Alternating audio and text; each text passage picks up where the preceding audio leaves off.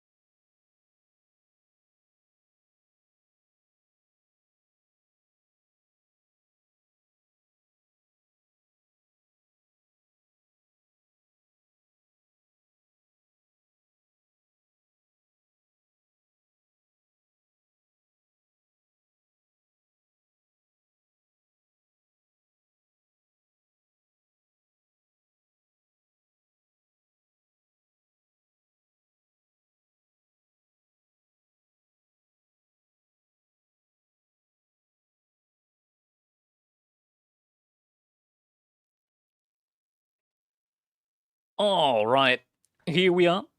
Hello, hello, hello, everybody. How have you guys been?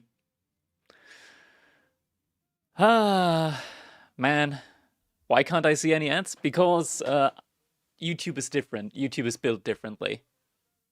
Yo, Core, how you doing, man? 10 stream streak. Amazing. Huge. Wow. Ah, all right. We still have a little bit to go, time-wise, until the Crack Cup starts. So the question is, what do we do within the next 15 minutes? Forgot you got premium? Oh my god, look at you. Having that premium YouTube subscription. Incredible. What's the cat's name? His name's Mockridge. Video analysis? I mean, I made the video. I don't need to analyze it. I made the video. I know what's in it. It was a pretty tightly knit situation, I'll have to say. I was like, oh man, I don't have any time over the weekend at all. I gotta do it right now. I'm in game. Oh, we can do that. We can do that. We can do a quick game analysis.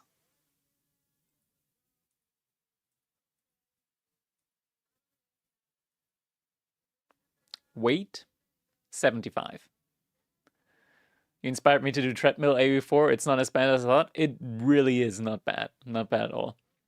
Have you been hitting the gym? Not the gym. I got like a little semi-home gym situation going on at the moment.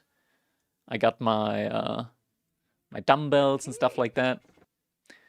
Yo, Flesh Ludic. Thanks for the sub, man. Much appreciated. Thank you for the primer.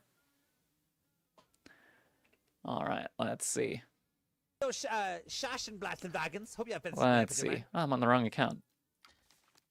I'm on the wrong account. Thank you. Appreciate the nice comments. Starting Ramadan next week. I've been doing like intermittent fasting every now and then. It's like there's been days where I like eat a good bit more than I would have liked after the fact. And I'm like, oh man, I ate so many calories, I cannot eat anything the next day. And then I legitimately do like a 42-hour fasting without eating anything. Just to like get the caloric average back down again.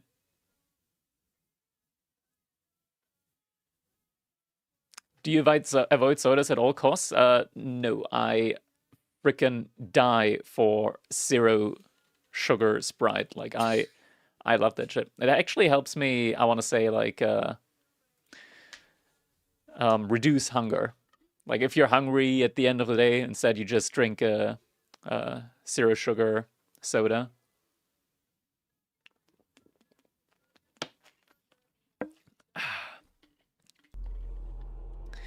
Yo, Farhik. Thanks for the rate, man. Much appreciated.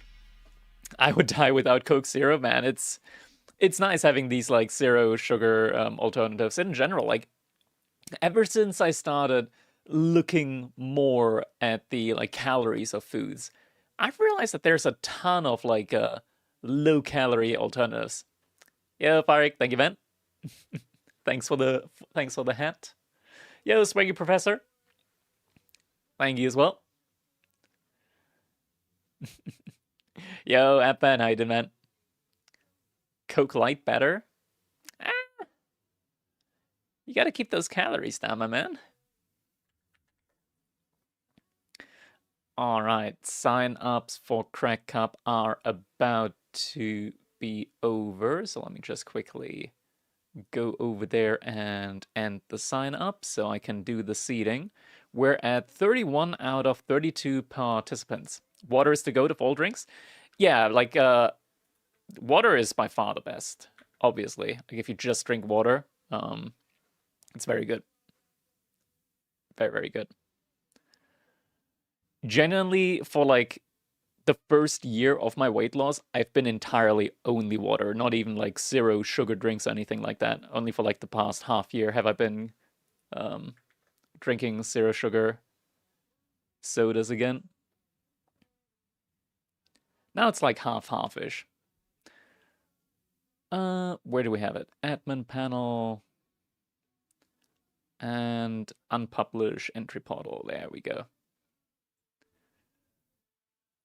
All right, I'm quickly gonna be putting on a game here. Yo, Jiggly, glad you liked it. Let's see. Can we just take a look at a random game from Core? Let's do that. 24 minutes, that looks pretty good. With Knights Templar as well.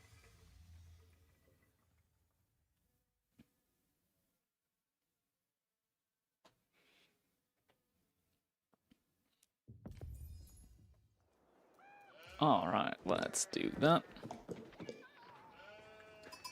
Have that play in the background. I know how people can struggle to gain weight. Dude, same. Alright, we're gonna let this video play here at 2x speed. In the meantime, I'm quickly gonna do the seeds for the tournament. So just, you guys can enjoy that while I'll quickly do the seeds. Alright.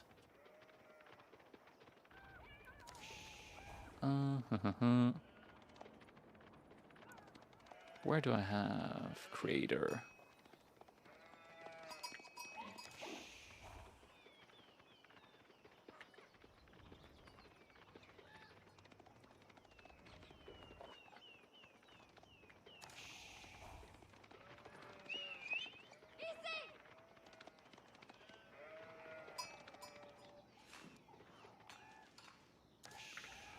There we go.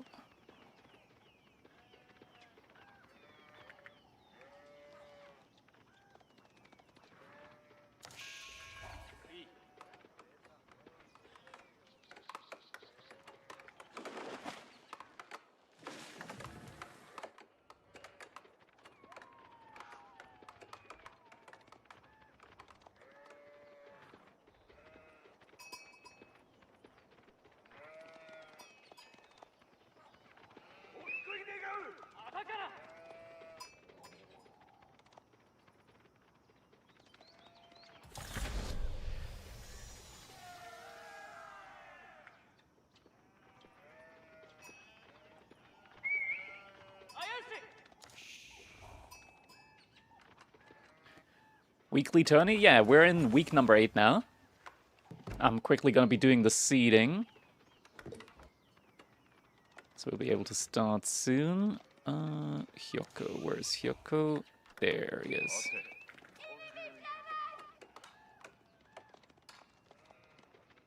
Numidan gets seed number 3.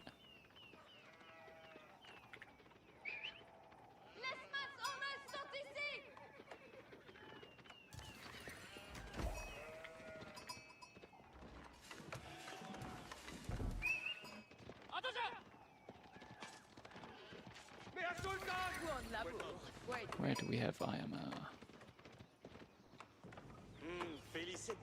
There he is.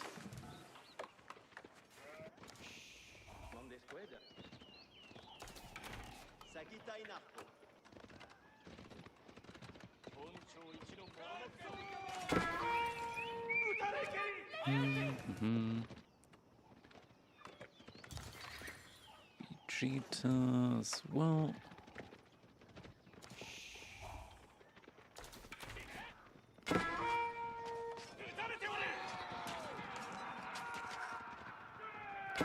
Almost done. I wish we could get like an automatic seeding feature here with the bot. That would be amazing. Lemonos and Gully Deckle. Gully Deckle's relatively high up, isn't he? Where is he? There he is.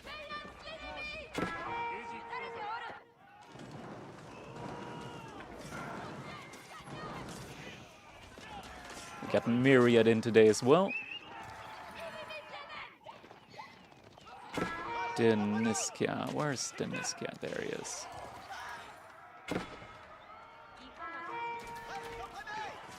Katarina.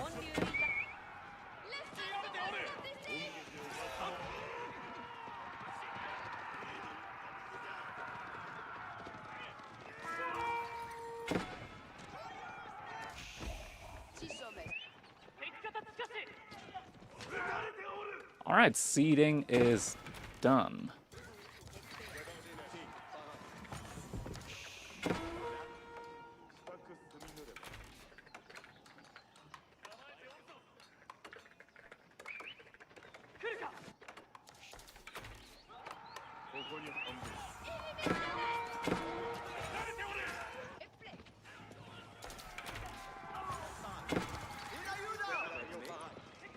Alright, perfect, perfect. Let me quickly catch up with chat, see if I missed anything.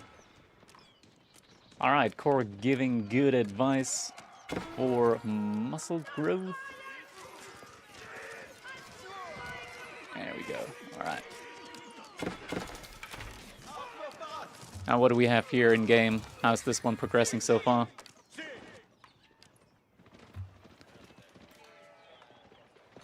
It's got 1 TC Knights Templar. Ooh, with an outpost. 4 barracks? Sengoku Daimyo? Okay, we don't have a lot of time, but let's quickly jump through this. It's just mass samurai and now also mass spearmen. Core is making mass archers. Struggling on the income department a little bit, though. Yo, Buckham Riff, thank you, man. Oh, and now going for a ram push? Okay, this game is wild. It's crazy how he's been able to mass this much. Ooh, outpost getting denied. 12 villagers already killed. 37 to 32 in the villager department. But Cord has no clue about this going on. And that is a ton of samurai. He's just making more and more archers. And now the villagers forward. Oh my god, he's going for a landmark snipe. There's just one landmark. Oh, oh. Villagers getting pulled to repair. Villagers getting pulled in order to repair the rams. More archers coming in from the sidelines as well. 13 samurai still on the field. Villagers, yet again, just being utilized here in order to burn down the rams as quickly as possible. Core now behind in the villager department. He's losing all the villagers. Villagers jumping back into the TC again. Jumping out on the other side. Torching down the remaining ram. Now jumping back inside of the TC. Core down to 18 villagers now. Villagers still going for the repair on the TC now as well. Production buildings just getting torched down all around as well. Still 10 samurai out on the field. Pierce armor has been researched. Pierce damage is in as well. This isn't part of the tournament yet. We just started spectating a random game while we were doing the seeding. But man, what a game it is. Okay, we don't have a lot of time though. We gotta skip forward. We gotta skip forward. We're gonna start the tournament in 2 minutes. So after this, Core's now down 14 villagers, and Pink just starts gathering resources off the map. Archer's still following the spears behind everything, or rather the samurai. I'll just follow the archers here for the time being. Moving out to stone behind this. There's like little raids going on here and there. Just a lot of maneuvers being made. Pink behind this is going for the ram push again. Core is catching up in the villager department. TC might have been idled a little bit actually. And now it looks like it's going to be time for turn number 2, but a keep is up. A fortress has been put down. And with that, Pink can no longer just go for a landmark victory. All the villagers are getting pulled back to the wood line here, all the way in the back. And Core actually managed to mass up a good amount of archers now. Yeah, okay, now suddenly Pink doesn't have an army anymore that can fight. And there's more fortresses coming up now. Core's going to fortify his entire base. Core's actually able to age up. Okay, GG. Alright, man. That was an interesting game, to say the least. And we're just in time now as well in order to start the tournament. So let me just hit the start tournament button.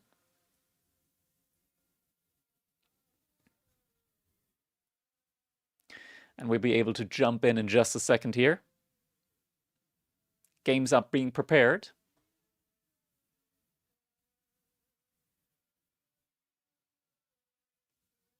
there's a button for that. I do have a bot in my Discord that helps me administrate the tournament. So there we go. We've got our bracket ready here. Let's see. What do we have going on, everybody? What do we have going on here today? We've got... I should probably... Okay, I gotta quickly rename some people. Rename Agor to Mosquito. Rename. What was it? Did I rename him already? Yeah, okay, looks like he got renamed. All right, perfect. Let's see if that actually has already updated. Let's update the cache there. Yeah, all right. So we got Mosquito versus Stay Frosty, Gully Deckle versus Beasty, Nasu Creator versus ODW, Boost Fail, Myriad versus Leminos, Deniskia versus Sledgehammer, Core versus Vegeta, Ayamisato versus Hyoko, B versus Expantio, Baxter versus BTCP. Did you ever think about increasing round of threes to best of threes? I thought about it, but I gotta say, like, timing-wise and everything, I'm quite happy with the duration of the tournament as it is at the moment. I don't feel the need to increase it any further. Yo, Covenus, thank you, man. Appreciate it. What game will be casted first? We're thinking about it at the moment. GIF Music versus MST. How do we register for these tournaments? You can register through my Discord channel. There is a channel for the tournaments where you are able to just click a register button and you'll be signed right in. As soon as the tournament starts, there's going to be an individual chat room opening up for every single match that's going on. You'll be pinged alongside your opponent. You'll be able to report your matches there. It's pretty automated at this point. Got GIF Music versus MST, Starlock versus Katavina, Numedan versus Carlo, Tiger versus Sergio, Corvinus versus Footman, and Gento versus Vikong. All right, which one are we going to be starting off here with, I wonder? I think we're going to be going for Ayama versus Hyoko. I think that's going to be the one that we're going to be going with. I think that's going to be the one, right?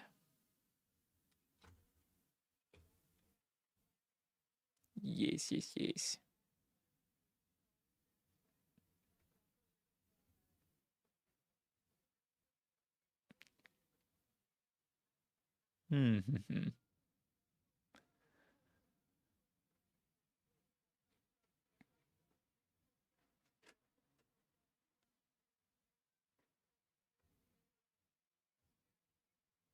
All right, let's see then. Players are getting ready right now. Drafts are going on.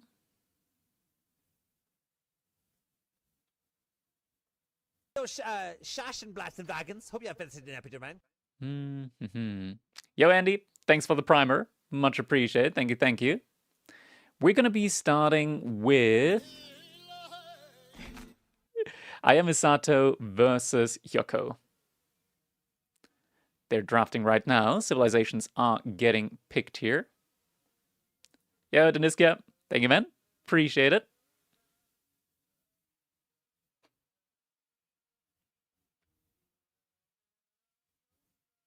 Cable. Check chat. Cock is good. Yo, Yellow, BYQ. Thanks for the cheer. I don't know why opponent closed the match.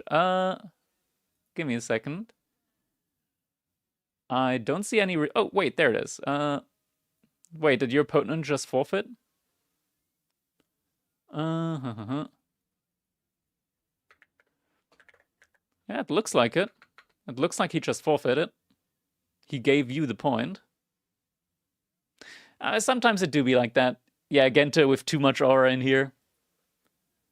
Easy, easy first victory. Sometimes it do be like that.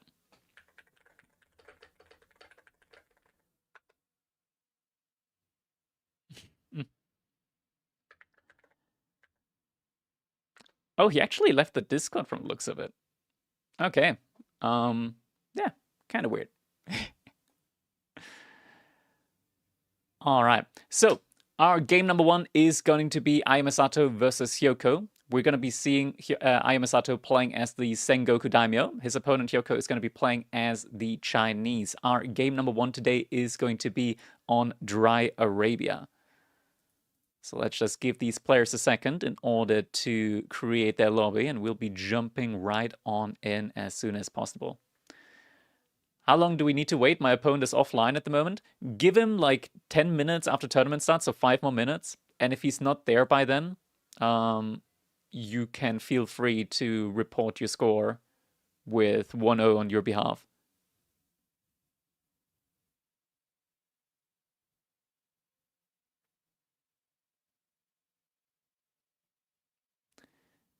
Wait, where are you in the bracket at the moment? Covenant, am I blind? Oh, no, never mind. There you are. I am genuinely blind. You were there at the bottom.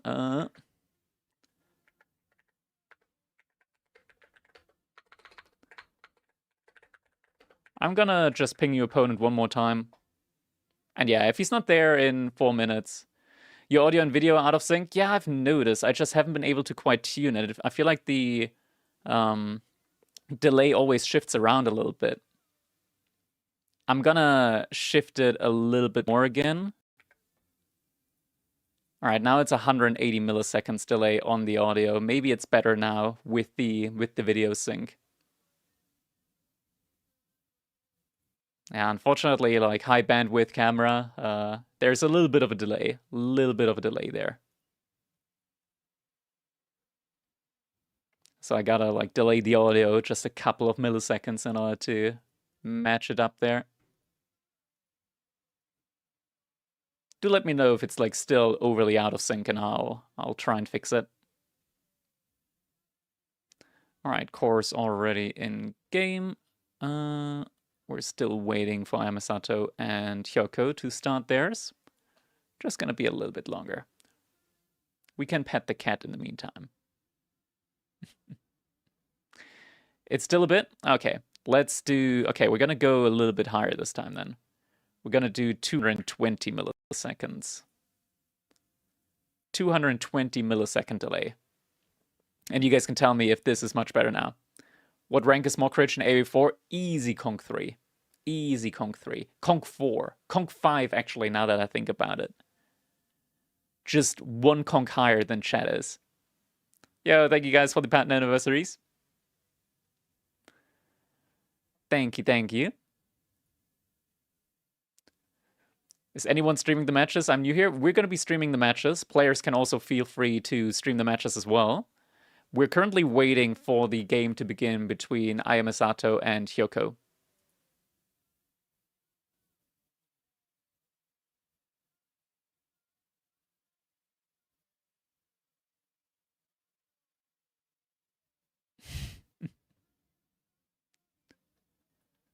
This is better? Perfect, perfect. But do let me know. I can still like increase the delay a little bit more. Because you see 1-0. Oh yeah, that was just because Gento's opponent did not show up, so he got an admin win there.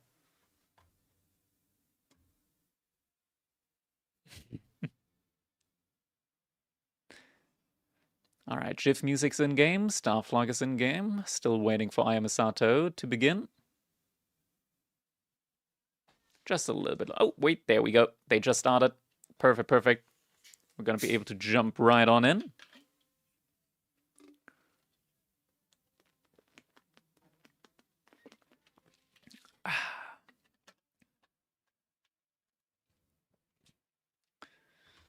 Who's going to be casting EGC TV this weekend, by the way? It's going to be Daps and I, as, yeah. That one was originally planned to be that way, so no comments there. Okay.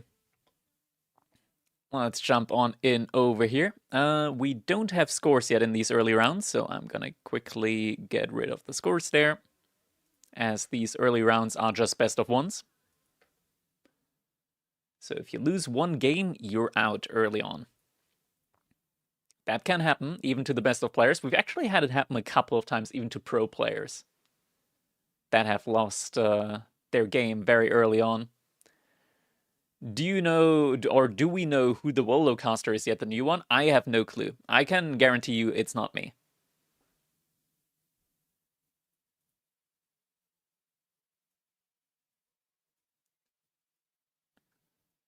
Or at least I haven't been approached by anyone. But knowing that somebody has already been decided, we don't know. Could be Drongo, could be somebody else entirely. We'll find out eventually. Yo, Waffle, coming in with the $10 contribution to the Crack Cup prize pool. Much appreciated. Thank you, thank you. Wait, we already had another contribution to the prize pool. What contribution did we have? Somebody already contributed there. Let me quickly check that one out there.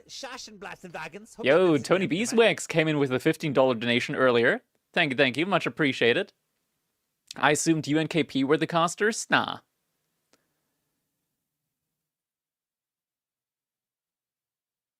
Not the case. All right. 2 more minutes, then we'll be going in. We lost! And just because I'm bad. We lost, guys. We lost.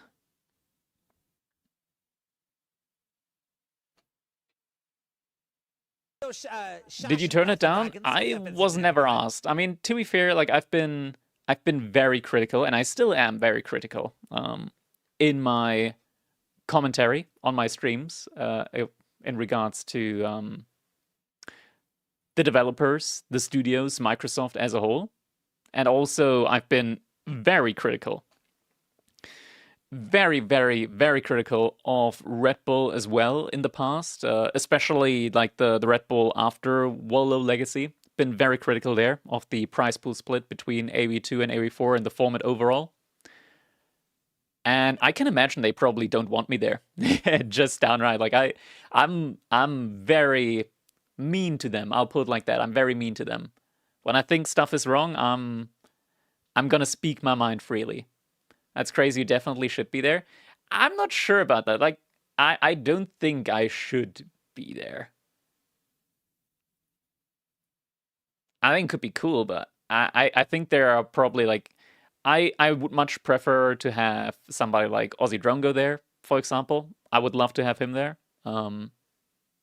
I think he just doesn't have the time at the moment. Like I'm sure like they would have probably asked Ozzy to cast. I believe he probably would turn. I don't know. It was kind of wild to me that they didn't have him at El Renado. That was kind of wild. All right, 30 more seconds, and we're about to start. It'll be someone EU. I doubt they're gonna get someone crazy far. Yeah, maybe. There are some conspiracy theories as to who it could be. There's no confirmation, but I don't want to spoil it if it's actually true what I heard. So I'm not gonna tell you guys who I heard, who it could potentially be. But I'm very happy for that person. I'll just put it like that.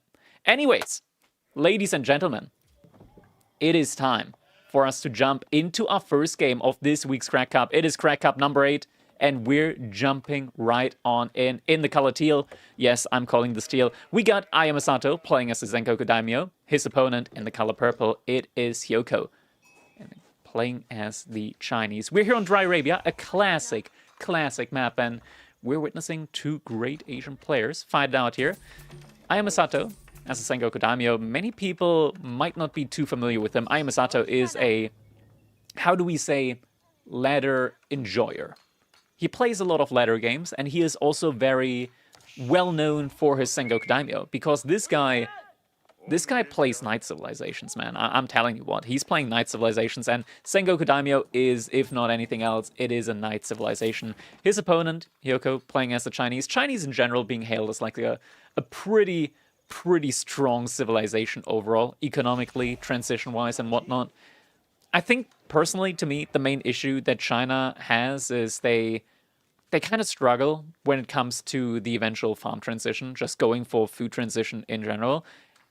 But they have so many resources to play with until then that plenty of times they're actually going to be able to to just overwhelm, to like zerg their opponent to death with just a ton of military. That typically is how it goes with them. But if you're able to sustain against them in the current meta, a farm transition is somewhat difficult for them if they don't get a lot of damage early on against you. What is your take on KP getting fired? My take on KP getting fired is that it's an unfortunate situation, obviously. I think it's probably like the whole thing to me, it's like this is kindergarten level stuff, right? Like you said something somewhere where you really shouldn't have said it, like really shouldn't have said it. Really shouldn't have said it. He didn't really get fired. He got replaced as a caster for the Red Bull tournament. He still has like funding support for Microsoft, and his tournament has been reinstated. The suspension has been reduced drastically, but Red Bull has already decided on a new caster. So like he's replaced in that regard.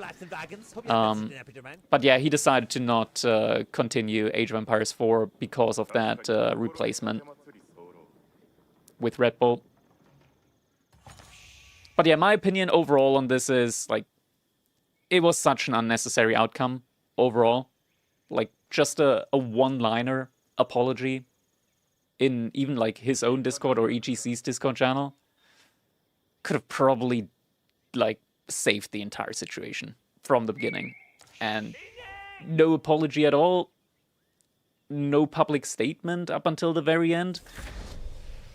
Ridiculing the situation in his stream afterwards when, like, the situation was serious and it was made clear that it's serious. Not the best. Not the best. That's all that I'll say in that regard. It's still an unfortunate loss for the scene as a whole, but yeah, it is what it is. I can't change it now. Hindsight is 2020.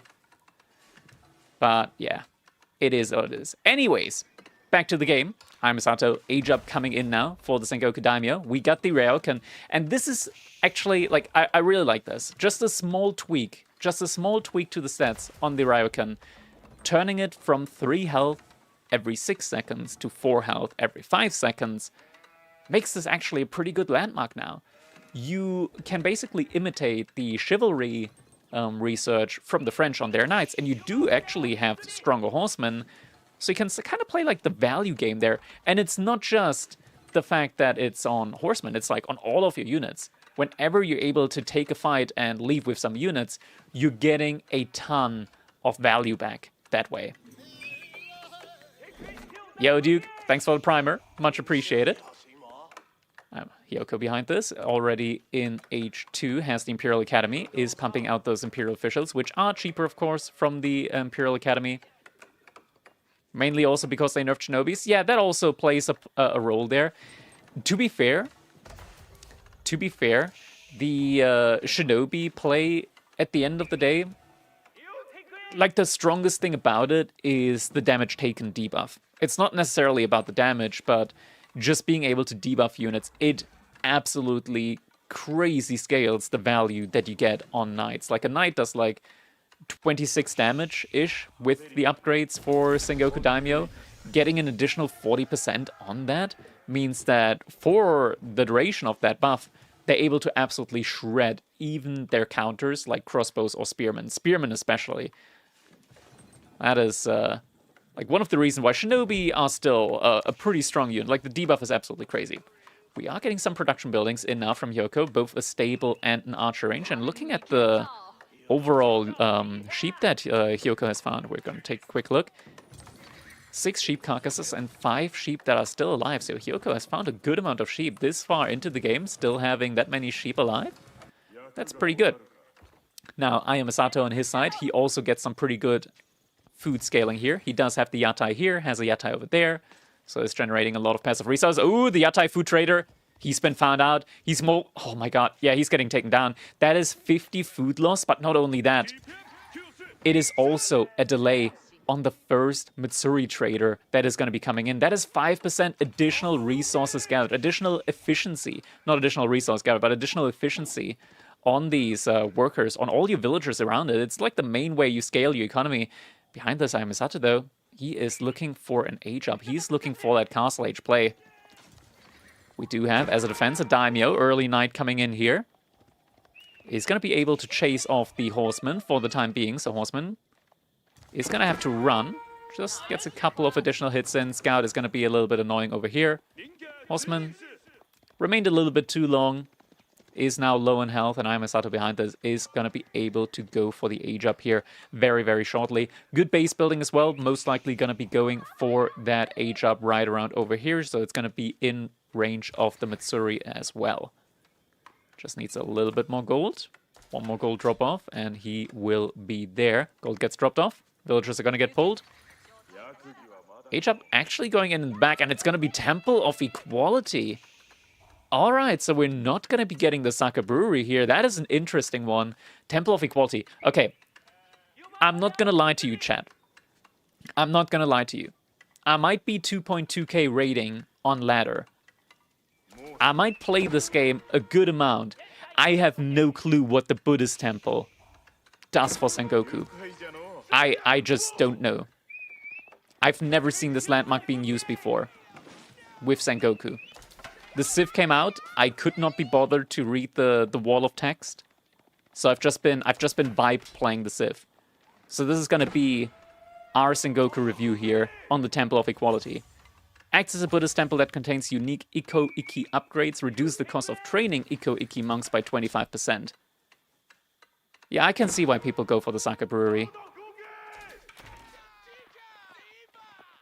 Yeah, it's pretty bad. I mean, it's just not good. It's just not good. Minus 50% damage for enemies in a small radius for Ikko-Ikki? Really? Increase Ikko movement speed, healing aura, health, and melee damage? I don't see that. I don't see that.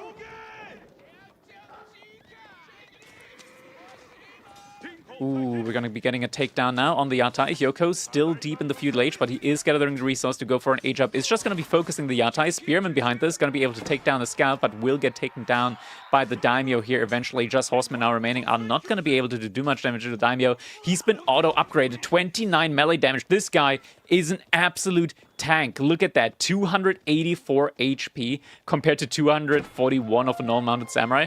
This is like a cataphract at this point. Hyoko is playing well. It's like a 600 elo dip. Yeah, Hyoko has been grinding these tournaments as well. He's been doing pretty well.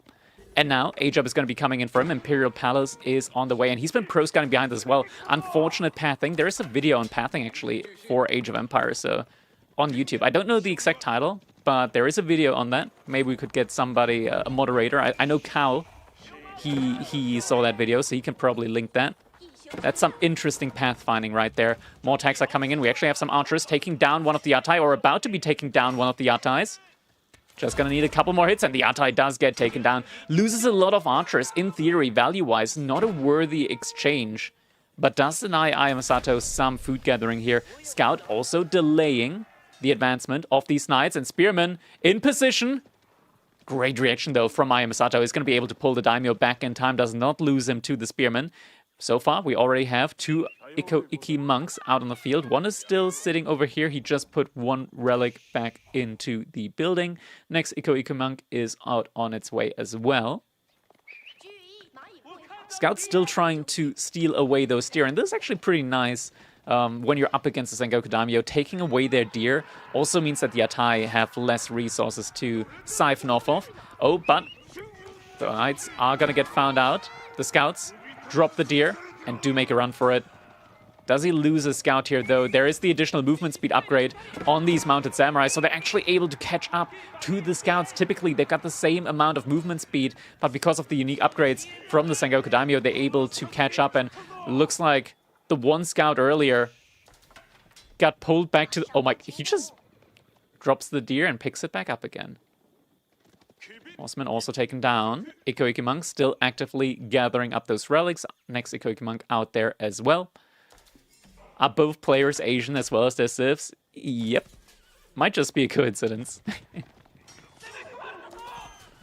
behind this now. Hyoko starting to mass up some spearmen as well as some knights, but it is a difficult situation. We already have veterancy in on the spearmen, but this is so many knights at this point. You really need more spears here in this situation in order to be able to deal against this. Emergency air range but tier list when potential entries Kira, Case Viper, Killer Pigeon, Oh my god. Lee Knot, Vortex. I'm sure I'm missing more. Sorry, I had that a little bit quiet there. Thank you, Always Cursing, for the restart. Yeah, these spearmen just cannot take the fight. Way too many knights there. Potential entries. What happened to the prize pool? Hello? Hello? What was that? A $450 donation by Reuven? Hello? Reuven? Oh my god. Okay, today is gonna be stacked. Yo, Reuven, thank you so much. Holy shit. Today is a stacked prize pool. Almost $600 Crack Cup number 8. That's kind of crazy. Crackety, why you don't want Bill Gates money? He's on the list. What the fuck now? I need to actually try. Yeah, Core. Yeah. Imagine this being the 1 week that neither Wham nor Puppy Paw signed up. They signed up for pretty much every week. And this week they didn't sign up. We got a $600 prize pool. Aye. But yeah, Reuven, very much appreciated. Thank you. Ayamisato on about to be 5 relics here. More knights coming in. Spearmen out there as well. Oh, dude, look at the monk. They're actually pretty quick. 1.5 tiles per second movement speed. They move at like normal movement speed, even while carrying a relic with the unique upgrade. Hyoko's doing a good job. He's actually getting a very good amount of spears up. And this is the issue at the moment. Ayamisato, he's been limited on the food gathering potential with the deer, with the constant raiding on the Yatais, and now he's getting found out on the deer here. Hyoko, is he doing it? He's looking to be in a very good position at the moment. Ayamisato barely has the resources here in order to constantly produce military units. At this point, though, the Pro Scout, the deer, have run out as well. Hyoko is out on the berries. Sacred sites are being attempted to be captured up here now, but Lancer should be able to take that unit down. Oh, the walls, they weren't up in time. Another villager goes down. 5 villagers so far have fallen in total. And now the outposts, they're getting torched down. Upgrades are coming in on them. Ikuiki Monk, I mean, that's not working out. Wallow coming in. Forcing Hyoko to back off for a moment. But he can still go from this position on. Knights are coming in as well. That is a not so good situation at the moment for Ayamisato. Do we have a switch into archers at the moment? No switch into archers yet. We're getting the Tegeda Clan Daimyo estate number 2 now. So he'll be on the 2nd level of the Daimyo. Knights cleaning up in the back. Outpost being rushed up here at the front side. Ayamisato, he has no Sake Brewery. All of his gold at the moment is passive from the relics that he has garrisoned at the moment. No, the Matsuri's in the front as well, so he has to make the farming transition at the front of his own base. The outpost has been reinforced, though, with a sprinkled emplacement as well. Hyoko, his food income, it's also plummeted, but this is the moment where he really needs to go and fight. Not quite being taken here at the front line.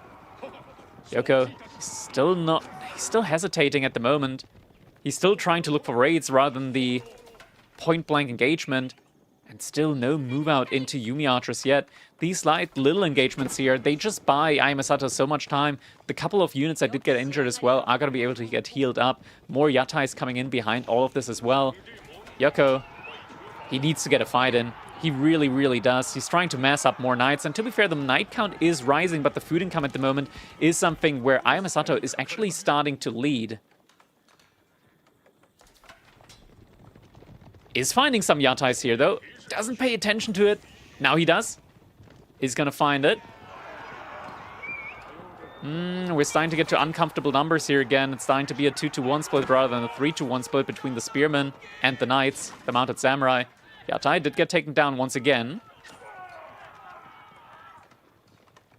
Yoko's food income is starting to look up again. Ooh, that's... You have to be careful when you go for moves like this. One Knight here is going to shut down your entire economy. And Hyoko adding in some crossbows now behind this, but he's really waiting a long time for his opportunity here to go.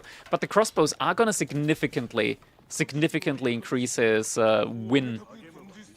Or not really his win chance. Like, his win chance is already maximum at this point, I gotta say, but they're gonna really help decimate the Mounted Samurai. Having an additional backline is gonna be quite nice here, but he's just giving so much time, and now Takeda Clan Daimyo level 3 is in.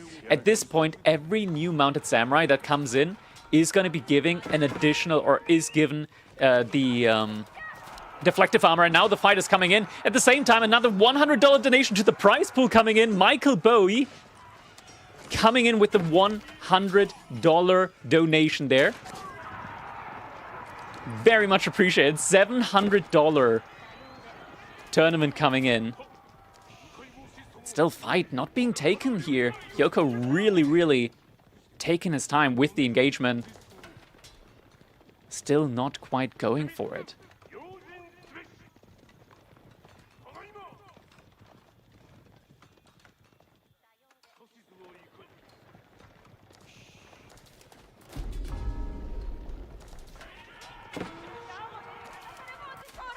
Oh, raid in the backline here again. This time, surely this time, the fight is being committed to. Ikoiki Monks at the front line. Hyoko still hesitating. Ayamisato is getting more outposts up now, inside of his base. One Knight, surely this one Knight is getting taken down, We do see the first couple of Knights here now with the deflective armor in. Butchered my last name. Is it Michael? Is it not Michael Bowie? Oh my god. His window's closing. Yes, most definitely is. We're getting to the point now where there's no more 2 spearmen for every 1 knight, but rather about to be like even numbers almost. And wagons. Hope you have visited an epidemic. Oh my god, now it's still out again. And the Knights, with the superior mobility, able to catch individual units off.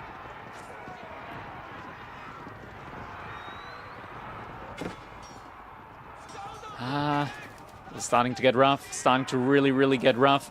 Hyoko needs to do something. Crossbow's out of position. Needs to pull him back, but he needs to start doing damage. Ayamisato now at almost 30 Knights. This is the point now where Ayamisato can start to also do damage with just a couple of units against Hyoko. Hyoko still incredibly indecisive about this fight. Spearman going for the engagement? Maybe? Yes. They taking the fight. Crossbows are not here yet. But the Spearmen do get a decent surround on some of the units here. Is it going to be enough though? How are already 10 Spearmen dead? There were 40 or almost 50-ish spears. And now it's down to 30 and the Knight count hasn't decreased at all. There's still a couple of Knights from Hyoko. Just trying to get raids in, but there's so many sprinkled emplacement outposts now. Now the fight is getting taken. And now it's 20 Spearmen and only 2 Knights went down. These trades at the moment are insane for Ayamisato. Hyoko is losing most of his military mass, and Ayame is just non-stop producing these Knights, running around him. And Hyoko just cannot get an engagement in. This is unfortunate, wagons. Hope you have visited an epidemic. say the least.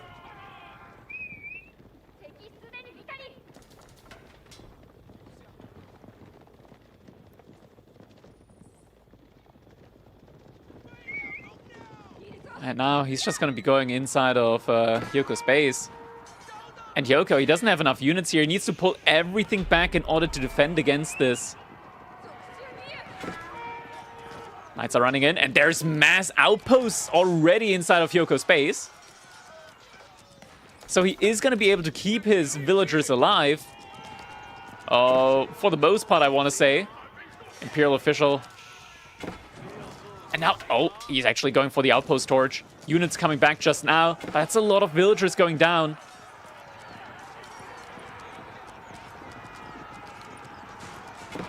Knights going around. There is a wall off here.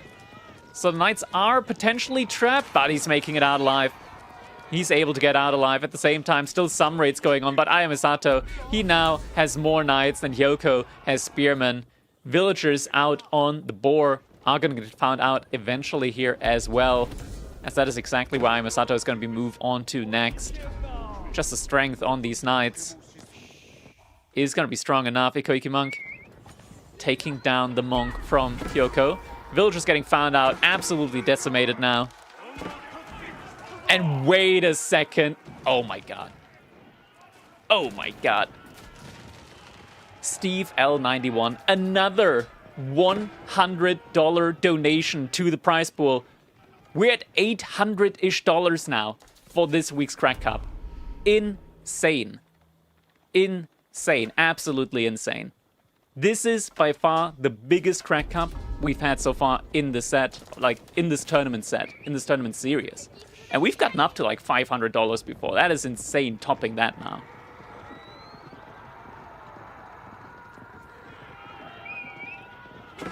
Samurai still going for the charge. You know, these are all fake from Microsoft. No way. No way. 43. Knights now at this point. And, oh, that's GG. That's GG right here. The villager's getting found out. He wanted to do a farm transition. Not enough spearmen here in order to defend. Military out in the open. Still not getting any value. Butchered the economy. Hyoko down. Hey! Shash and Blast and Dragons. Hope you have visited an epic man.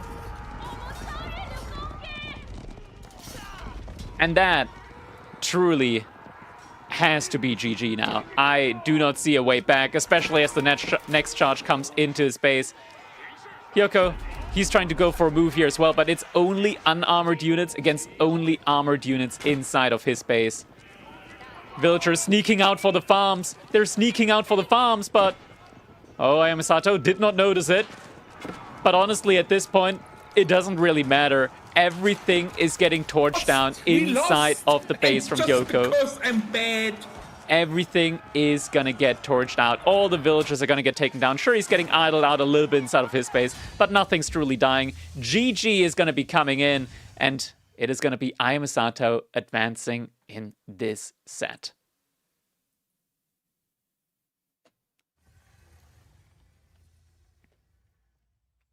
All right, GG. Yo, Hyoko, GG, man. Well played, well played. Like, you really, really had that game, I feel like. If you just started attacking him, he was in a really uncomfortable spot there. GG, man. GG. Aye. Ah, that is absolutely crazy. Okay, now I gotta actually update the title.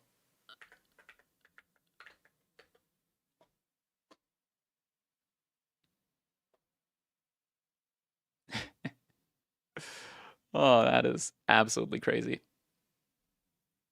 Thank you guys all so much. Very, very much appreciated. All of this money that is being donated right now is going straight to the players who are playing in this tournament. Now, it is time for us to take a look at what's next here in the bracket. I'm quickly going to be refreshing just to make sure that we're all up to date here in the bracket. We've just had GIF Music versus Starlock Startup. Or we could be going... What else do we have? Dento versus Corvinus. Ooh, that's also a good one. That is also a good one. Have they already started? I think they may have already Shash and Blast and started. Dragons. Hope you have visited an epic man. We'll check that one out as well. Yeah, they already started. They're already in game for 20 minutes. That's a long ongoing game. I think I want to go for GIF versus Starlock just because they've been... Shash and Blast and Dragons. Hope you have visited an epic man. They're at a very, very similar level. So I think that's probably the coolest one to look at. Course Up versus Ayamisato. That's also a pretty good one. But I think we're going to be jumping into Jif versus Starlock. Seed number 7 versus seed number 10. That is a pretty even game, and they've already started. And it's going to be Jif music on the Ottomans up against Starlock on the Chinese. That's going to be the next one that we'll be jumping into here.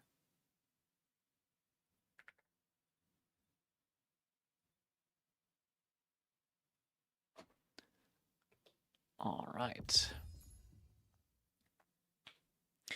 Gonna be almost 3 minutes on the delay. Then we'll be able to jump on in there.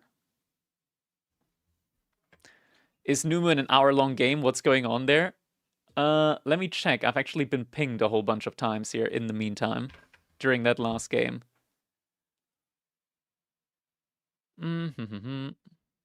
Everything seems to be in order. So maybe he's actually like in a really long game. $800. Oh my god, now it's 842. Now it's 842. You guys, that's absolutely insane. Oh man. Captain Mordrin, thank you for the $50 as well. Much appreciated. Thank you. Very, very much appreciated. All the donations here, of course, the entire prize pool is going to go to the players, but just thank you guys. That's very, very generous here, and I'm sure the players are going to appreciate it as well. 842 and 1 sub away from the sub goal. Exactly. We're always 1 sub away from the sub goal. Always. We use normal Arabia or EGC? Normal Arabia. But actually, core, it's Bortland. Round number 2 is Bortland. Round of 16 is Bortland. It says so in the rules. When did you change rules? I made a ping to everybody that in this week's Crack Cup, there's going to be 3 different maps for the round of 1. It was announced, and it also says so right there in your chat. Every time the rules are getting reposted, it says it right there. Round of 16, Bortland. Round of 8, Prairie. Round of 32, Dry Arabia.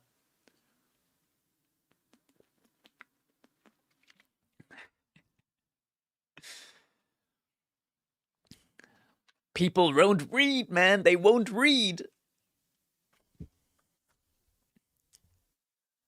Crazy. Well, now you gotta play with Dry Arabia civs on Bortland. Sometimes it do be like that. Sometimes it really do be like that. Of course, Core will mess it up when there's $1,000 on the line. Oh, surely.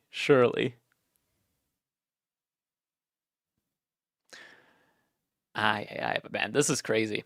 This is actually crazy. Started off with $100, now we're at 842. You're the new KPMM now with almost $1,000. I don't want to take KP's place. I genuinely don't have the time to do this indefinitely. I got stuff going on soon, so I'll have to take a break eventually for a couple of weeks, but yeah. Anyways, oh my god, I gotta actually I gotta move the donation bar. It's never been so full. The donation bar has never been so full. Let's move that over here. It's never been so full before. All right, here we go. It's Borderlands, fuck my life.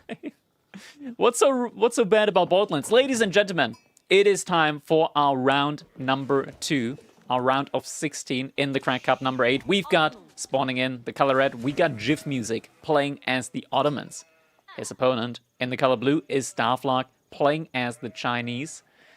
Yeah, we're going to be jumping right on in here into this game as we have Starlock, of course, opening with the no IO opening, as is common at this point in time. Not going for that Imperial Official. Instead, you go for the Imperial Academy and just make your Imperial Officials later on in Feudal Age. You save some resources and you get a little bit of a quicker age up. Win-win. At the same time, GIF music here with the Ottomans did opt for the early military school. So by the time that he will reach Feudal Age, he will already have 3 spearmen available to him. Villagers now moving out to gold as well. Oh, this gold's pretty far away, I have to say. It's similar distances, both out of range of the TC. Very normal, very normal. Scouts moving around here now as well. Shashin' blasting wagons. Hope you have visited an epidemic, man. Yeah, this is why we turned down the notification sound a little bit more. I overslept. I'm sorry, there's a limited number of participants. Yeah, there is. It's all good, creator, but dude, it's unfortunate. We got like the biggest prize pool for Crack Cup this week around. Yo, it's stuff. Thanks for the primer. Much appreciated. Thank you. Or this shit's tough. I think that's what it's meant to be. Someone translate these notifications.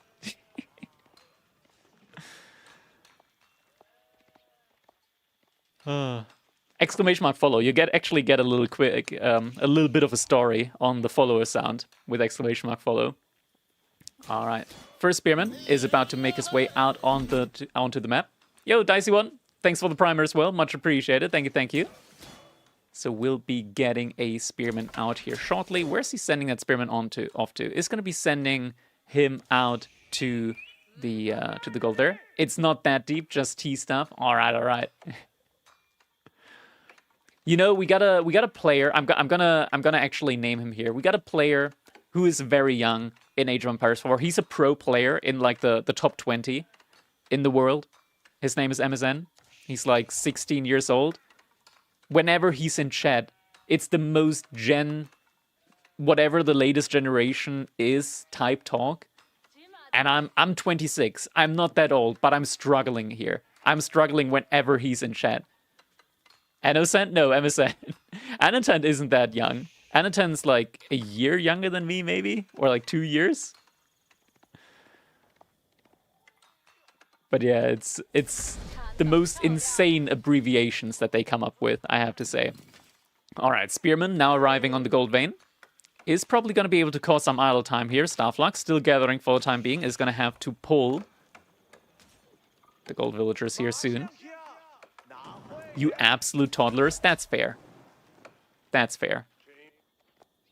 Second Spearman out on the map now as well. Where's that one? Is just now making his way over to Starlock's side of the map as well.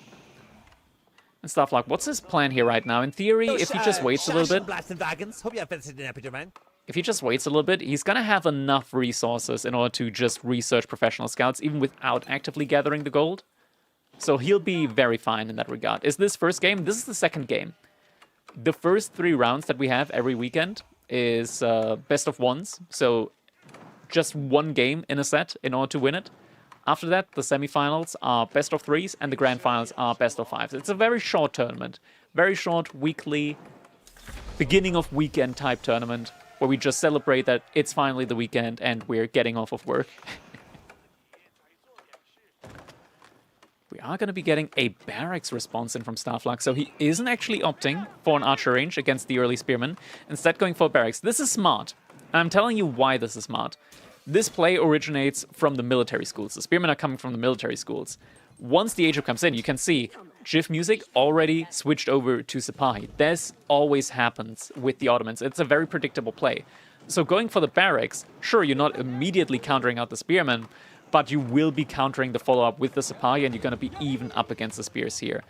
We're also additionally getting an archer range in. That's just extra, but yeah, that's a theory behind the play here.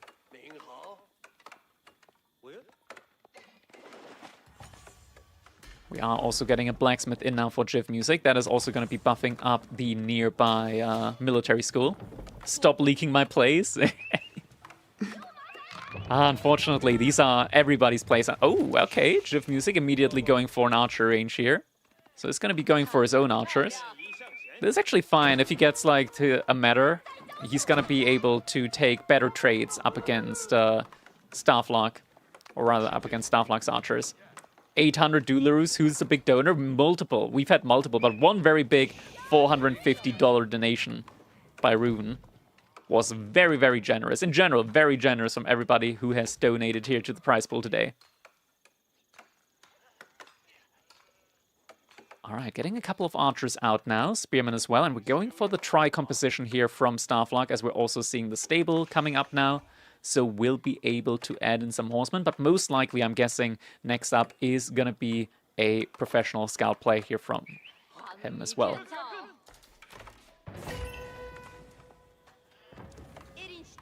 Behind this, oh, we're also getting an early Imperial Examinations. Is going to be able to increase the amount of gold the Imperial officials are carrying. Vizier point has also been used with the Imam point.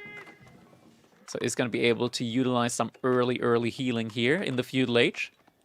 And the Starlock is now just going to be pumping out some scouts. Really wants to get that food in. And after that, most likely will just want to pump out some more units. Jiff Music now with the stable is actively producing Sipahi on top of the passive production.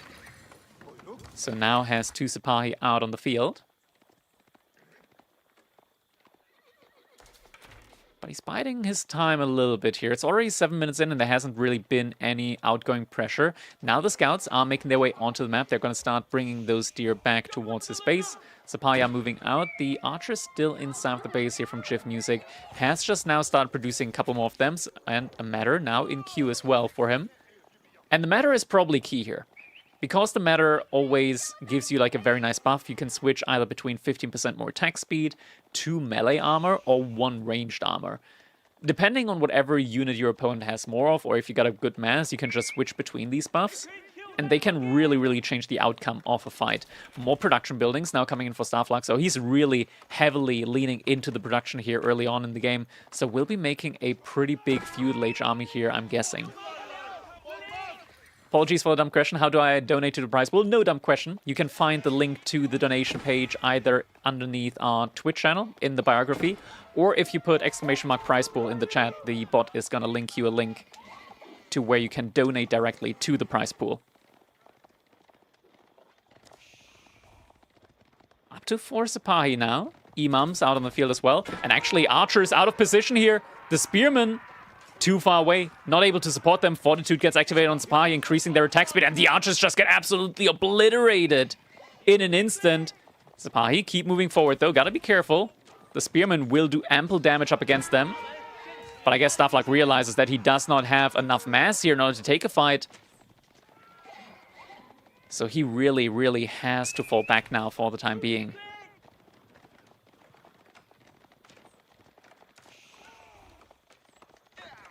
Now the spearman gets taken down.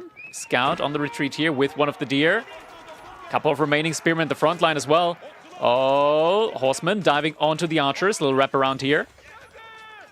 Exchanging the priority on targets.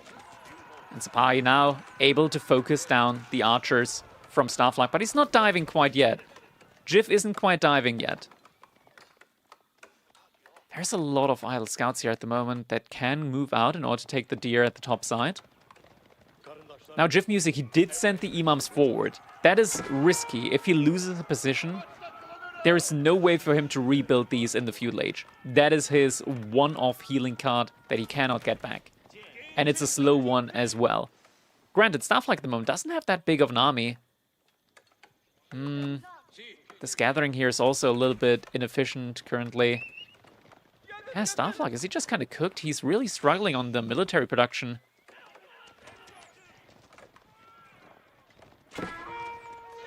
Archers exchanging arrow fire here.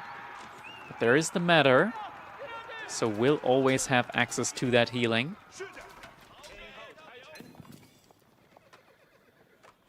Yeah, Jiff Music doing a really good job here. Also healing up his units after every little engagement. Just making sure that he's getting the maximum of value out of these Imams. Military numbers overall kind of close, but the Sipahi paint a different picture. They just hold much more value compared to these horsemen.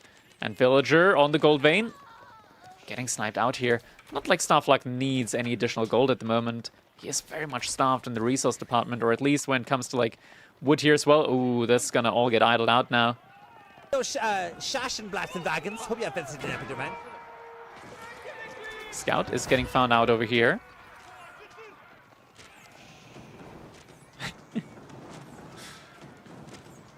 And now the village is going to get torched down behind this. Now, the village has been buffed recently. It no longer costs 125, but only 100 wood to build.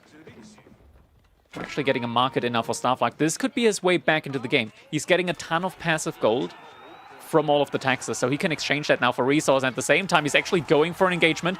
Imams could get sniped out. No focus on the Imams yet, though. Now they are getting focused down. First Imam is not falling yet. Didn't get fully focused down. He's just healing up behind this. The horsemen are getting absolutely obliterated. One Imam falls now.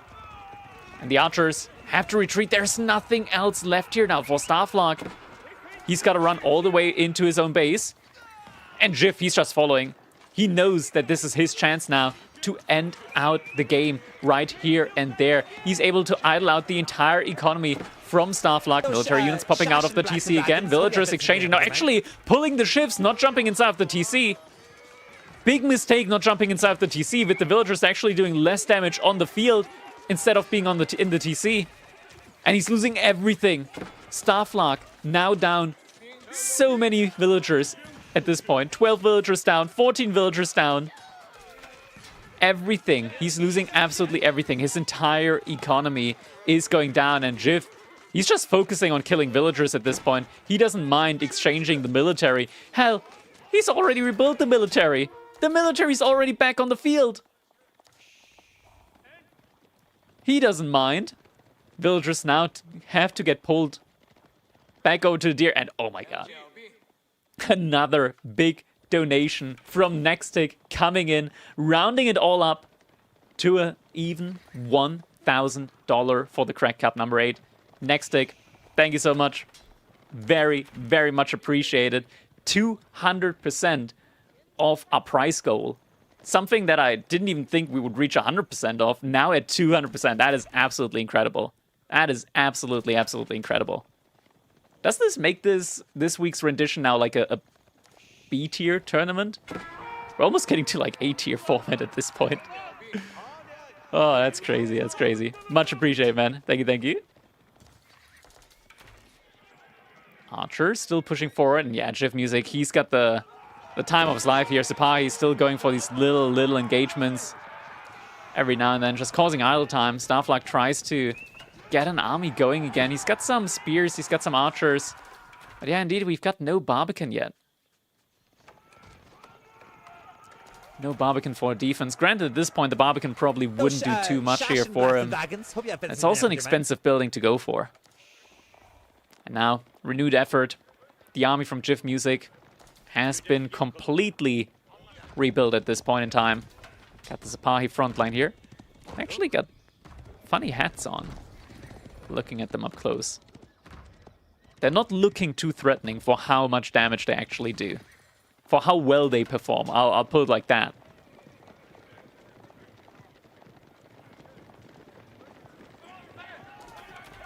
And Village, once again, under threat. Didn't actually get burnt down the last time around. But will not survive during this push. Another Vizier point also coming in. Wait, could he also... Okay, he's not quite at the point for a Great Bombard, but he is going to increase the production now on his military schools as well behind this. Yeah, Jif, just going to be taking down production buildings now, or rather the infrastructure. Yeah, H4 Sipahi, they got the swagger going for them. They're looking very, very good. Deer, now running out for Starlock. His food income overall is looking very good, but he just lost so much initially that he is not able to keep up with the army mass from Jif at this point in time. And fight about to be taken here, or very soon about to be taken. I mean, Starlock, he really has no other choice but to take it. As there's just no way out for him here at this point, rather than taking the fight. And the fight is being taken. There's a good couple of spearmen in the army, though, that are going to move forward. Matter gets sniped out, though. Loss of a Matter. Does hurt him a little bit here when it comes to buffing up his military units. I see we got like drastically differing opinions in the chat. One says everyone who lets Otto through is begging to lose. The other says Ottoman, one of the weakest civ. Win rates are falling. Matter incredibly weak. Very differing opinions, but in the end of the day, at the end of the day, it's a fact that the Ottomans, in this game at least, have been able to beat out the Chinese. GG comes in. Jif Music able to advance now against B in his next set.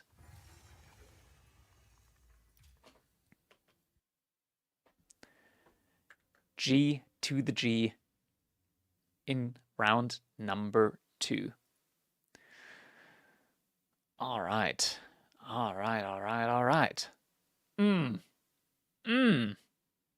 Do you guys see what I'm seeing? Do you guys see what I'm seeing in bracket number 26? Myriad potentially up against Core. All right, we're jumping into Core versus Ayama. And we're going to see how... I'm not sure how far ahead they're into the game right now. Like, the game has been ongoing. It's Ayubits for Core versus Sengoku for Ayama on Boardland. Ayama favored here? I don't know. I honestly wouldn't be able to say. Yo, Farman, how's the crack? The crack is always popping at the crack house. All right. We're jumping right on in. This is going to be a quick cast, though, as this game has already been going on for quite a while. So we're doing a little bit of 8x casting here as we're jumping in. We got Core playing in the color orange, playing as the Ayubits here on Boardland. His opponent in the color yellow. It is Ayamisato playing as the Sengoku Daimyo. It's a little bit of an unfortunate color choice here as we got orange up against yellow. But it is what it is. We got the scouts at the moment just running at lightning speed around here. Culture Wing Logistics is going to be coming in for Core. That, of course, means that he will be getting access to the Dervishes here very early on. Which means that he will have access to that feudal age healing. At the same time, Ayamisato is going to be going for the Coco Township, so will not have access to that healing. Have you considered soaking up the 20k micro hard dollar to fund a garden live stream? We're not gonna be soaking up any dollars there. That is not the plan. That is not the plan. Age Up comes in. We're seeing Yari Cavalry coming in alongside the Takeda Daimyo. Oh, and fights coming in here early on. A lot of Desert Raiders alongside the Dervishes. 5 total, and he is actively taking down the Yatais, taking the engagements here as well. And trading out well. Trading out well. A military wing reinforcement coming in for him. That is a lot of value. Oh, loses 4 villagers, though, on the gold. Villagers over here have to evacuate. Not quite able to evacuate, though. Repair. A lot of repair. Age Up comes in. He's still fine. He's now getting a lot of free military units. Desert Raiders making their way forward. Zaka Brewery is coming in at the same time. Core, he's looking for it. He's looking for it. He's looking for value. He's finding value. Gets a kill here. Gets 2 kills. Finds the Age Up. Causes lots of idle time. Needs to run away from the units over here, though. Cannot quite take the fight. Still running. Still running. Reinforcements catching up. Now alongside the Camel Lancers. Not able to quite win the fight over here as well. Camel Lancer still coming in. Still not able to quite push Ayamisato away. But he is getting... He's got all 5 relics behind this. All 5 ranks. And now we're live. Now we're live. We caught up. It is no longer 8x casting. We're now live in the game. Live in the game. Core at the moment. 6 Camel Lancers. 4 more in queue. 3 Desert Raiders. Still constantly getting more free Desert Raiders out. Gold about to run out, though. He's going to have to move out onto the map to resecure another gold vein. Oh, the Shinobi are coming in. You cannot fight that. With the Shinobi debuff, you cannot fight that. Good move. Core did manage to dodge that, but the villagers are exposed at the front line. Core, not the villagers. Not like this. Charge is being taken. Able to keep the villagers safe. Healing, mass healing, coming in. Lots of units here, low HP from Ayamisato. The Shinobi miss. And Core able to beat back Ayamisato. The entire army now has to run. And Core is in the driver's seat.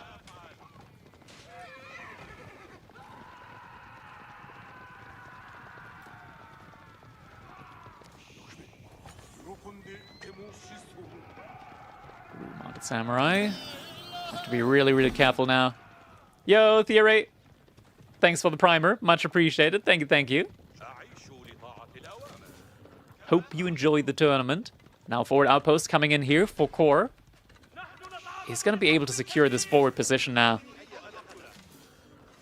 Ayubit's most broken civ in the game. I think Dervishes are pretty damn strong, and I think the value that they get out of their landmark is very good. At the same time, Sengoku, like, you can't, like, can't discredit them. Like, they're pretty good. They're pretty good. The Cavalry Lancers here in this one, they feel like the correct choice, the correct counter, the best counter that Core can possibly ask for in this matchup. And it's looking quite good for him at the moment. We're up to almost 20 Cavalry Lancers, just pumping out more and more and more of them. It's causing some idle time, it's causing some distraction here and there. The active healing from the Dervish has just been very, very good to him. And fight about to get taken. Charge is coming in. Ayamisato, he is taking the fight, but he's losing a lot of units immediately. Daimyo is going to go down. That is going to trigger the attack speed increase on some of the units here. But Core just going to be taking the fight. And looks to be winning this one very well. Also moving back now, able to keep most of his units alive. That could have otherwise gone down. Needs to be careful though. Dervishes in the back line here. Oh, he's being attacked at the same time. That's why he's pulling back. Lost a couple of villagers. But Core didn't lose too many villas. He does have the outposts here. And still can just heal up these units now. He is building up the military lead behind this. Out on the map here, no outposts. That's a little bit dangerous on the gold vein, I'll have to say. And that is exactly what Ayama is going to be looking for. He just pathed the units around here, so he knows Core is not on that gold vein. So he knows there's only one gold vein where Core could be at the moment. And he's going right for it. Core, he's sending even more villagers that way. Core. Oh no, this could be absolutely devastating. And the villagers, they're getting hit on they're getting slaughtered. They're making a run for it. A lot of villagers immediately go down. Core is sending everything over here.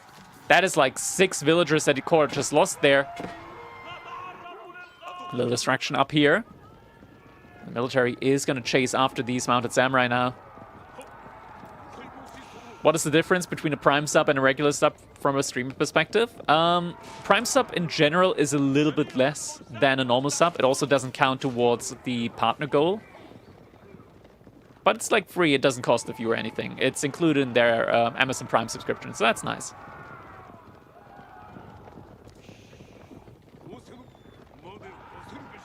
I mean, the Camel Lancers, they do have the bonus where they're able to charge for extended durations. And that actually is making quite a big difference now when it comes to just catching up to these mounted samurais. Every now and then a charge is going to connect. Ayamisato, he's going for round number 2. Couple additional night raids here and there are going to be causing a little more villager idle time and some villager deaths alongside it.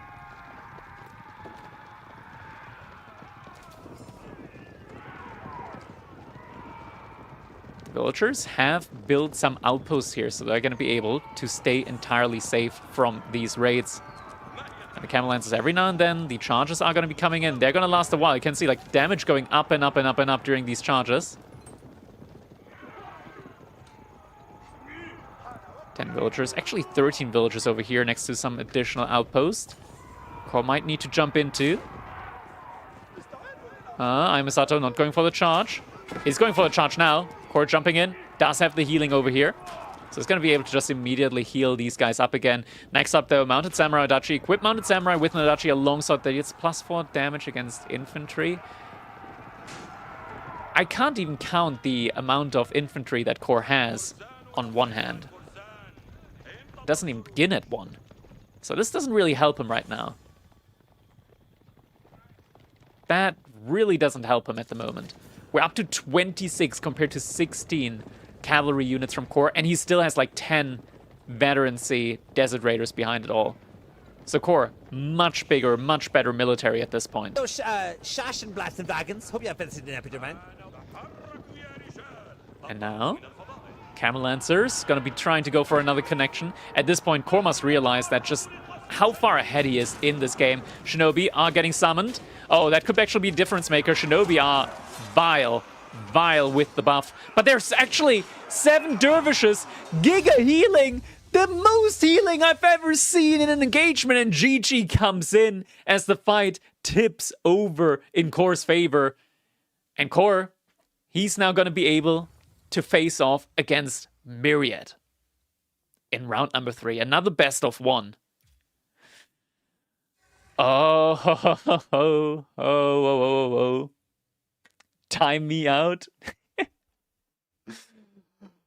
Ay, ay, ay. Oh, this is gonna be great. This is gonna be great, I have to say. Oh, I'm looking forward to that. I am looking forward to that.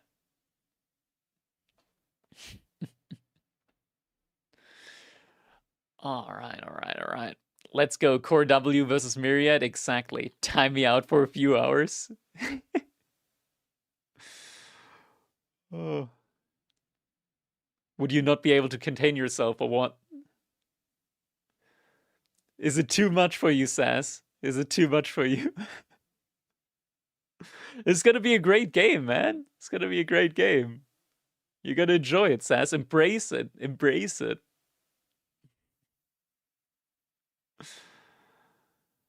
Oh.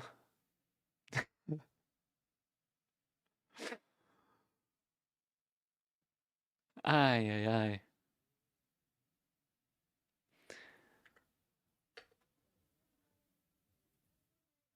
Mm-hmm. Let's go with that one. I can't ban Sass, damn. Or time him out? You should be able to. Sass has a Wikipedia page. Exactly. That's the main difference between him and Jiggly.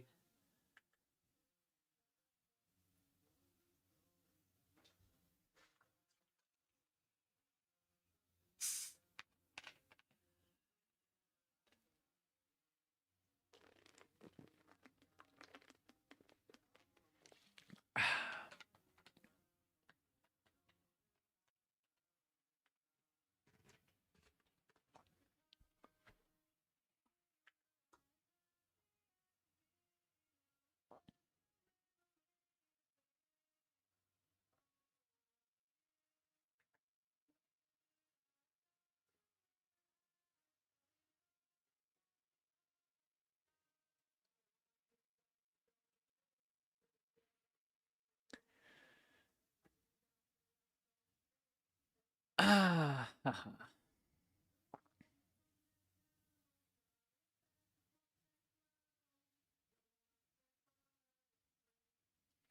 All right. We're waiting at the moment for the drafting to start between Core and Myriad. Looks like Core's taking just a little bit of time here to get ready after the last game.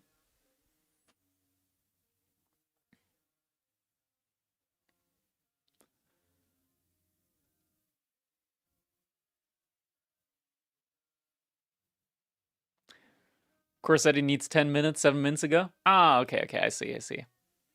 All right. We'll wait, we'll wait.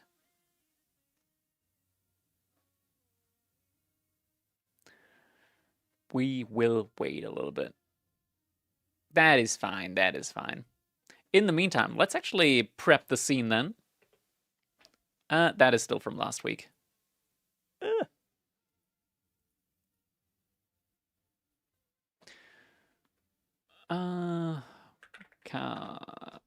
There we go.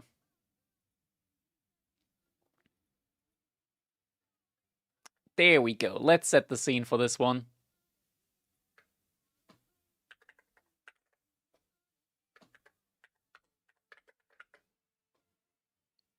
Let's pet the cat for 3 minutes. I can do that. I can do that. And round 3 is going to be on Prairie. Is the cat called Myriad? No! No, Relance. The cat's name is Mockridge. It says it right there. See right there.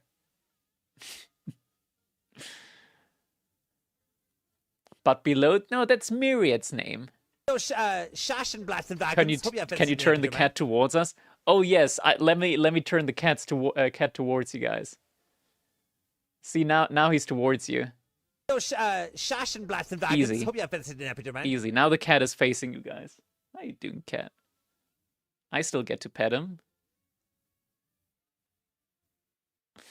Could you spit him until he gets dizzy? I don't think cats get dizzy like that.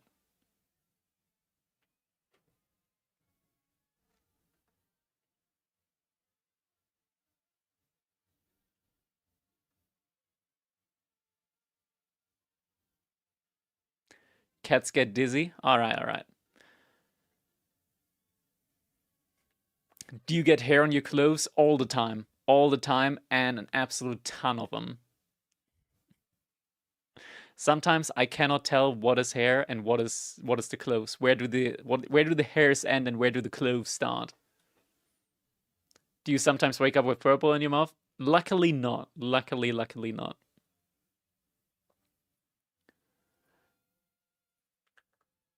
All right, let's actually put this to the test.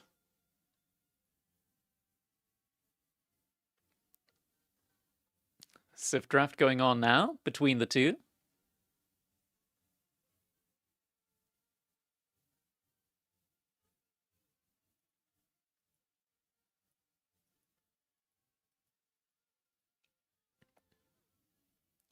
No, it's broken. Come on. I didn't even put it in the snipe thing this time around. I put it in the draft thing, like how told me to. Eh.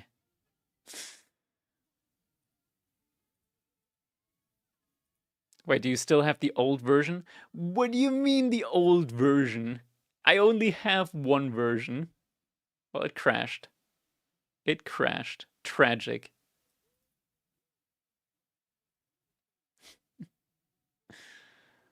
Oh. Let me update the Docker container. Oh my god, do we have a fix? Do we have a genuine fix? That's amazing. All right, very quickly though, we've got China for core versus Japan. This guy banned Order of the Dragon. Shame. He knows, core. He knows. He knows that you're goated with Order of the Dragon. He was scared.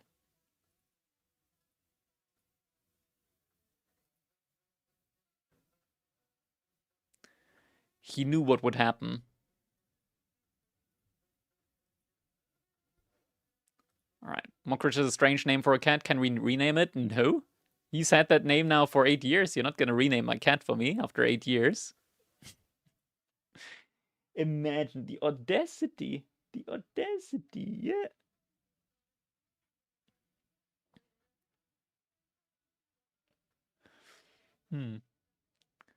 I know you're looking at the webcam, but it feels like you're staring right at me. Maybe. Do you have a nickname for him? Yeah, I call him Moki. I call him Moki.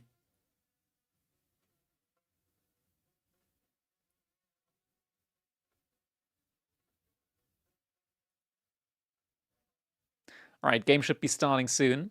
How many fingers am I holding up? 3.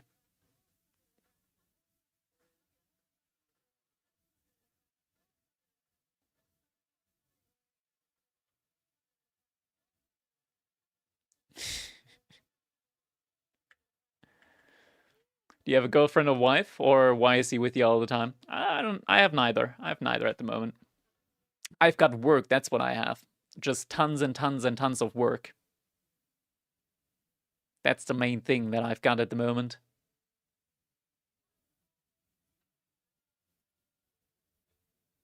I'm only 26. Would be crazy to already have a wife.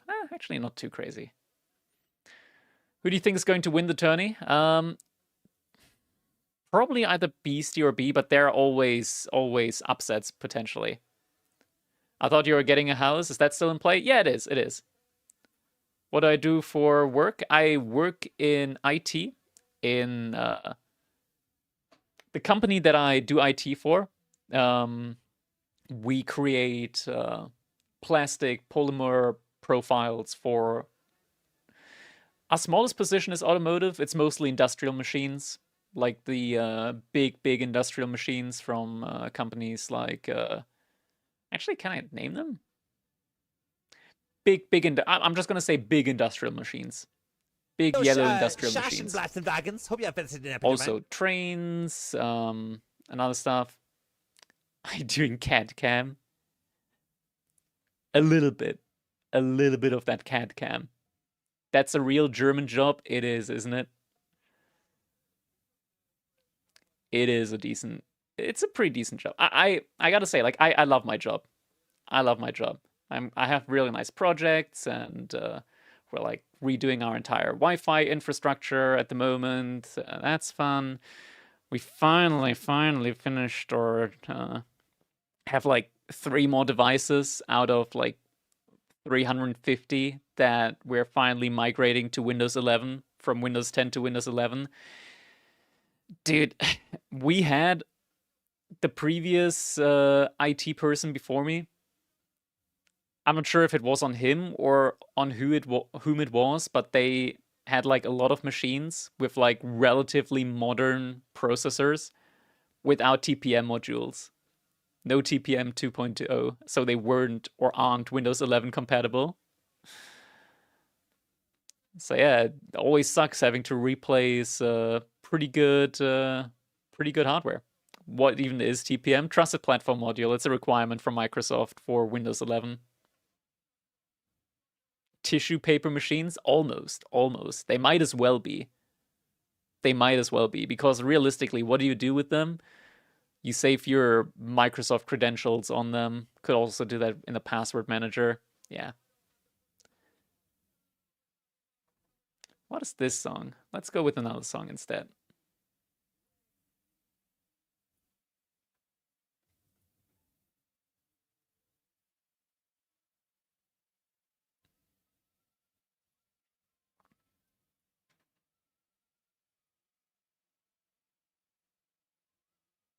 We love cushy chops. I basically write tutorials for high power electronics engineers. That also sounds nice.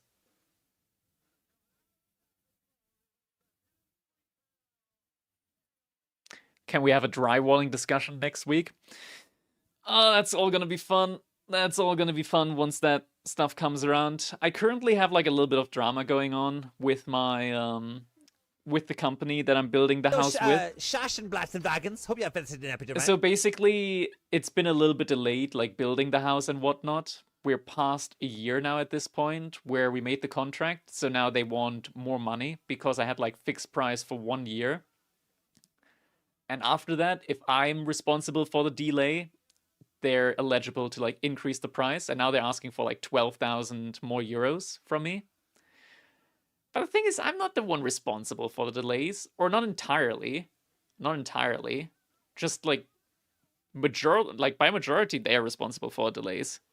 They've had like pretty bad planning here and there, bad communication and whatnot.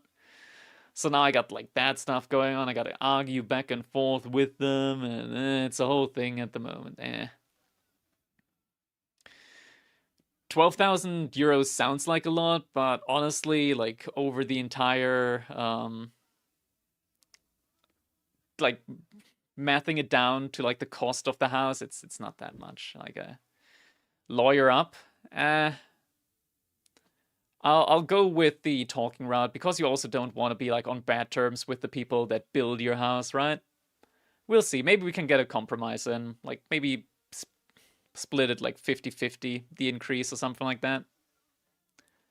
We'll find a way, I'm sure. Like they also don't want to like have the entire thing go to shit now as well.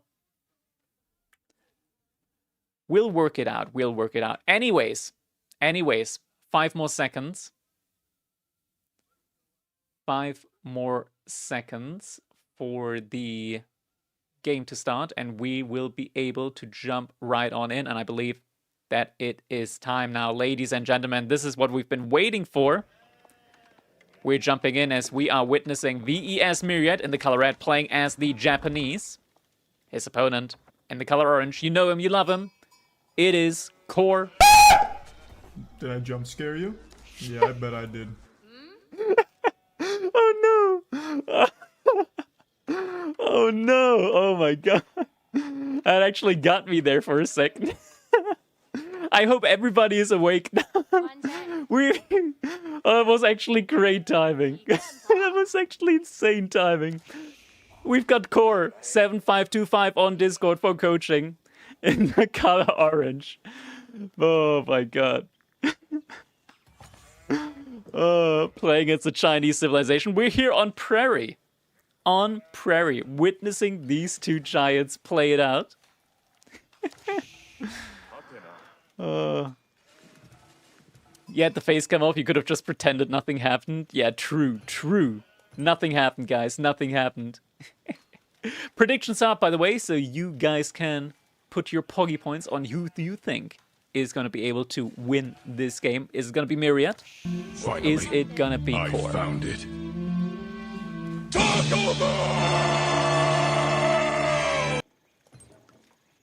Taco Bell, indeed. God damn, I jumped so hard in my chair. I'm sorry. I'm sorry. Blame the person that redeemed it. Blame them, I say. Alright, in the Dark Age, not too much going on here. Of course, players just going to be looking for those sheep. That's a good amount of sheep. I say that's a pretty good amount of sheep. We lost, and just because I'm bad. On the other hand side, me...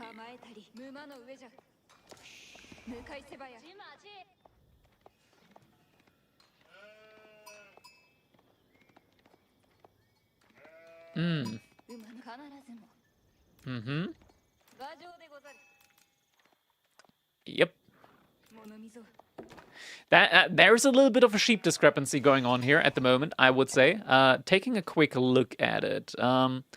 So, Myriad, he's got a total of 11 live sheep, 1 dead sheep. Yeah, okay, he's getting more. He's getting more now. But Core, on the other hand side, he's got 30 sheep behind the scout. Almost 30 sheep behind the scout. Oh my god, he's very healthy. He's very healthy in regards to the sheep count. Oh, make that 29, 30, 31. Oh, Myriad's gonna see this. He's gonna be so sad. He's gonna get this sheep though, and maybe this sheep. Oh, he pathed away. He pathed away. He's not getting that.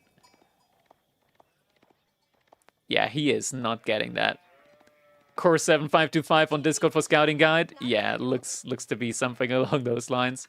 Age up is going to be coming in now. We are seeing the Imperial Academy, of course, here coming in for Core. The way we win this game is betting 100,000 points and making Crackety play Deli. Nah, surely you wouldn't. At the same time, Kura Storehouse now coming up for Myriad, so he's going to be getting that nice little bit of a passive early farm transition going here with this landmark. Is going to be looking very, very good here for him in that regard.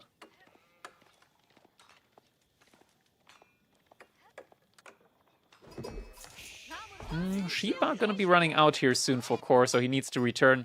He's got a couple of sheep at this point, I want to say. Right? Just a couple. Just a couple. 36 sheep being dropped here now. That is an insane amount of food early on in this game. And it means that Core does not need to go pro scout. He can just fast castle this one immediately. How many sheep? 36 sheep. Don't ask how many sheep. 36. 36 sheep. That is a good amount. Myriad. Typically, of course, you would be expecting some aggression in the feudal age from the Chinese. So he is getting an outpost up. I don't think Core needs to. 36 out of how many on this map? I believe it's like 48 or 42 on Prairie, on normal ladder Prairie. I think it's 48. I can't 100% guarantee you though. If Corvinus is still in the chat, he might be able to tell you. I don't keep stats like that in my head. But Myriad, he is playing this one quite optimized for fast castle age. He's only aging up with a single villager, so he's maximizing his villager uptime. Already gathered up the entire berry bush here. A quick analysis here. What would be your game plan as Chinese? With this many sheep, you don't need pro scout. With this many sheep, you just go fast castle and you flood your opponent with units, because there's no way that you're going to be running out of food anytime soon. And you're going to be in a position to just pump out way more units than your opponent is. So you should be able to get a really good timing in. Of course, with the Imperial officials as well, like your economy early on is going to be absolutely brilliant. Macro-wise, there might be some issues here, though, for Core, so he should be Okay, he is grabbing economy upgrades. Yeah, because he's just got so much gold, but honestly, like, he could still pull more villagers off of gold. Loses a scout, actually. That's a little bit unfortunate for Core. In theory, Core could now argue, I just idled 15 villagers inside of my opponent's TC for 4 seconds. That's worth it. That could be Core's approach here now. But yeah, looking at the resources, you see just how methodically Myriad has played this. Like, very, very good macro overall. Like, he's gonna be very close to aging up now, anytime soon. Early on, the difference in sheep gathered doesn't actually matter a whole lot, because at this point, like, there's still 100% uptime on all villagers on both sides. So Myriad, with some very good macro, is going to be able to click the age up here very, very shortly. We're actually getting Imperial Examinations in, so Core is utilizing all of the additional gold that he's gotten this game. And will most likely place the age up right around here, I would assume. But Floating Gate is going to be on its way now. Age up. Oh, Core actually moving a little bit into the front side. That's a lot of walking time, though. But he will be placing the Imperial Palace a little bit further forward. Is going to be giving him a lot, and I mean like a lot of vision. In fact, this landmark is going to finish up before Myriad's is, so we're just going to be looking here. This is everything that Core sees at the moment, right? Like, basically just around his base. Basically just around his base. You're going to see what he sees in a little bit. It's going to be more. I'll just say it like that. It's going to be more than what he sees at the moment. Any second now. Yeah, Age-Up's going to finish now, and you wouldn't be able to tell that we're on his POV because he sees everything. He sees absolutely everything. The scout all the way back here, he sees that, and he immediately activates the ability. He immediately gets the vision on Myriad's base. He sees that Myriad's aged up.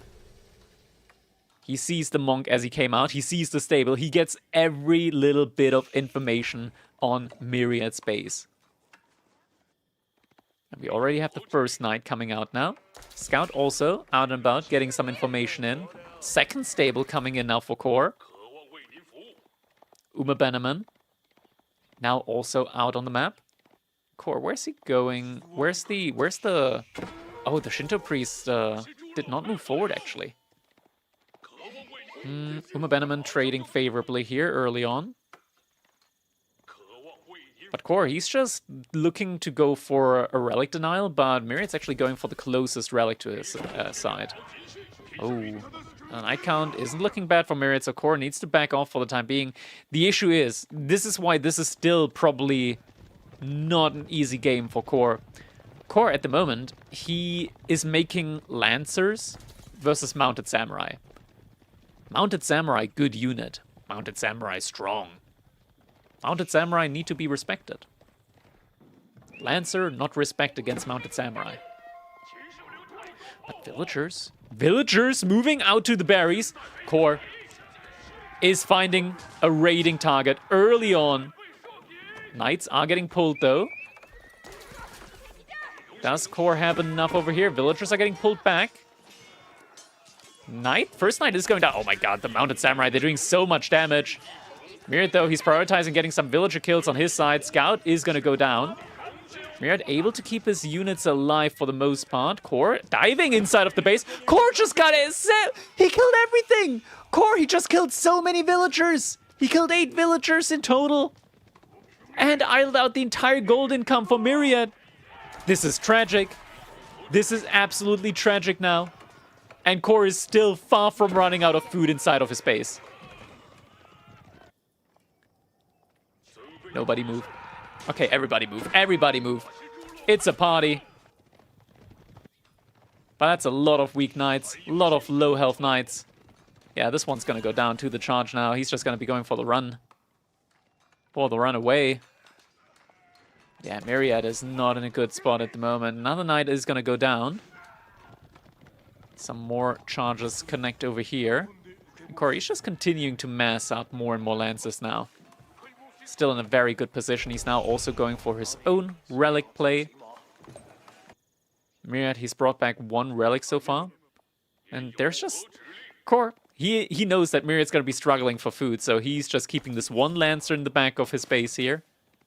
Patrolling around the deer and the berry bushes. Another charge is getting taken. That's not a good one, though, for Core. Core needs to fall back. That's not a raid that, not a trade that he wants to take. Some very low health mounted samurai though do get taken down. Actually, now this is still a good trade now for Myriad. So it has to fall back for the time being. And Creator coming in with the gifted sub to Kaiser Yohan. Much appreciated. Thank you, thank you. Reinforcement Knights are coming in. Additional good trades are getting taken now. And now Core is in control. Myriad, he's running out of food. Oh, this is rough. This is so rough for him now. Once again, villagers getting idled out. More mounted samurai coming out to defend, but he's just lost so many villagers in this game. And so much idle time has been caused, and this entire tempo play, it's not going to get better. It's not going to get better. The next Lancer's out there. And Core, you better believe that he is utilizing the Imperial Spies whenever he thinks it's necessary. Lancer getting taken down here. Another raid now into the wood line. Did get another villager kill in there. Oh, another one on the outpost. So many villagers have gone down on these berries now. And he just keeps on raiding the entire time. Now, goes for the engagement. Myriad not looking for a second. Taking some losses there. No mounted samurai going down, but they're not healthy either at the moment. Looks like that one did get taken down. Of course, just in an incredibly dominant position. He did use the Imperial Spies ability again. So he knows exactly where the villagers are from his opponent. Charge is getting taken. Two Shinto priests here trying to heal up the army from Myriad, but he's getting pinched there. The unit's getting taken down. Just 3 mounted samurai with barely any health left on them. Shinto priests also getting taken down. The base from Myriad is now open for course raids. And he is moving in. He's going for the kill. Doesn't have +2 pierce armor, or even +1 pierce armor yet, though. So this could still be dangerous, but he is killing villagers inside of the base. And GG comes in. Core able to take down Myriad. He's going to be going all the way into the semi-finals and securing himself a big chunk of the prize pool.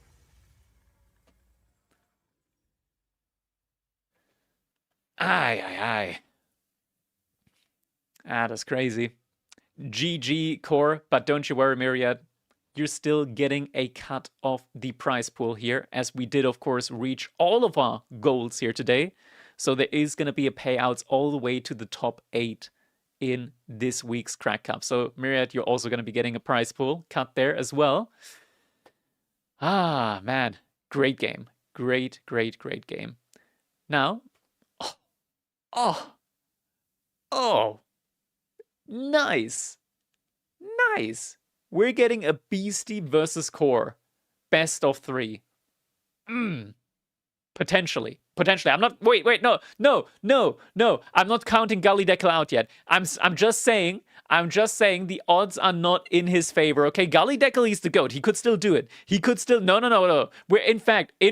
Wait. Okay, we're gonna be casting it right now. No. We're jumping into it right now.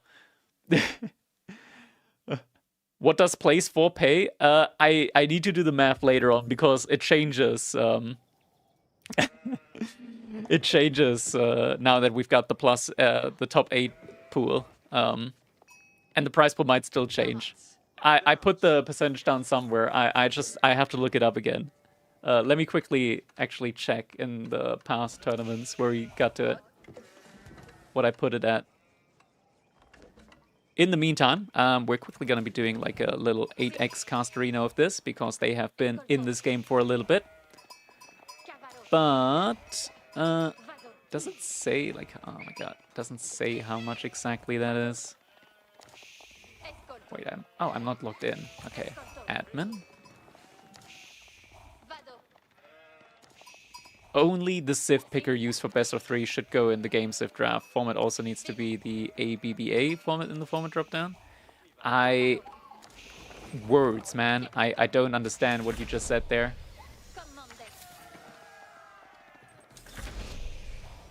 Let's see. That is...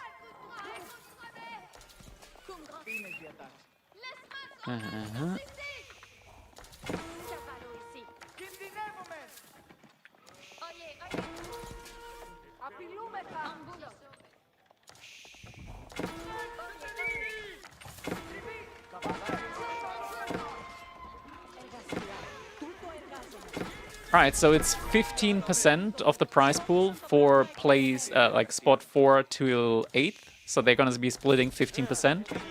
Then spot 3 and 4th are also going to be splitting 15%.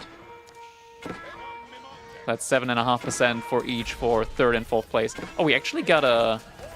Oh, we should have looked at this. We got a Chamber of Commerce play coming in.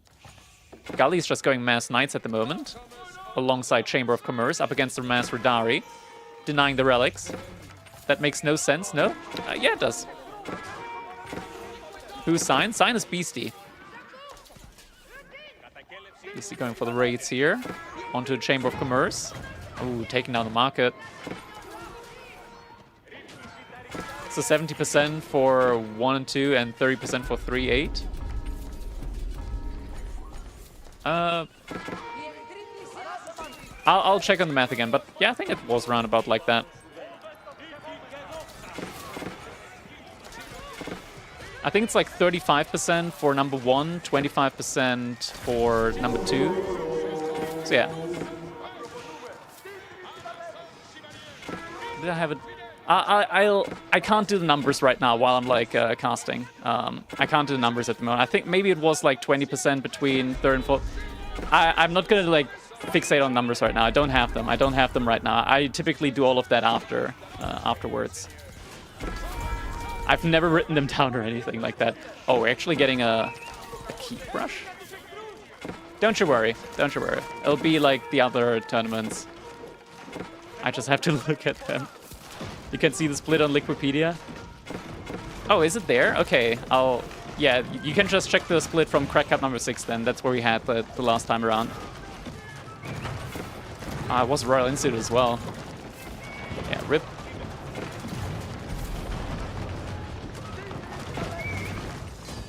GG.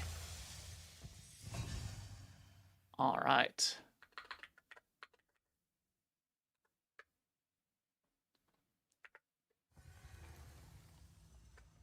Let's update the title.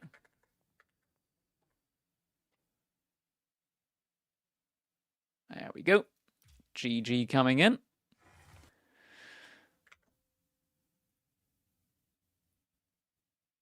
So what's that? Take the draft from this preset into the game. All right, we'll just do it like that. We'll just do it like that, Cal. I'll let you do the thing. I'll let you do the thing. The map was too big for trading.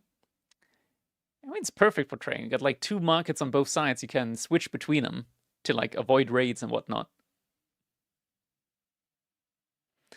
But now it is time for us to jump into the semifinals. Do we have a... Okay, we got moderators that like open up bets, but then we don't have moderators that conclude the bets. So I'll do it. Core 1 against Myriad. There we go. All right, all right.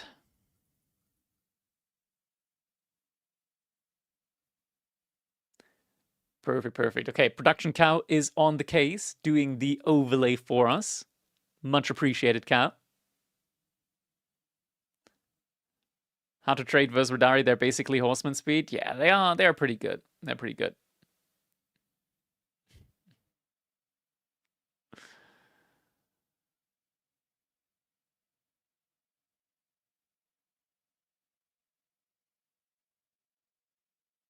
Ah, there you go. Okay, Sir Relancer, he posted the split. Yeah, that's the one. That's the one that I had. That's the one that I had. You're right, you're right.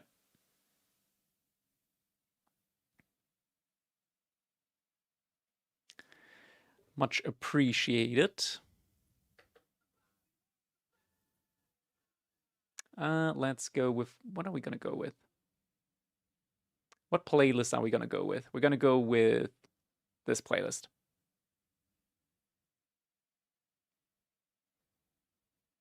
That's a good playlist right there.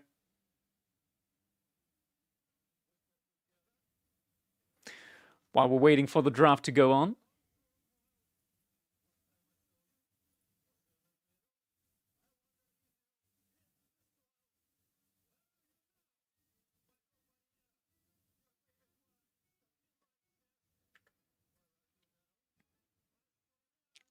Cast the other semi? I can only win when you don't cast. Too bad. Too bad, Core.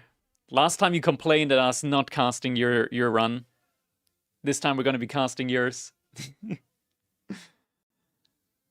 This time you get what you asked for. That's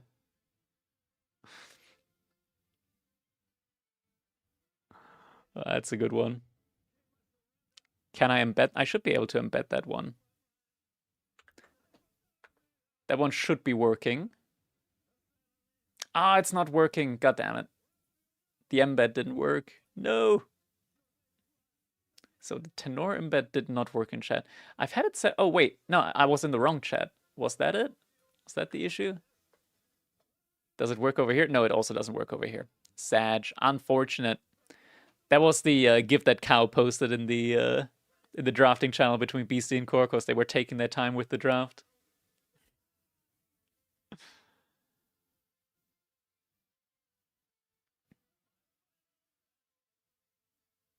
All right, so draft is going on live right now between the two. We'll be getting the live draft right now as it's going on.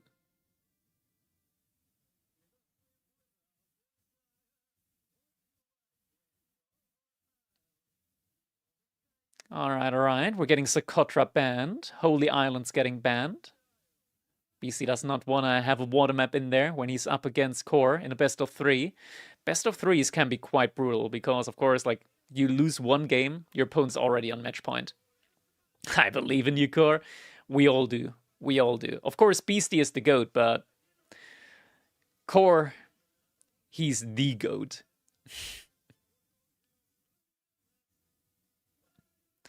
Kawasan also getting banned out alongside Boldland.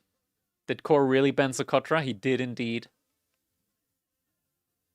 Shout out Grill Pit from Sweden. As in you're at a grill pit? Or a person named Grill Pit? Shout out to the Grill Pit from Sweden. Alright, Beasty, going for Dry Arabia. Core randoming Frisian Marshes. A person named Grill Pit. Okay. Shout out to Grill Pit. I don't know who you are, but shout out to you.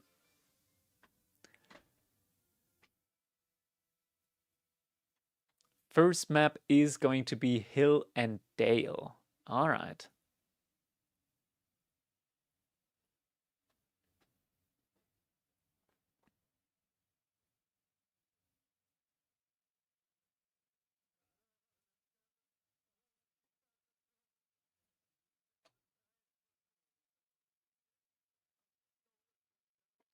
Easy HRE out of the Dragon pick from Core here. Surely. It's not like Beasty's gonna snipe it away from him or anything like that. Surely not. Japan, China, and China Mali ban. I like the China Mali ban against Beasty just because he really likes his Malians. Sengoku coming in. Okay, and Core picking Malians.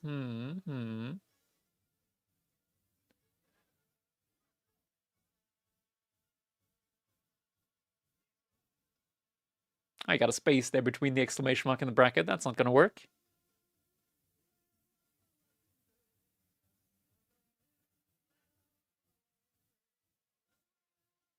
Malian's kind of obvious for Arabia. Surely. Now a Japan ban on BC side and Macedonian getting banned. Okay. Core also going for the I bits. Why Malians first? Malian in general is just a super strong all-around civ. They don't really have any incredibly bad... Like, they don't really have any majorly bad matchups. They got pretty good matchups all around.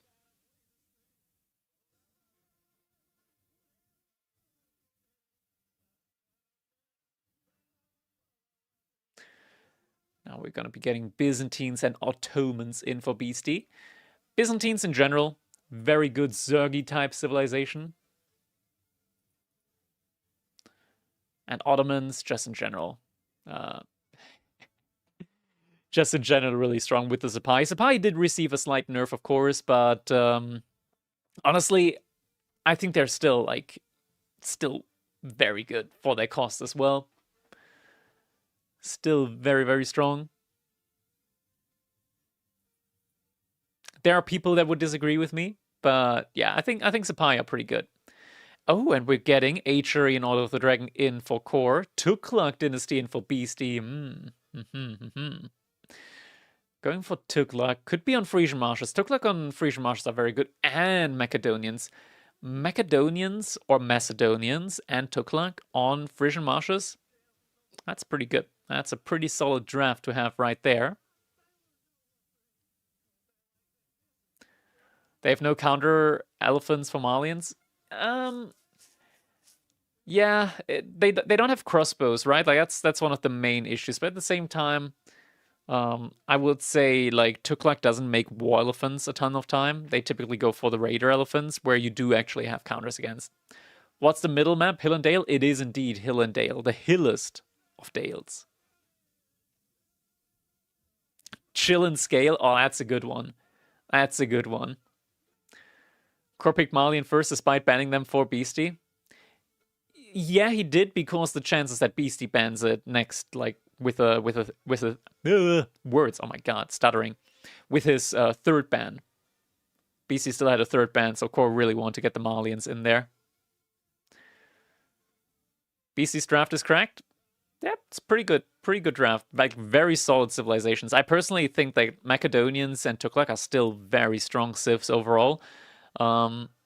Macedonians like Redaria, very strong, and they still are pretty strong, but they have been significantly nerfed to the point where I would say they're not like the main reason my Macedonians are strong anymore. Just they got pretty good scaling into many different things. There can never be a mirror matchup, right? Yes, there can be no mirrors. No mirrors.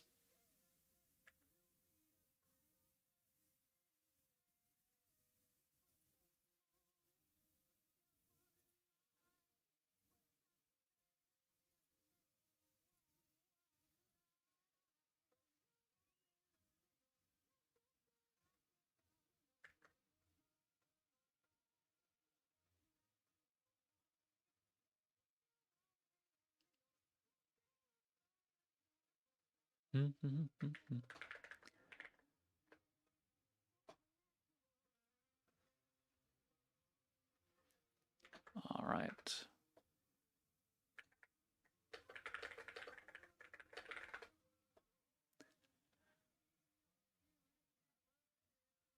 Your theme doesn't have the snipe draft stuff? Shit. Unfortunate. Anyways, remind me to fix that for next week. I will. We've got Ottomans versus Shushi's Legacy on Hill and Dale coming up here.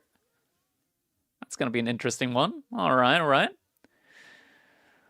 Ottomans in the late game, I've got my opinions about them. I think Ottomans in late game, vile. Like the army composition is insane. And Shushi's Legacy, there are some ways to play them against this, but it's really tough against like the siege and whatnot. I think this is a very tough matchup, honestly. Like legitimately, like composition-wise, Ottomans are pretty good, pretty damn good.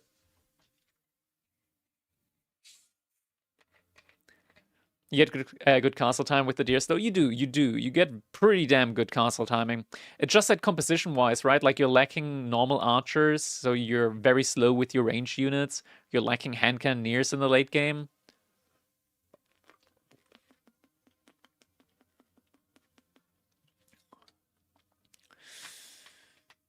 Yeah. When I play Shushi's Legacy, I hate playing against Ottomans, is what I want to say. At least when it gets to a late game.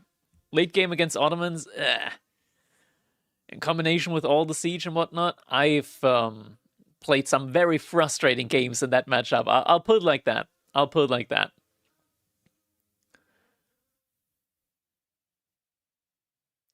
All right.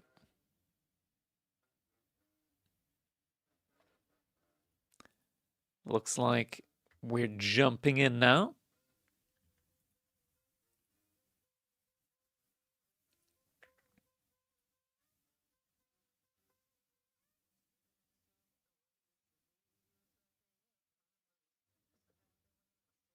All right, jumping in right away.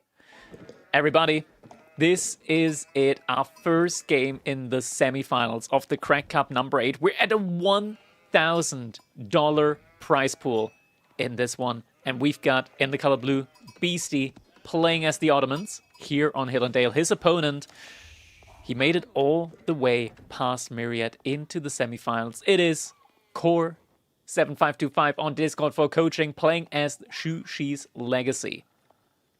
Look at this, very early on. Moving everything over to the deer for that extra bit of efficiency on the gathering. Very nice, very nice. Going for that deer start opening alongside a village here as well. Doesn't have the gold that he needs to go for an immediate survival techniques, but can, of course, just send villagers out to gold now, and will eventually be getting that in. And the cool thing is, once he researches survival techniques, he will be getting a little bit of gold back. So it's a very symbiotic opening here for him, for sure. All right, now that we're in the semifinals, we can also enable our score overlay again. It is currently 0-0, 0-0. Nobody has made a point yet, so if you're just starting in, this is the perfect time to jump into these games. Beasty on his side. I like this. I really, really like this opening here from Beasty, where he doesn't send 5 villagers out to stone outcropping, but he splits it up. 1 villager on stone, 1 villager on gold, 3 villagers on wood.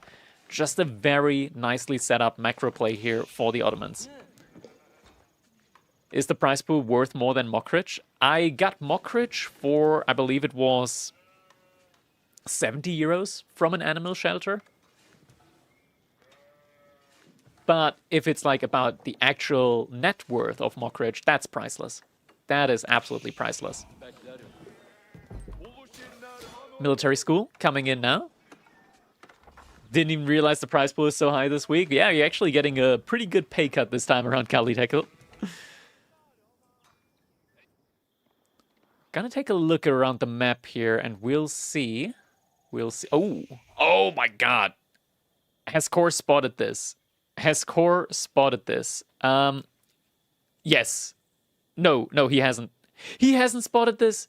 This is such a good spot. This is his POV. He doesn't know. He doesn't know how good of this spot is good enough, worth enough, in my opinion, to send out 2 villagers to just build the Medi Garden right here in the middle. Oh, but you actually can't do that. Okay. So you can't do that because of the military school. So he puts it forward. Yeah, nah. That's also...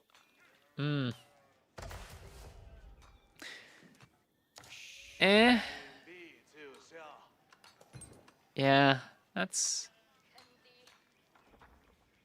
not the greatest of meditation gardens here. Not the best spawn inside of his base. Like, if Core had Beasty spawn, that would have been a pretty good Medigarden.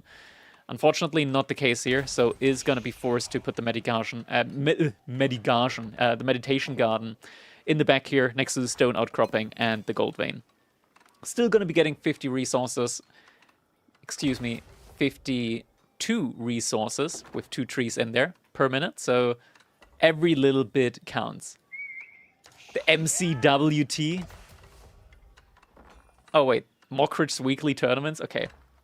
For a second I thought it was going to be some scuffed up acronym for Meditation Garden. But I realized, wait, where's the W coming from? Alright, Twin Minimum Address is coming up next for Beasty alongside a mill. Is also luring in the deer closer with the spearman here.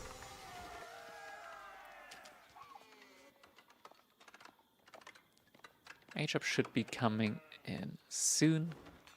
Oh, and a nice early outpost here on the gold on Core side. So he will be going for fast age up. When you go for fast age up without The question is, what is Core going to be going for here? Is he going to be going, or rather, is he going to be aging up with the Mount Lu Academy? Or is he going to be aging up with the Shaolin Monastery? Shaolin Monastery, you have enough of an early timing to get most of the relics in. You're going to be ahead in the age up by a good bit. Your opponent's still going to be getting a pretty good age up timing in as well.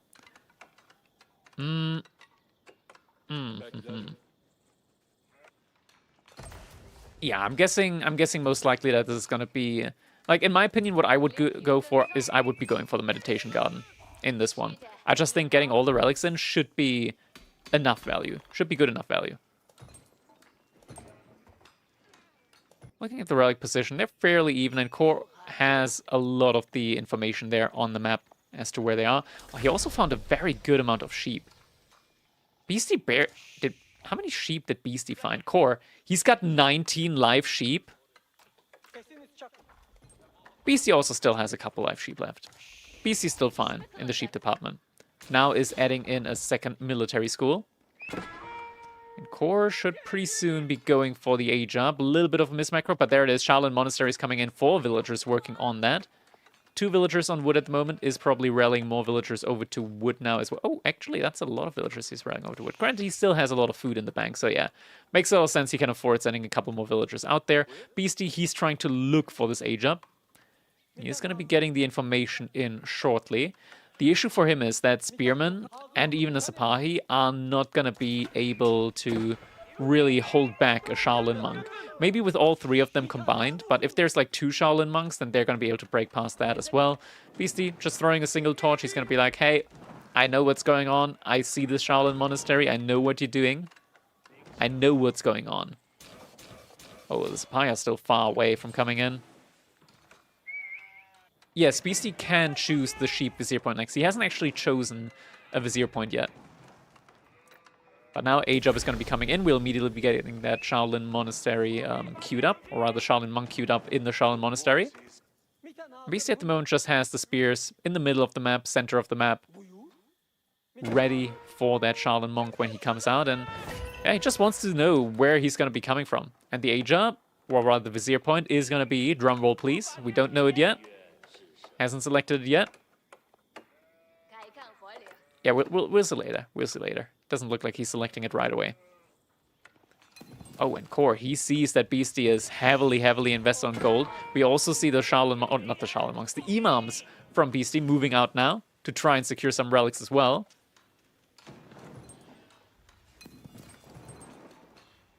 Beasty gonna be going for his own age up here shortly. Already pre-moving the Imams in order to start contesting on the relics. We're also getting some knights out now behind all of this from Beasty with... Like, a knight and an Shaolin monk should be enough to fight this off, what Beasty has in the middle. The age up. I'm not sure if Core noticed this, but he'll probably be... Like, he knows that an age up is going to be coming. One way or the other. But more Shaolin monks are coming out now as well. Ooh, one Shaolin monk idle over here. Not actively bringing any relics back. The Imperial Army is still going to be a little while out. Okay, now it's going to be moving out with the next Shaolin Monk again. Has the 3rd Shaolin Monk out now as well. The Spearmen are still Dark Age Spears, so not the strongest. Sipahi are a different story, though. Sipahi are quite strong. I think Core is fine with 3 relics. Quite frankly, because I feel like if he didn't go for that, he would probably have even less relics to play with.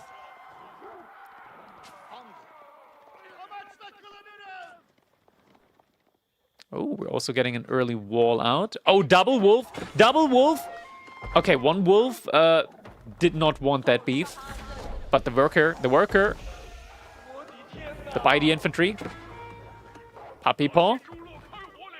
Same time, oh, knight on the gold. He's not committing for the kill. And the villager still. He's not going to be able to finish off the wall. Worker is going down from Beasty. Loses the worker there to a wolf. Already down 2 vills now. Oh, the Shaolin monk is getting found out. No wall low, defensive wall low coming in. Units are getting forced back, at least for the moment.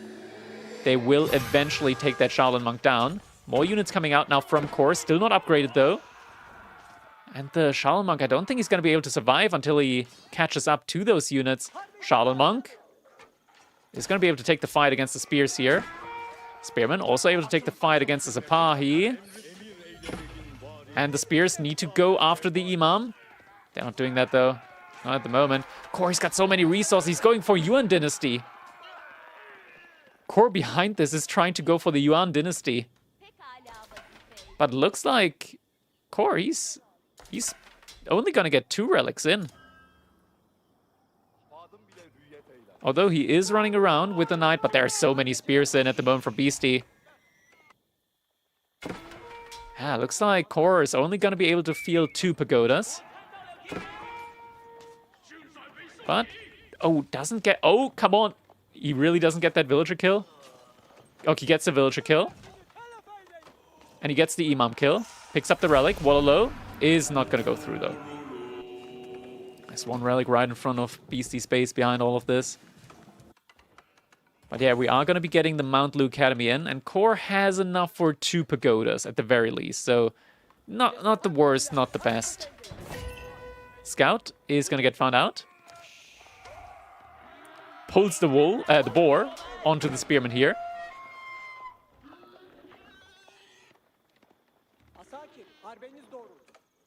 Villagers moving on to the woodline now. With the Mount Lu Academy, we should be starting to see some pagodas coming in here. Anytime soon. There we go. Pagoda number 1 and pagoda number 2 probably right next to it as well. There it is.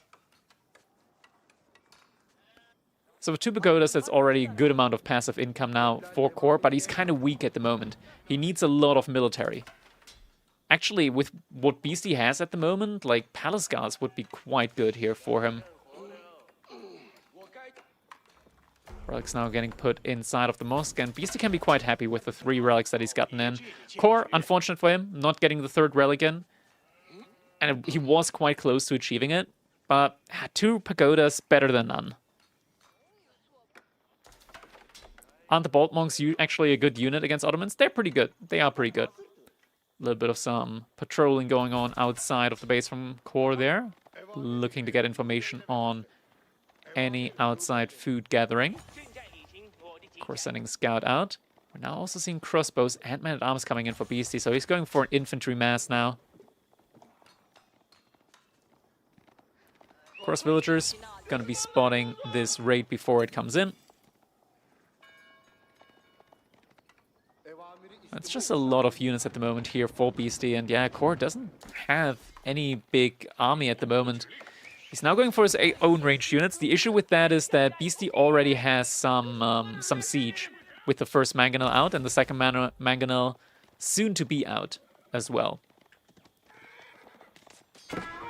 How long till Yuan Dynasty pays off for the relics and pagodas, actually? So you're getting 250 resources from each pagoda. That is 170 more than for single relic, so it's 340 resources per minute. So roughly like 4-ish minutes with 2 pagodas. A lot more if it's 3 pagodas.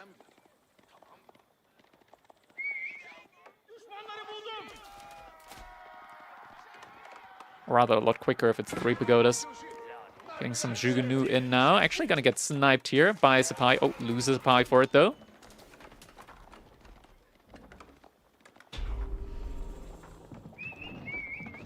Beasty's starting to capture up some of the sacred sites here behind this. Yeah, also a great thing here to call out is that with the Yuan Dynasty, of course, also getting a pretty sizable discount on his military units. So 10% on everything at the moment. He is actually able to field quite a good army here. And he needs a lot of units. He's down 20 military units at the moment. Doesn't have any siege yet either. Something that he'll most likely have to work on as well. Second and third sacred site being captured up behind this. Beasty fully walled in at this point now.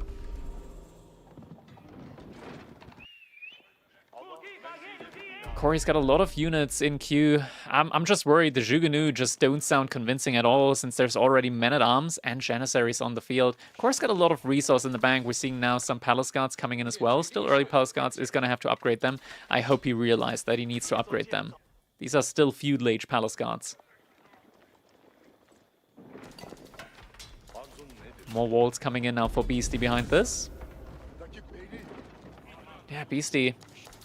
He is on 3 military schools at the moment, so he's getting a lot of passive income in terms of units there as well. And we're getting an additional military school soon in as well after that. Up to almost 3 mangonels soon, and Core sees the mangonels. Core gets a hit in, or 2 hits on one of the mangonels. Knight is going to make his way into the base from Beasty.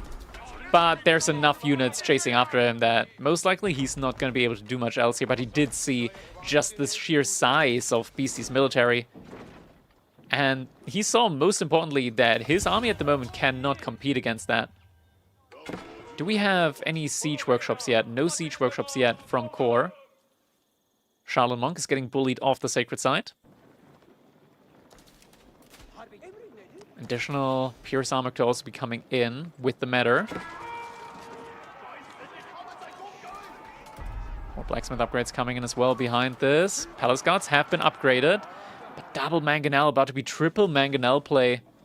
Core still has no response to this. He's going for a Zhangnan Tower now. He needs a farm transition. He's running out of food inside of his base. He's sending villagers over to the berries on the other hand side. But until then, he's not getting, or barely getting, any food.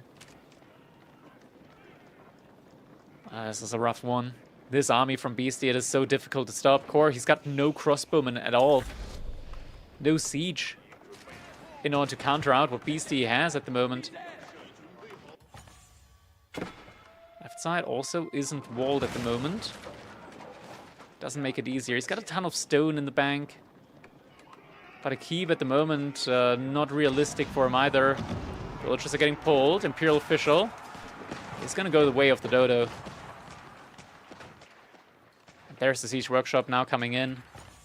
Of course, villagers here are going to be idled for a long time while they're moving to the next wood line. In the meantime, his entire production is just going to get mowed down completely.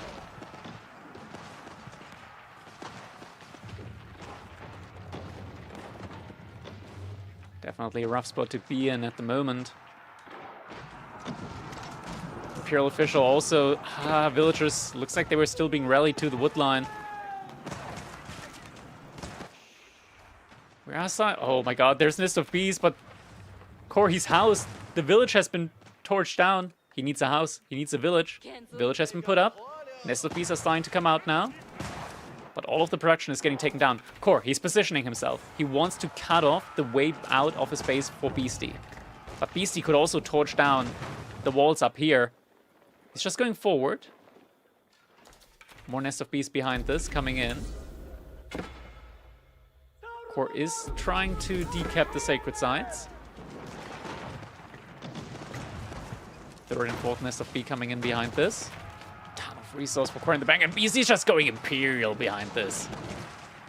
Beasty is just going for Imperial Age. Nest of Bees are now coming up, though. Beasty realizing he's going to be walking back. Core is pressing Beasty deeper into his base, but Core, there is a way out for Beasty.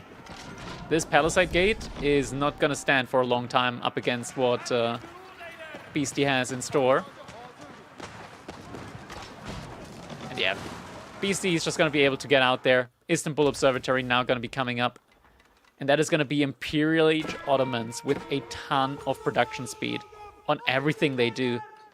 Corey could be going for an additional TC at this point, but honestly, the Imperial Age timing without any real fights being taken so far. Oh, and a good trade out onto the ranged units. Actually, the mangonels going down is pretty big here for Core. But it's still 73 to 53 military. And Core lost a lot of value here. Destruction value, almost 2 to 1. There's still no second TC or a semblance of a farm transition behind. Oh, no. That could just be GG. This might just be GG now. As Beasty finds the wood line here from Core. At the same time, fight is being taken. Nest of Bees. Core, he cannot send his army back. He needs to engage. He's pulling everything to the back now. He lost a lot of units here. And with Imperial Age about to be coming in as well, this is going to be devastating for him. He does have a lot of Nest of Bees, and anything is possible as long as you have like a ton of Nest of Bees. He could be going for one last hurrah into the base from Beasty. Villagers. They're just chilling here for the time being. Looks like the army from Beasty got right-clicked. That's a lot more units going down over here. Core still pushing further and deeper into Beasty space, but now there's also Great Bombard in.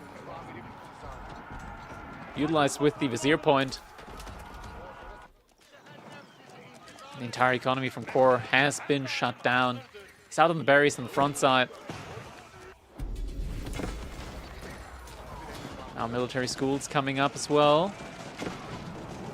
Core is pushing it into the front of Beasty space. The Great Bombard's going to make this very difficult, and there's also Imams healing up the entire army. Corey's going back to his base. There's no way. There's no way he can get meaningful value by going back now. He needs to go for like the one last push attempt.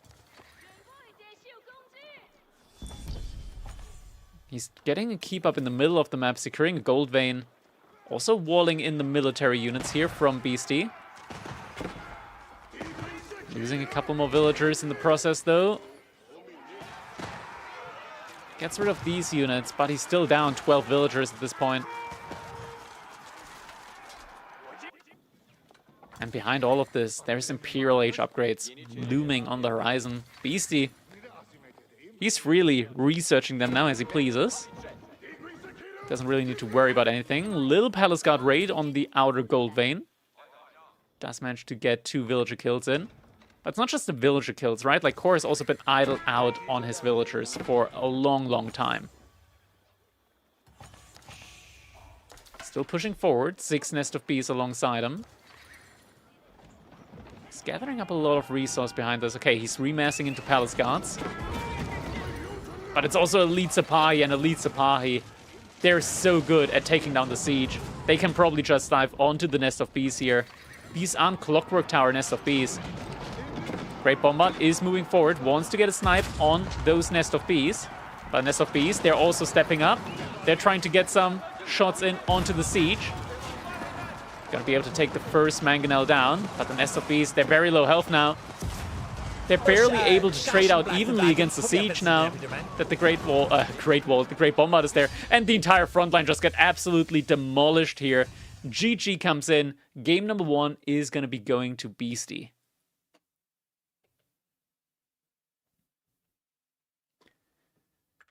GG coming in there. All right.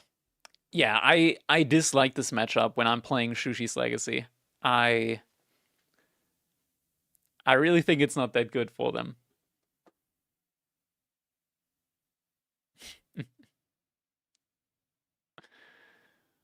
But now that leaves Frisian Marshes as well as Dry Arabia. Core can now choose what the next map will be in the best of 3. Civ win for Beasty? Surely, surely. It's just my personal opinion that I think the matchup is pretty bad for Shushi. It might not be the worst for Shushi. I've heard people in the past say that it's actually bad for Ottomans. I don't feel like it is. I really don't feel like it is. Thank you, Fireborn. Okay. Let's see. What is going to be the next map here? Don't have a decision on that yet. Should be coming in soon. You can't win with Shushi unless you have Pro Scout in that matchup, in my opinion. I don't think it's necessarily Pro Scout dependent. I think it's more like army composition dependent. Right? Like, even if you have more resources worth of military, there's a maximum amount of uptime that you can have. I I just don't like the matchup, like, composition-wise, army composition-wise. I think, like, you having very slow-moving ranged units with Shuganu, and you don't have the option of making the faster ranged unit with archers, it immediately puts you into an uncomfortable situation there where you're pretty much always at the mercy, or rather, you can't necessarily make, like, the engagement choices. What's my cat's horsepower? Infinite. Infinite.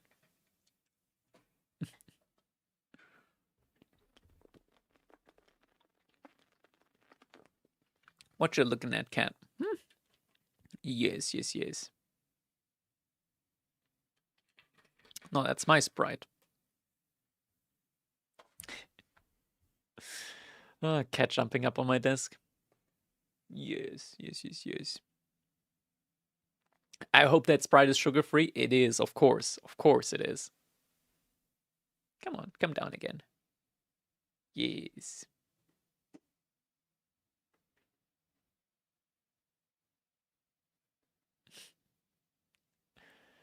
He's like 70 euro. That's what I paid for him. That's what I paid for him. The sweeteners aren't much better compared to sugar. I would disagree.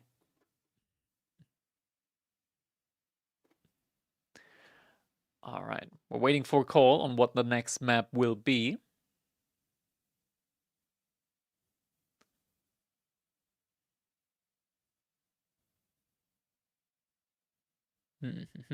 All right, in the meantime, let's get the music back going.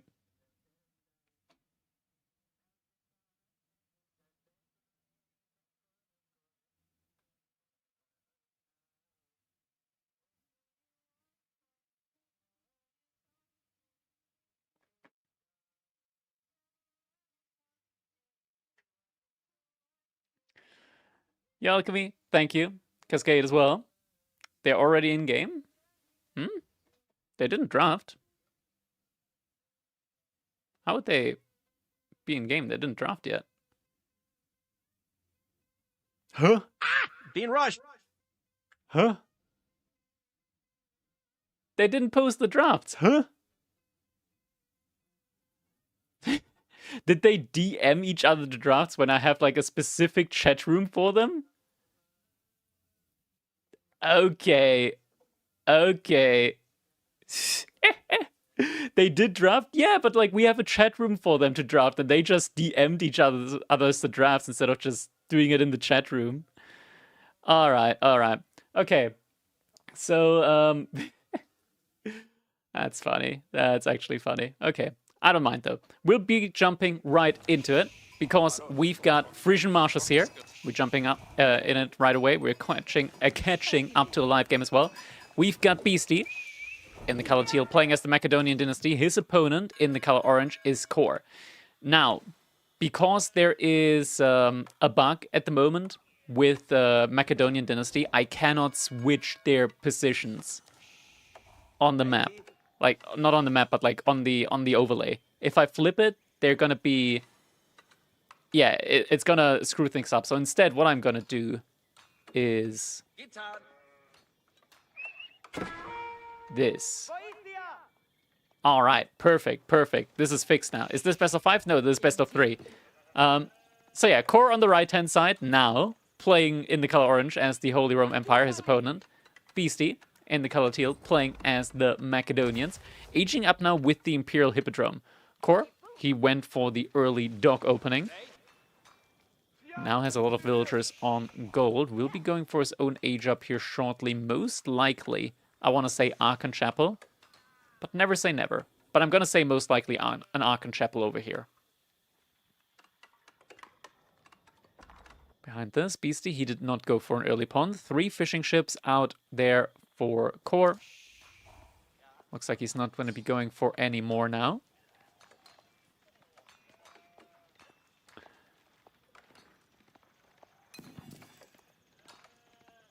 Now has enough gold, send some additional villagers out back onto the food. So Core's going to be a little bit delayed when it comes to his age up. But it's not going to be too massive, and the 3 additional fishing ship are a great food source here for him. In fact, Beasty is now also going to be moving... Oh, yeah, you got to be careful there, Beasty.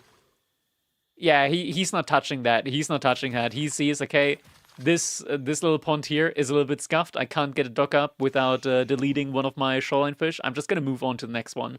That's exactly what he's going to be doing here. So moves on to the next one. Is going to be getting his first dock in over there now. Core, is he going to be looking for this, though? This is one of the things now, because Core, he might be looking out for... Oh, wait, there was a second villager out? Oh, Beasty, he must have misrallied another villager out there. Hurts him a little bit on the efficiency. Core with the Archon Chapel is going to be going for that play on his side. Beasty likes using Cyan lately, huh? We call it teal over here. The game files call it teal. I know it's relatively bright. It resembles cyan more than teal, but we're gonna call it teal. Barracks coming up for Core behind this. I wonder what the barracks is gonna be for. Whether he's gonna try and contest the early dock play here, or whether he just wants to do a little bit of fake pressure with Spearmen. I mean, in theory, right, like your opponent's is Macedonians. They're going to be getting the free cavalry in alongside some horsemen, so you really do need some Spearmen, either way. Alright, I actually cannot look at this from this angle, so I'm going to be rotating back now. First horseman arrives at the dock, is going to start torching that one down. First Spearmen are coming out now, and we're seeing an immediate switch up into stables as well for Core. So he's going to be going for both the barracks and the stable.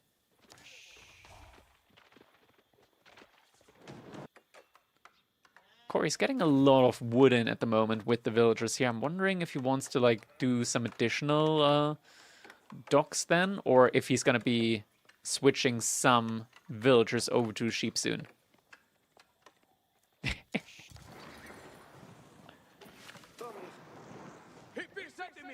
Alright, first spearman arriving, but there's a lot of horsemen, so you don't want to overexpose that one spearman.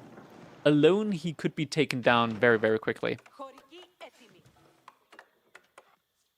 We're only on a... Oh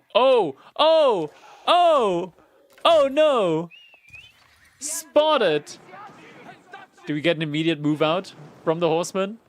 Or is he gonna send one horseman? He's gonna send this one. Yep. Horseman's gonna be sent over.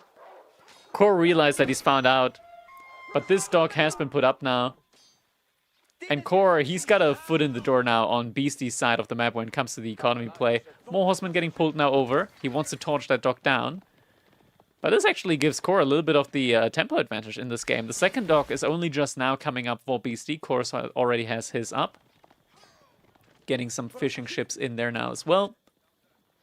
Spearmen are looking for something. There was a unit that moved in this direction, but this is just Beasty patrolling around the ponds, wanting to look for any opportunity to cause some annoyance here. Hippodrome Horseman is now moving out, and he's on an attack move. Yeah. He's going to get found out over there. Horseman is going to be moving in for a potential villager kill. But, yeah, he cannot get that villager kill in. And now it's quite difficult as well, because the Hippodrome Horsemen now get an additional +2 damage with the aura. Oh my god, the pathing there. A little bit annoying. Yeah, Core, he's going to lose that Horseman. Did try to go for the villager kill. Didn't end up happening here in this one. And the dock is still under threat of being torched down. Spearman moving out now, but Corey's going to have to actually pull a villager in order to repair that dock. It's going to get caught on fire now. Oh, and there's a lot more horsemen coming in as well. Just 3 spearmen is not going to be enough, and yeah, Beasty knows. He's going to... Is he going to finish up the torch down? I think he's going to just move around. No, he's going to look for a villager. He's going to look for a villager that's moving out in order to go for the repair, and he finds the villager that just moved out for the repair. He's trying to go for the dive onto him. Horseman. Yeah, they're going to get the kill. No way that villager is going to escape. And the other villager on gold is not safe either. Alongside that, the Hippodrome Horseman now appears. +2 damage on all of these horsemen. There's just so many. So many of them. Core, he's going for another dive. But behind this, Beastie, he's getting outposts up inside of his base next to the gold vein.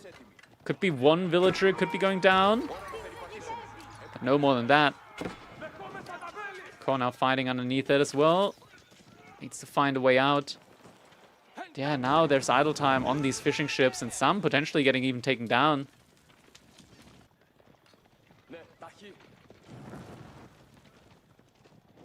Or he's gonna lose one of the fishing ships. Might lose more of them, actually. Loses all of the fishing ships in that pond. So even if he built that pond up again, would not be able to get that economy back. Beasty up on 11 horsemen alongside the Hippodrome buff. That's going to be looking quite nice for him. But now he's switching it all up. He's going mass onto gold. He wants to get that age up in. The question is, can Core really deny that effectively from him? Spearmen aren't all here. Just a single one is getting taken down first. Even more horsemen getting revealed now. And Beasty is going for the wraparound. Killing a ton of the horsemen here. And just 2 spearmen is not going to be enough. Beasty killing the entire army from Core. Core is moving forward towards the gold vein now. Tries to torch down the outpost. But does he actually have the agency to be able to do that, I wonder? He's got blacksmith upgrades on both the melee blacksmith upgrades, so he's evening out the +2 damage on these horsemen. But there's repair coming in now as well. He has to fight underneath 2 outposts.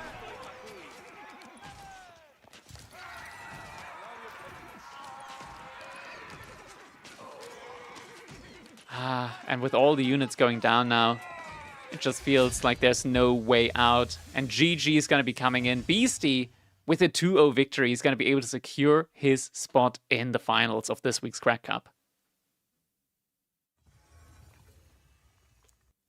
GG. All right, let's quickly. DLC Civs KW, yeah. It's a pay-to-win game, Sass, you know that. You know that. Time to eat. Enjoy, Core. You earned your food today. Enjoy, enjoy. Yes, Cat, I'm getting back to the belly pats. Belly rubs. Belly rubs. There you go. All right. Let's jump into B versus Corvinus. That game is still ongoing. And we're jumping into English versus Chinese on Dry Arabia. I'm quickly checking to see what the current score is. The current score is 1-0 at the moment for B. So this is the second game now between them. And here we go. Jumping on in. Second game between Corvinus and B. We're jumping in the color green. We got Corvinus playing in. I was about to say green again. Green, what is your problem? No, he's playing as the English on Dry Arabia. His opponent in the color orange, playing as the Chinese. It is 3DB. So we've got ourselves a English versus China matchup. A classic, an old classic. They've been in game for a little bit though, so we are going to be trying to catch up to the live game. We're going to be speeding through the game. This game is still going on live right now, by the way, so we're trying to catch up to the live state of it. Age-up's going to be coming in. We see the Imperial Palace here for 3DB. Makes sense. On the other hand side, Corvinus going for the Abbey of Kings, as well as a 2TC play. Is going to be gathering the stone for that as we speak. Sheep being rallied over to the mill.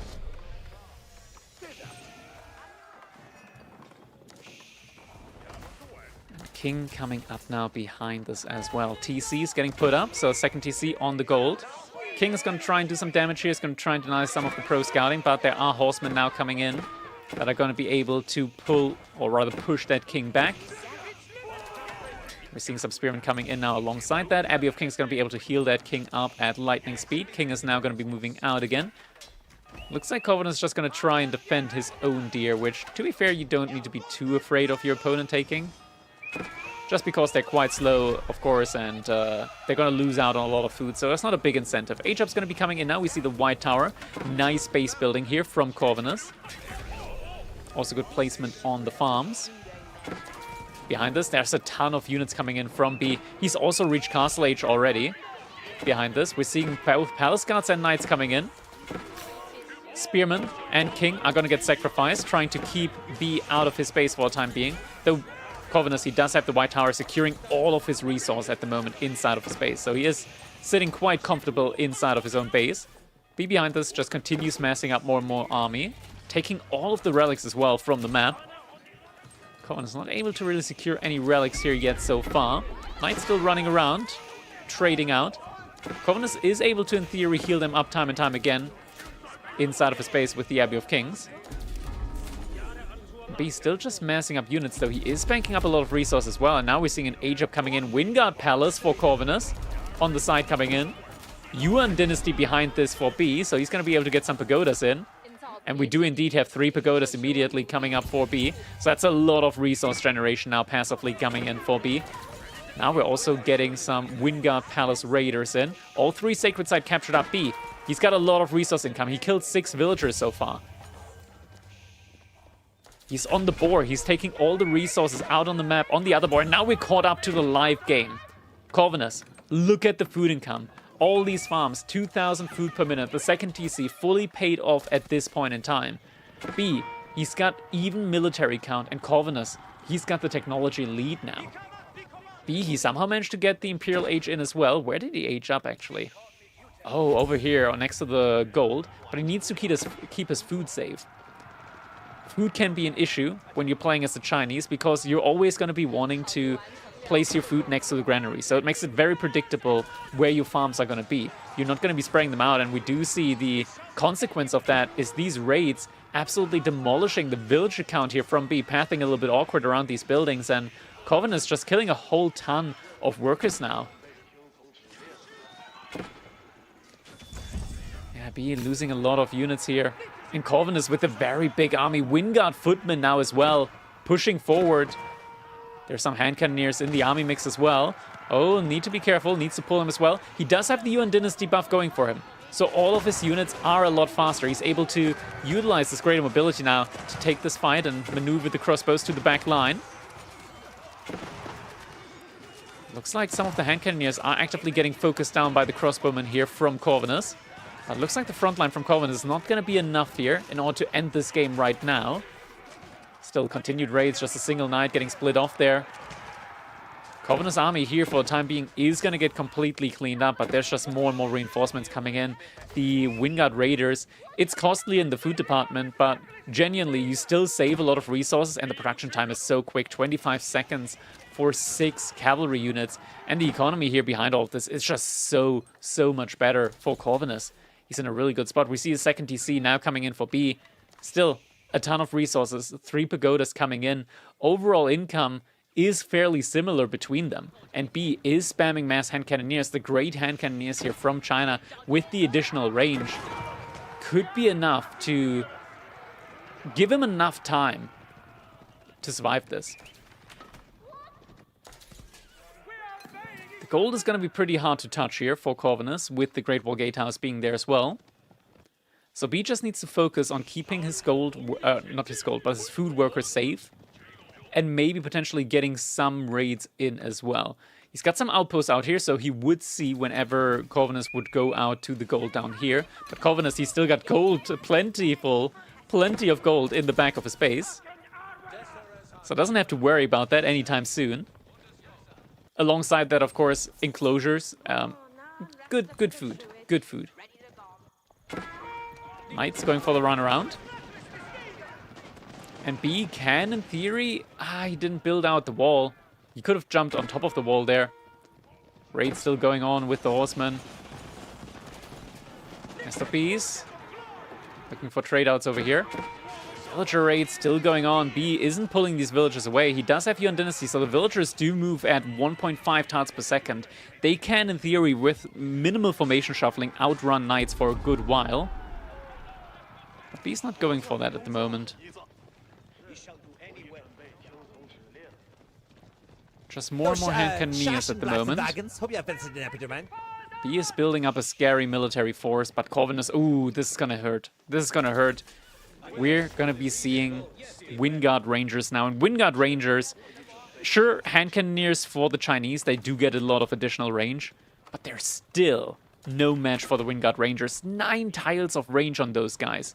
They outrange everything, any ranged unit in the game.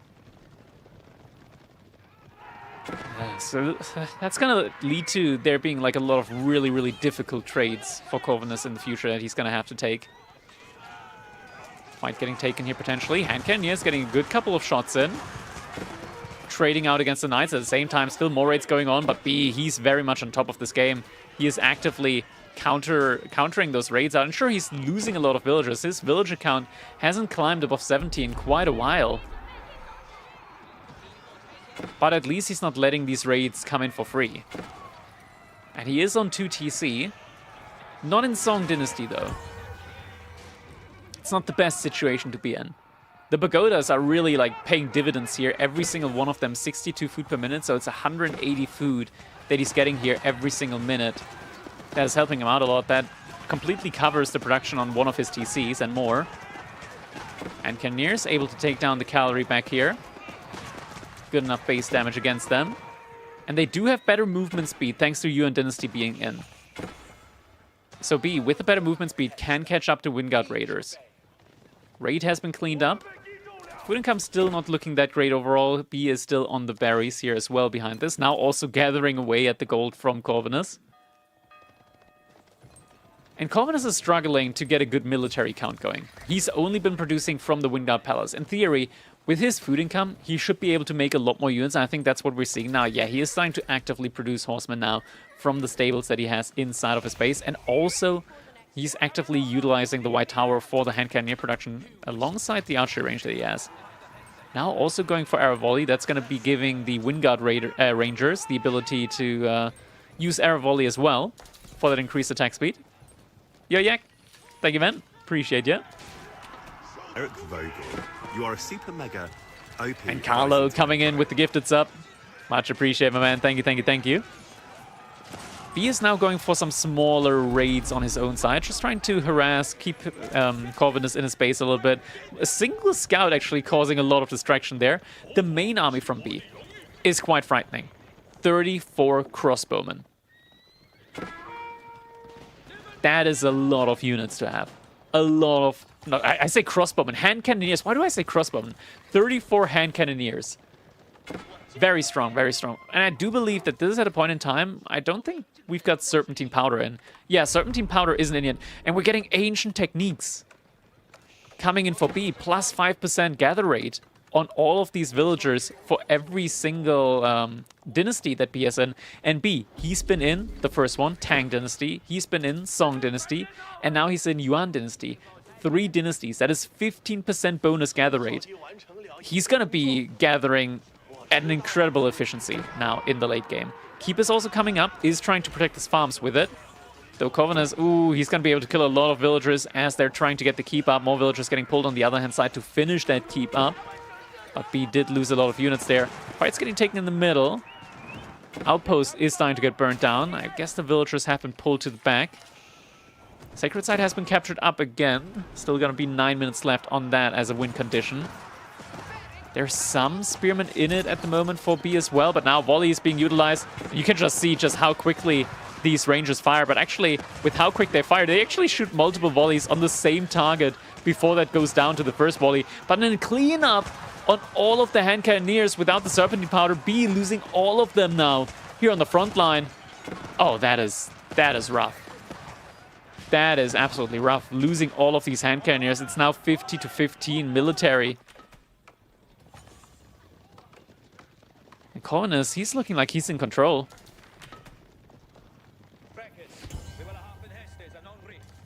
Is this a disconnect? It's not. He's still actively controlling the units. It's not a crash. He gave up on microing the units when he saw just how many units there were from Corvinus. And now fight is being taken, villages are being evacuated. Trying to remass the hand cannoneers. He still has a lot of gold, just not the food. And B, he needs to pull all the way back now. All the way back to the back of his base. He's trying to get the third granary up.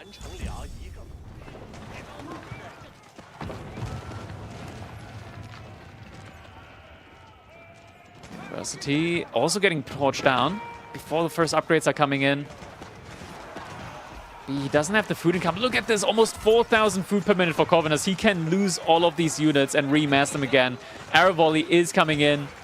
The hand cannoneers are all getting sniped out now in the back line. The massive range advantage on these units. Just proving fatal here. MB, less than 10 military units. There is no way back for him now in this game. Sure, he's got the keep in the back, but the infrastructure at the front line can still get taken down, and GG is going to be coming in. The set is now evened out 1-1.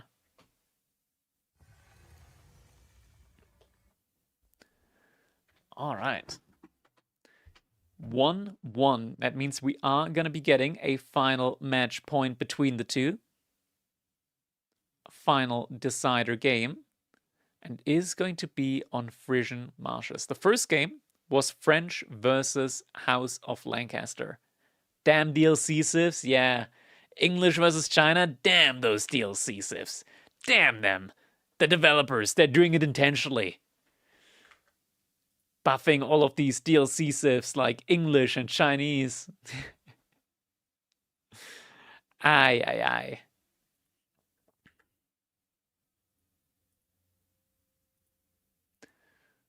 Shashenblatts and Wagons. Hope you have visited an Epidemic. That was a victory for the English. It is now 1-1. We've got the draft going on right now as well behind the scenes. Oh, okay. It's going to be an interesting one. We've got Frisian Marshes coming up, upcoming, and it is going to be... It is going to be Tukluk versus Byzantines.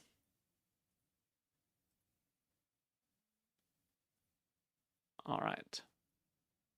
Wait, can I not put that in? Hello? Tukluk? Tukluk?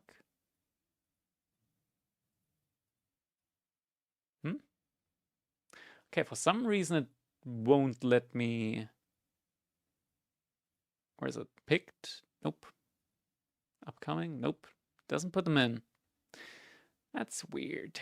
That's weird. Oh, maybe now. Set all picked. Nope. Doesn't change anything.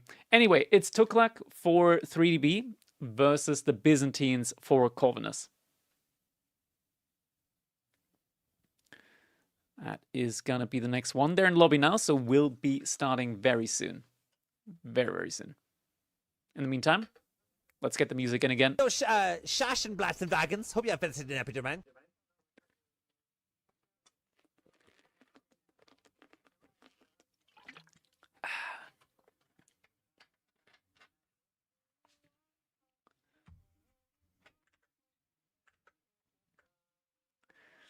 Am I German? I am indeed German.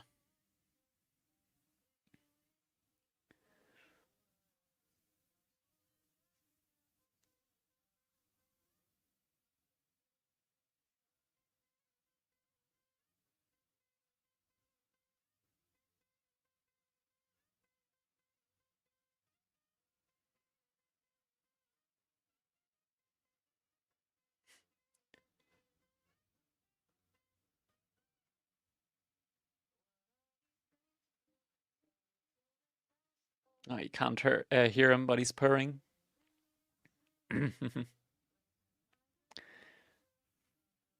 All right. Looks like they're in game now, so we're going to be jumping in right after them.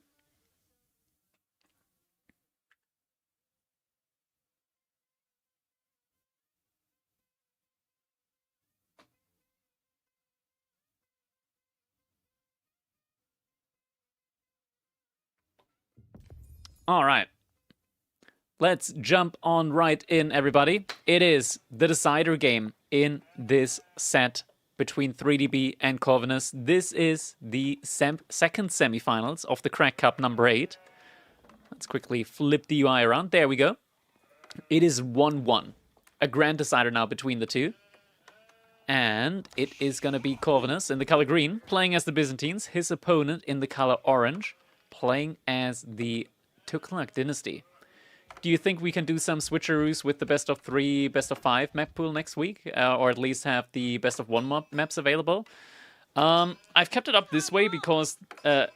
I've kept them this way for a while because they are the Red Bull versions of the maps that Red Bull is going to be using. But with the qualifier ending this weekend, we're going to be switching over to a new map draft with the next week. So yeah, we will be switching up the main map draft for the best of 3 and best of 5s in the next week. Did Corvinus win the English match? He did indeed. He did indeed. So what do we have going on so far? We've got a Dark Age Barracks coming in from B. Corvinus on his side has opted to go with the early dock opening with the Byzantines. And we already have the first Spearman now running across the map. He's going to be able to find this dock here and will most likely torch that down. Cistern is also going to be coming in now. What do you do with Shushi against autos? I honestly don't know. I've called that matchup out during the game as well. Like I struggle with that one. I really struggle. Like it's a composition clash. It's like really, really good against Shushi. And I've called it out like that for quite a while. Like people were doubting me for a long time. Like Demu was saying, oh no, this is really good for Shushi. I don't see it that way. I think it's really good for Ottomans. Villager hasn't moved back so far. Spearman's going to be coming in now. Is Covenant's going to react to that in time? No reaction yet. Villager is going to go for a run now, but we do have the body blocking. Body blocking coming in from the scout from B. It's making it hard, making it difficult for that Villager to find his way back. Spearman going to be getting a couple of additional... Oh my god, the 1-2 hit coming in there. Oh, Scout trying his best. There we go. Gets another hit in, but now enters the TC range. Villager gonna be able to escape alive. That was a close one. 2 more hits, and that Villager would have gone down. Covenant now pulling Villagers over to the gold mine. Meanwhile, B is gonna try and start torching down the stock. Covenant has gathered up a lot of additional wood, so I guess he wanted to go for additional ponds. But he cannot do that now. Maybe he's gonna send a villager out, try and sneak a villager out to try and get another dock up somewhere else on one of the other ponds, but for the time being, that is not gonna be an option for him. Alternatively, try and rush an outpost up on the gold vein here, just to make it so that the spearmen, once they're done with this over here, cannot, like, shut down your gold. That is something that B could have actually done, just send a single spearman out now, or 2 even, to shut down the gold as a follow-up play. Hasn't done that. Instead, it's just focusing on the dock. And he's also actively trying to torch down the fishing ships behind this. So he's trying to make sure that Corvinus isn't just going to be gathering behind all of this. He wants to dock down, but he also wants the gathering to not be active while he's torching down the docks. He wants the value to be immediately gone there. Can you feudal all in against Otto? I think that's the only, like, real choice there.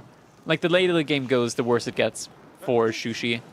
But even early on, it's difficult. Like, Shuganu are just so incredibly slow. It's so easy to catch them off guard with Sapahi. And Sapahi are still pretty strong.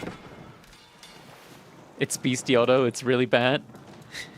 That used to be quite a meme, right? Like, yeah.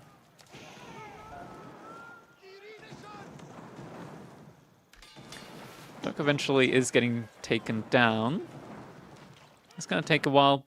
Looks like we do already have a move out by B as well onto the ponds. Behind all of this, he's also getting ready for an age up, so doing both things at the same time. Corvinus does spot this age up, not this age up, but he does see the dock play. And he's actually going for the Byzantine Imperial Hippodrome. That's interesting. Do you get olive oil from fish? You do, but it's very, very, very, very, very, very little. Very little olive oil.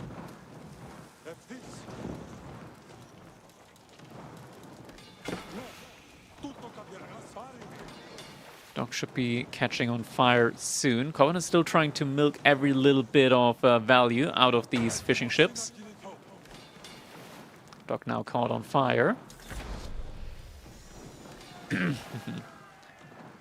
Immediately we're getting a galley in queue, but that galley should not be able to get in time. Double galley? That must have been a misclick. But yeah, Doc will get taken down.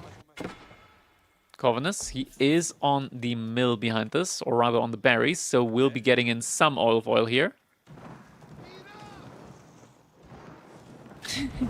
The fishing ships both just repairing each other here. I mean that the spearman at the moment can't really kill any. Okay, one gets taken down. Now the last one will also get taken down. The pond is just a little bit too small here for the fishing ship to be able to, like, not get torched from any... Oh, maybe? Oh, Corvinus? Has he threaded the needle in this small pond? No, he hasn't. There was hope, but it's misplaced. Fishing ship is going to get taken down. We see an archer range now coming up as well. So Corvinus will start getting some archers in.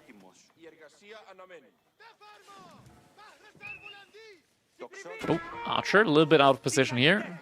Tanks some hits up against the spearman. Villagers getting sent out. That has been spotted by B. And he gets in the weak villager. Oh, no wheelbarrow in. No wheelbarrow in. Oh, he charged. The charge on the spearman meant that he didn't move. He did not get the last hit in. Villager, or rather the... Yeah, villager survives. Archer gets picked apart by the spearman in close combat.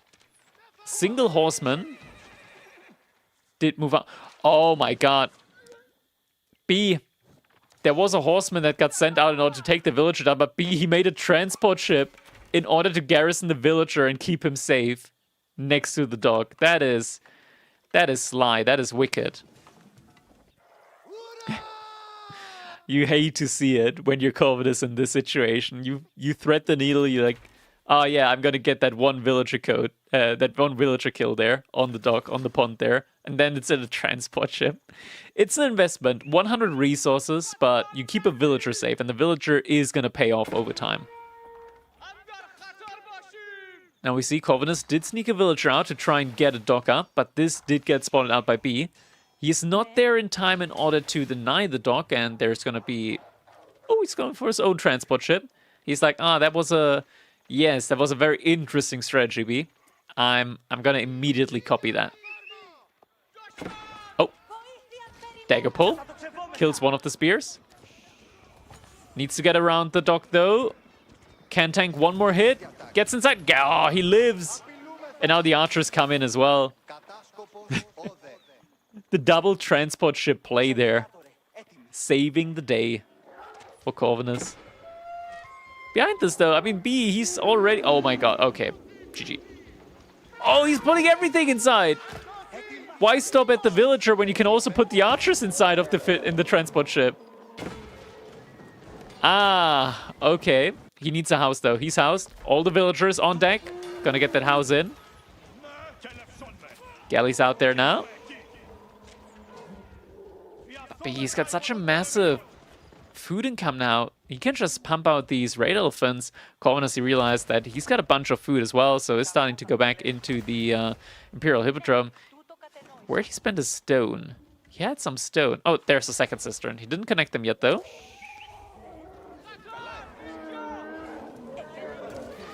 First berry patch about to be fully expired there. Villager's getting pulled in time.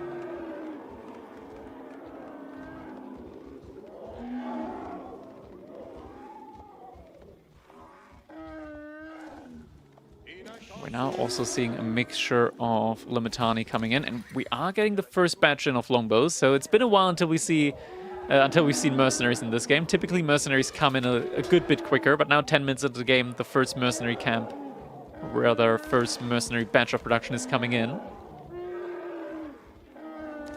Dude, the elephants are so loud. Listen to this.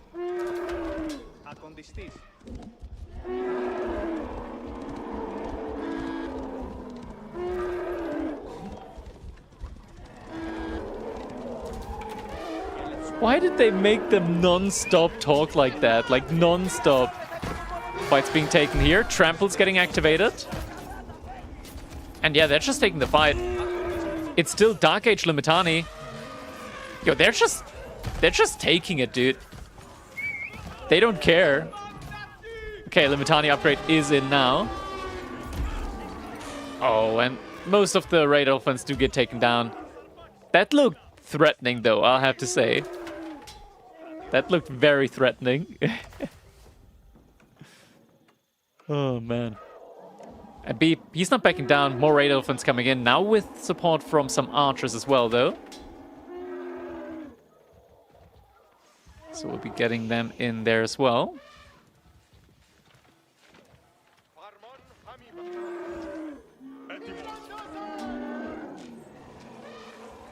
Galley is trying to defend, but with this many raid elephants now, they can easily tank up the damage from the galley. They've got 3 ranged armor, and there's also a heal elephant now that is able to further heal up the troops while moving at the same time. Covenus, he doesn't want to let the dog go down, so he's sending his military after him as well. That's just non-stop reinforcements here at the moment. We're about to see our 3rd heal elephant coming in as well. There's a single village. Okay, yeah, the villager that Corvinus kept safe the entire time. He's chilling. He's retiring.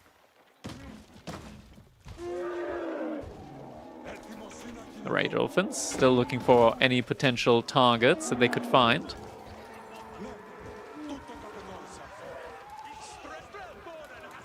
Longbows at least are able to do a little bit more damage through the armor, through the additional pierce armor, but still a lot of pierce armor here.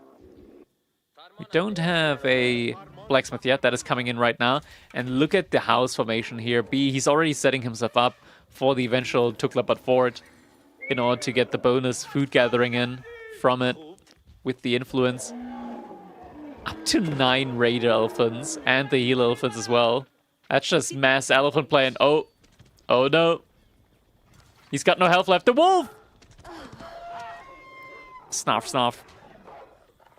Are the $1,000 just for today? Yes, just for today. Today's Crack Cup has reached a $1,000 prize pool, thanks to some very, very generous donations from the community.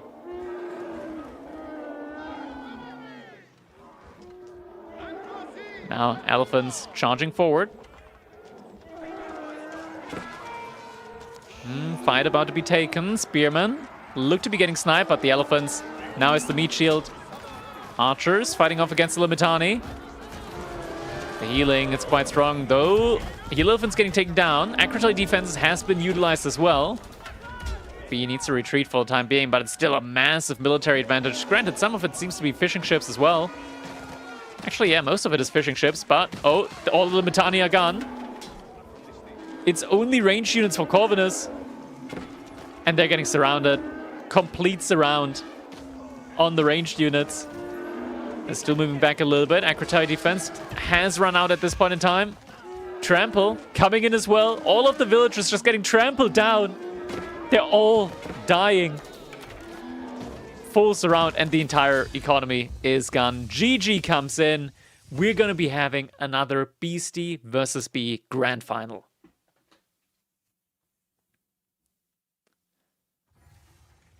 All right. GG. A familiar sight. A familiar sight now. We will be getting another Beasty versus B draft. Or rather, another Beasty versus B final. We've had them a couple of times now on the Crack Cup tournaments. Always a pleasure to see, for sure. Now with some very good prize money behind it all as well. So let me just quickly get everything ready. Man, I've got a lot of comments to read later today. Let's see, where do I have it? There we go, reset that. That's the map draft.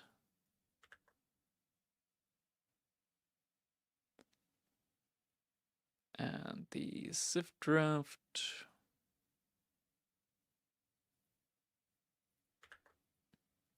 There we go.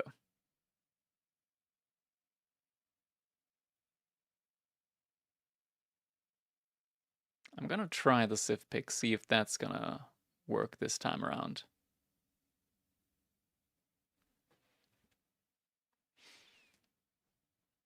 All right. Let the best beast win. Exactly, exactly.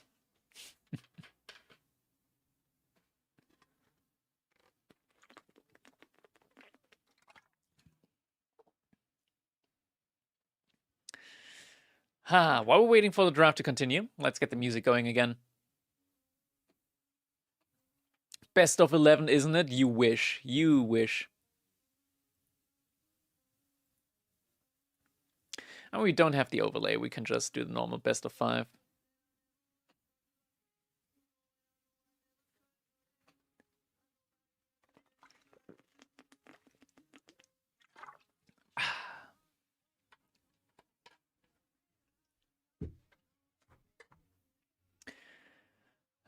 So how's everybody's day been here so far? I hope you all had a great week. Finally, we got the weekend. I still gotta work tomorrow. Both early on and later on, gonna be casting on EGC. That is a stacked weekend. And I also gotta do some stuff for the house. We're a very busy bee at the moment, I have to say.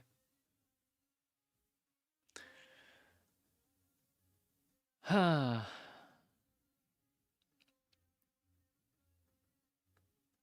3/10 of the day, work doesn't end. Yeah, sometimes it really does feel like that. VS have like half the players on the weekend. It's crazy. True. Pretty good chill days at work. Donate some tournament money, having a snack. Pretty nice. Aw, man. Ruben, appreciate ya.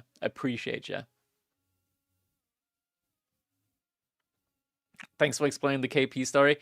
I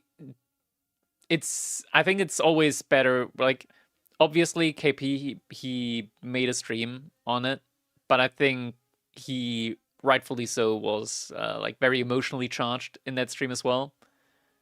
And there's just been so much speculation going on Reddit, on Discord channels, and there's particularly like been like 2-3 people that have just been actively spreading misinformation everywhere they can. And yeah, I was like, okay, this is enough. Like I'm just gonna like do the investigative journalism and like try and put up a timeline there on how the events transpired.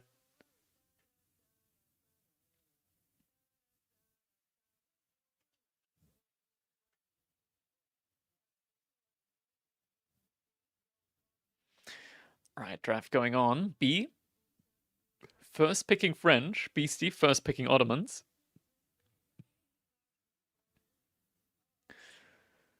We've got Holy Island picked for Beasty alongside Baldlands.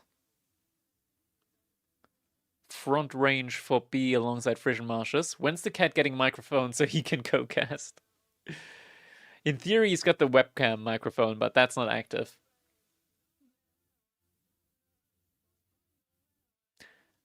Tuklak next for B. Yeah, we've seen a lot of Tuklak from B. Looks like he really vibes with the Civilization. Drafting is always so weird when you see B draft. Because, like, meta-wise, his drafts suck. Like, if you're looking at a meta, how the pro players play or which civilizations they prefer in the meta, B is very unorthodox there. First picking French, second picking Tuklak. That's, yeah, unorthodox to say the least. B has his own meta, he's goated like that. That's true. How do you micro a cat? Kind of formations can cats do? All the formations, man. Look at all of the hair there on the chair. I've just cleaned this chair like 2 days ago.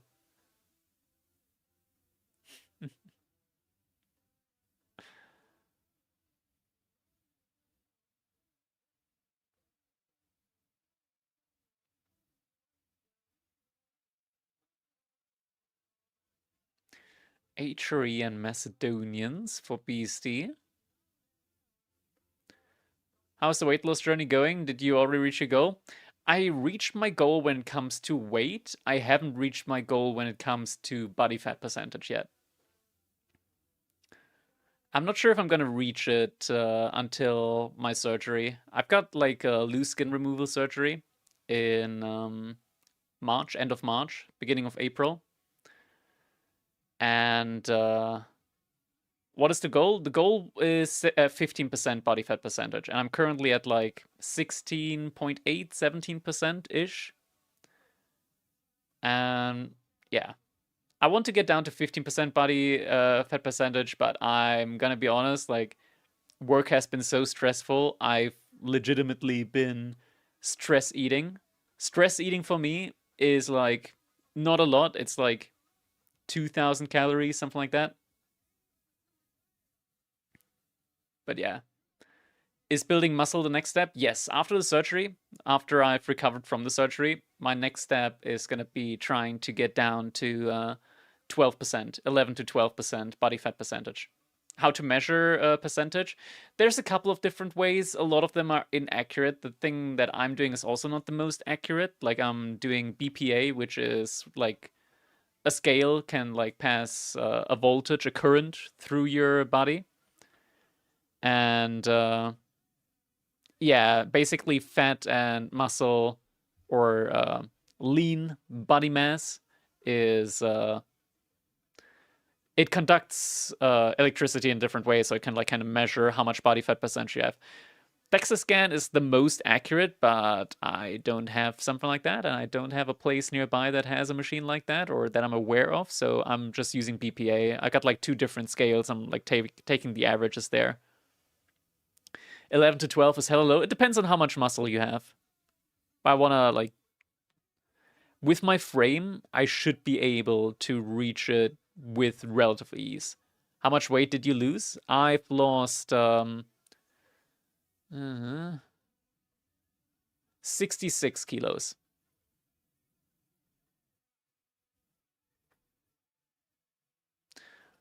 All right, let's see. Do we already have the Civ pick? Doesn't quite look like it.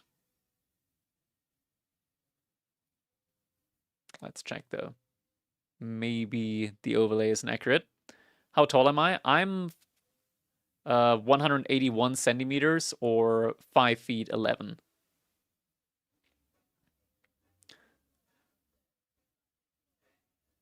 Any tips? Mostly just I should. Oh my god, it crashed. Okay, so I cannot put the Civ draft in there.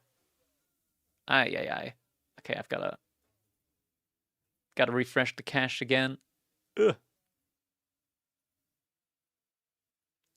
Come on, get those things in. Yeah. One after the other.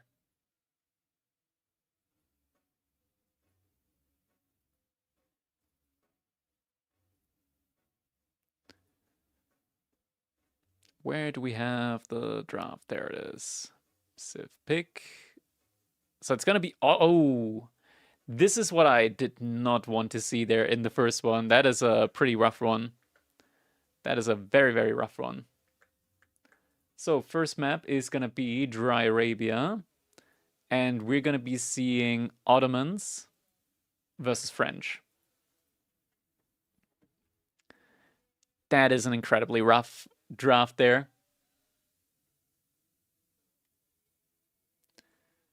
Did you lose it with surgery or strict diet? Strict diet, pretty much just caloric deficit and also just walking a lot more, general movement, like aiming for 7 to 12,000 steps a day. I'm gonna be honest, the last 2 weeks, or not the last 1.5, last 2 weeks, I've been in quite a slump in regards to like weight loss. I didn't gain any weight, but I didn't lose any weight either. I've just been so preoccupied with work and other IRL things, building a house at the same time at the moment. That's also demanding a lot of my attention. Then doing the Crack Cup every Friday, casting on EGC. I've been pretty stressed out recently, I gotta say. Pretty stressed out in general.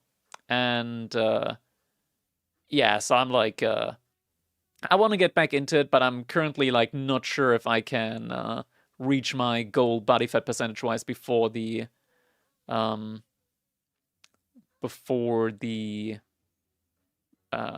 like loose skin removal surgery. Can you show us a photo of when the scale showed the highest reading? I've got like on I can show you. What I can show you is like...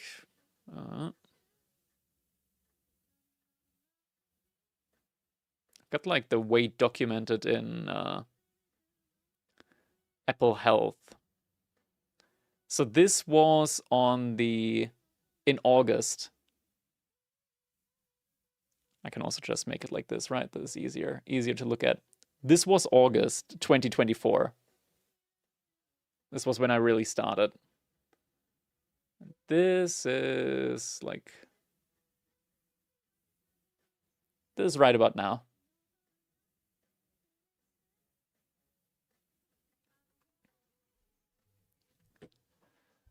Alright, looks like they've started the game now, though. How do you do that? Just caloric deficit.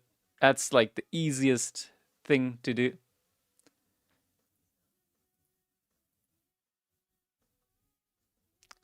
Thank you, One Top Lad. But yeah, thank you all for the nice comments there as well in general. But now it is time for us to jump into our game number 1. We've got in the color yellow, Beasty playing as the Ottomans. His opponent in the color green, it is 3DB. We're now jumping into our first game in our best of 5 grand finals for this week's Crack Cup, and we have hit a $1,000 prize pool for the event. And I just want to say thank you, thank you, thank you. Absolutely amazing. A ton of donations came through, some really, really big ones as well. And yeah, that allowed us to now be at a $1,000 prize pool for this weekend, which is pretty insane. That's the highest prize pool we've had on Crack Cup yet. The highest prize pool we've had yet. What's payouts for first and second? First gets 35%, second gets 25%. So it's 250 euros for first place and 350 for second place. The other way around. 250 for second, 350 for first. Imagine. All right, B opens up here with a play onto the first deer camp. So immediately is going to be getting that enhanced food income there. We'll most likely also be going for survival techniques. Yeah, immediately clicks that. Beasty is going to be going for a slow military school play. So he's going for military school, but he's taking his time and getting it. He's not going to be getting that one in any time soon. Well, 20 seconds. Then he's going to be able to start building it. Until then, players just going to be scouting around, looking for some sheep. There's not a whole lot of sheep to scout for, though, because this is EGC Dry Arabia. So most of the sheep, in theory, have spawned. Actually, this is EGC Dry Arabia. I'm not sure if it has, like, the sheep spawning around the TC. So I think players probably... yeah, there's still a lot of sheep around the base. Not around the base, but like on the map to be scouted. A lot of EGC maps at the moment, they do actually have a tendency to spawn sheep right around the TC and then just have a couple of sheep out on the map just to make things a little bit more fair, a little bit more even, a little bit more predictable when it comes to the sheep scouting.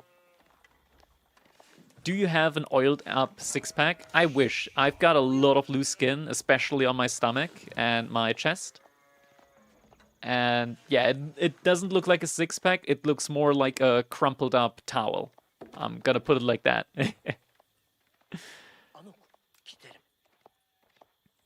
I've made a short video so far on my weight loss on my second YouTube channel. On my Instagram as well.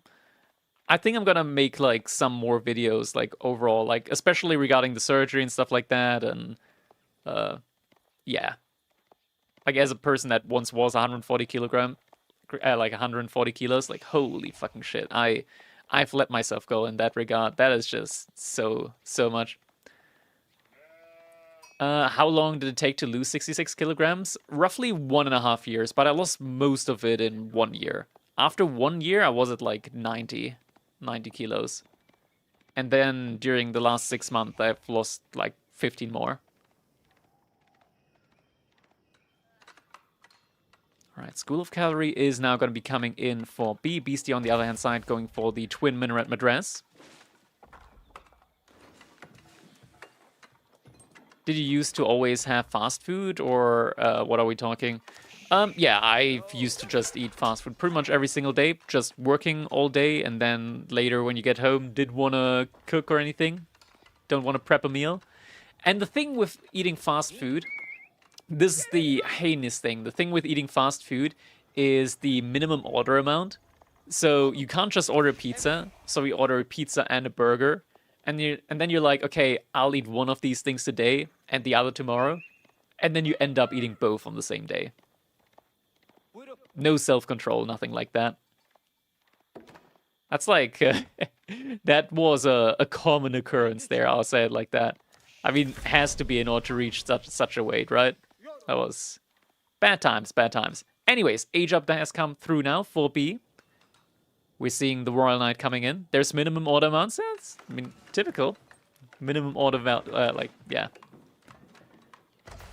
When you see top-level pros play, are you ever surprised by the openings and strategies, or is it generally set based on map and matchup? It is rare at this point that you're really getting surprised by an opening. And when it is, a lot of times it's not a good opening. Sometimes there's like a really, really surprising event and it makes click and it's like, oh my god, this is so good. And when that happens, when it's like such a good opening, you see it all the time from there on out. And then it doesn't surprise you anymore. Every now and then you get like the little surprises, but most of the time it's pretty predictable at this point what the early opening is. This early wall-off actually is interesting. Beasty is investing a lot of time here early on to like wall up the sides.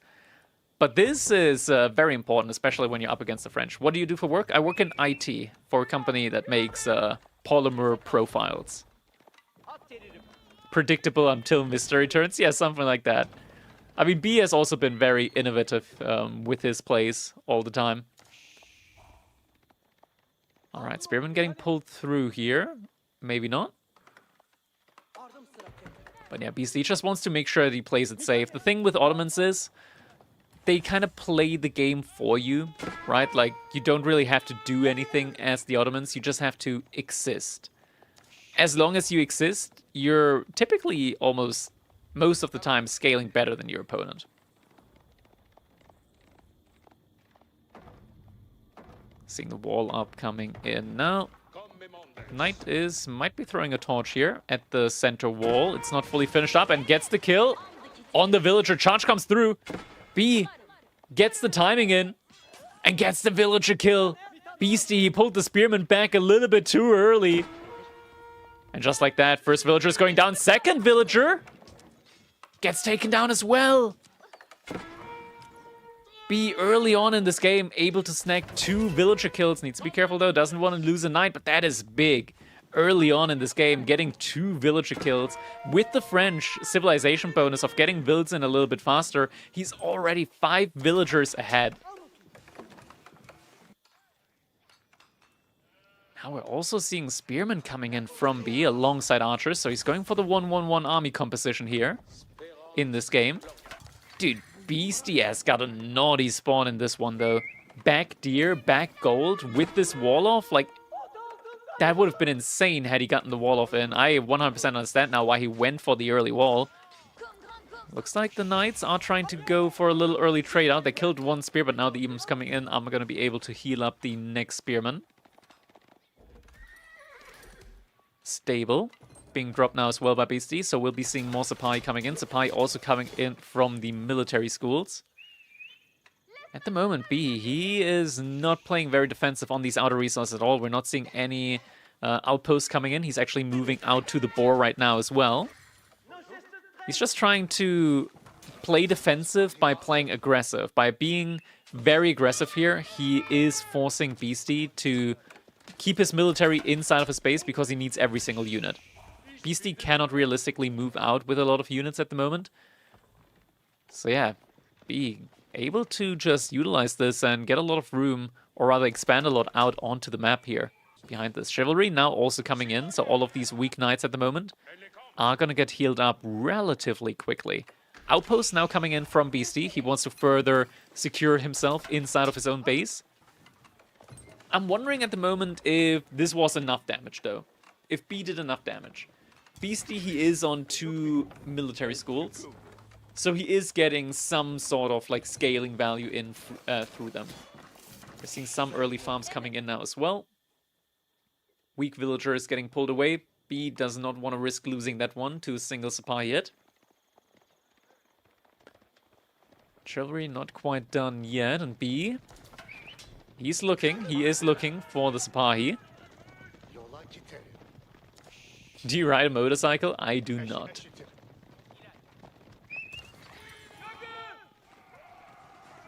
Now Knight's gonna be trying to get a connection in, not quite able to get that in. And B, he's already got a lot of Knights out there, already up to 8. We're at a point where we're actually seeing some pretty close numbers between the Spearmen out in the field and the Knights out in the field, and that's nothing that you ever want to have happen there. You saw the helmet? I'm living with my grandma at the moment while I'm building my house, and I'm in my dad's old room that he used to have here. That's his helmet. Sipahi trying to go for a raid. They do, of course, see that the deer and the boar have been killed through the fog of war, but he's also going to see that B has his military right here, so he's not going to be able to find any value out there.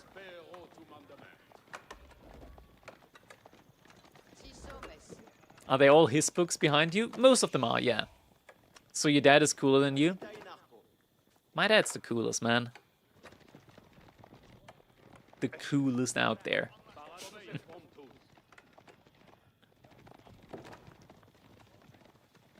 Beasty, yeah, he's just going for a fast Castle Age follow-up now behind us. He's got all of this area right next to the TC, ready for the Age Up.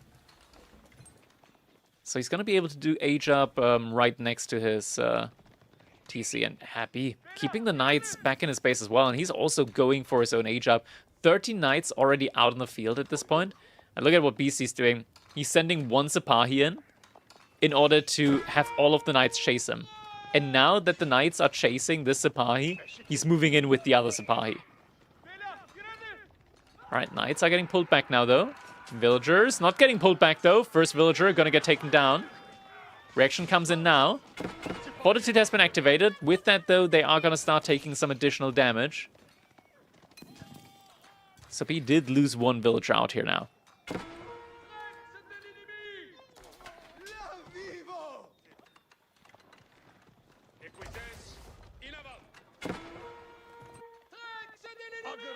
Spy still running. B just being a little bit annoying here at the moment now on the mining camp. One will force a pie, surely that's worth it. Not worth it for B, worth it for Beasty for sure. You get a lot of the Sipahi in for free.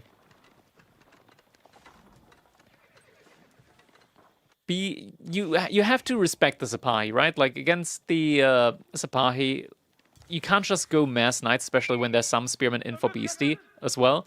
Having some Spearmen allows you to have them face tank, and then you are able to pull the Knights back a little bit. And if your opponent just A moves, then his units will hit the Spearmen instead of the Knights, and yeah, it gives you a lot more availability on the Knights. Age Up has finished up now for both players. We're seeing the veterancy upgrades being researched on both sides. Do we have an Instant Monastery? Yeah, Instant Monastery coming in. We do already have the double Imam play from Beasty, but yeah, he can't send the Imams out at the moment at all. B, he is patrolling, or rather, he's got units out there on the relics. Sends the scout and the knight a little bit further back now. Yeah, he knows he can't contest that relic right away. That means first relic's being taken, but at the same time means the army is out of the base. Knights charging into the base from Beasty. Getting another one villager kill. Not diving much further, though. There is a lot more value here, but B doesn't know about that, so he has to fall back for the time being. Forces Beasty's entire army back, though. B's still just running around on the sides.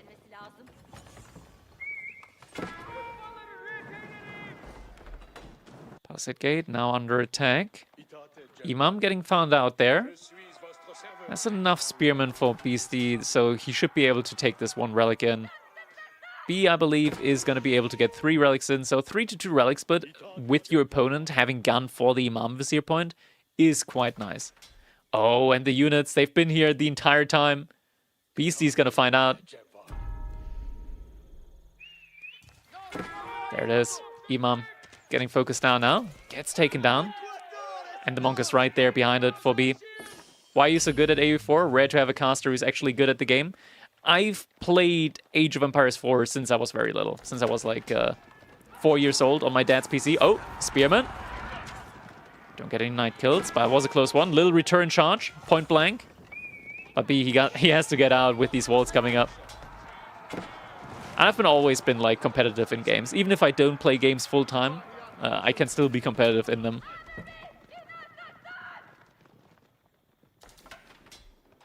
Oh, Imam.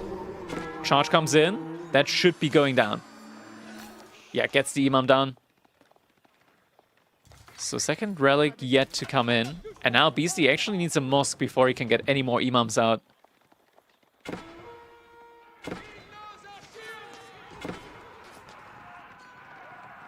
Wait, Crackety played AU4 for 30 years? No, since I was 4 years old. What?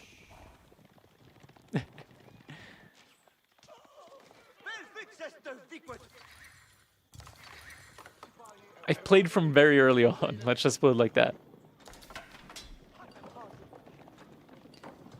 Yeah, B's just massing these knights right now. Tons and tons of knights being massed up. Gets the blacksmith upgrades. And now he's going to be going for a keep. Keep is going to be dropped over here. Is going to be getting the buff, or rather the discount, on all of his military units.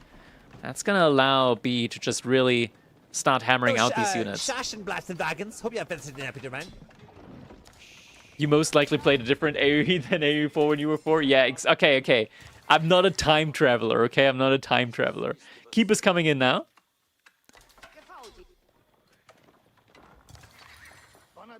We don't have any Janissaries yet from Beasty.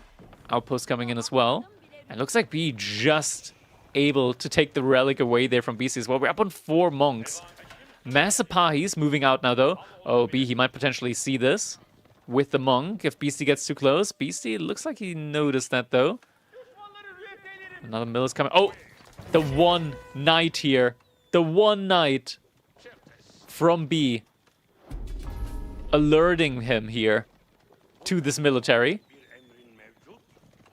But, oh, he's not moving back. He's not moving back. He is not moving back. He's going to lose all the villagers. Okay, he realizes it. He pulls them back. Fortitude has been activated, though. At the same time, B is charging into Beasty's base, and Beasty doesn't have all of his military here. Mangonel shot onto the archers, gets a good connection in. The gate is getting torched down.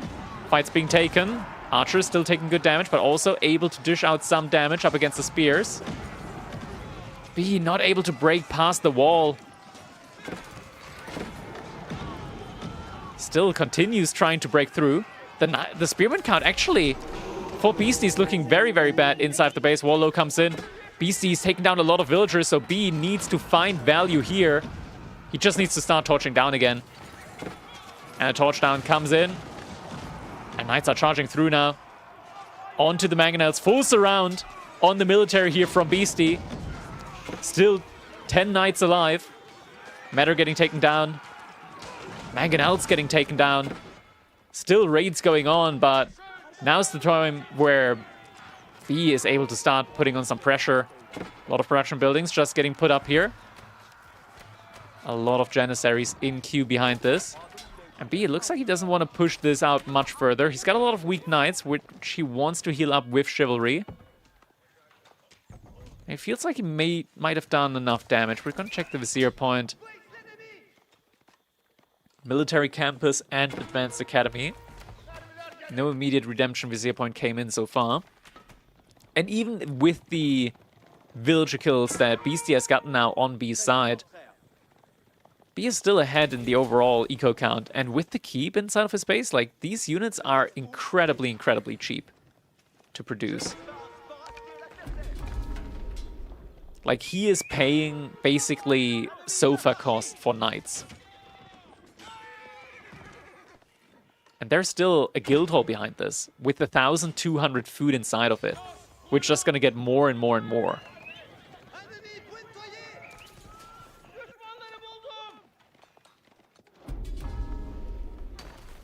What's BC's plan now behind the sacred sites start to be captured up as well? B, in theory, could just play this around the sacred sites now as well.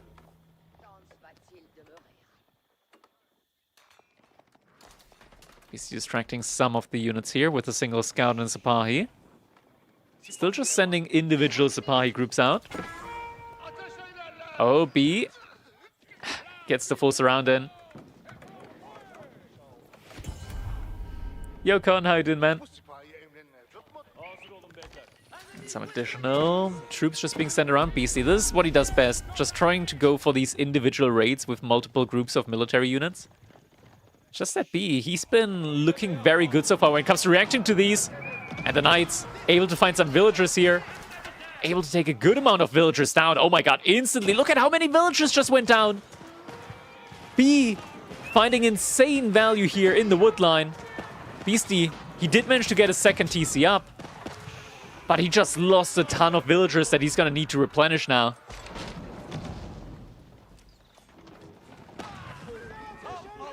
That is some heavy, heavy losses. And it does expose the Janissary play that Beasty's going into. And B, he's got the answer. He's got Spearmen. He's got Archers. He's got all the units that he needs now in order to form a push against this. Oh, looks like Beasty might be able to find another access, though, to some villager kills as well. What's the best army composition here for B? I think just about what he's making right now. Just a little bit of everything. Villagers are going to get found out. Immediate reaction, though, from B. Does spot this out. Pulls the villagers back. How far is... Oh, it's already 2,000. Already 2,000 in the guild hall. Which is why B needs these villagers working actively on gold right now. He needs the gold income. Villagers moving back. Still a lot of them going down. Back and forth again. Does have textiles, but still a lot of them did go down. Still 10 villagers ahead, but... It is some losses. Beasty, he's buying himself time. He is evening out the count a little bit, time and time again. B at the same time tries to go for counter raids as Beasty yet again lost a lot of his military. So, yeah, opening up a way here for B to do some damage to the economy as well. On the other side. It looks like for a second it looked like Beasty could have wanted to just go for Imp.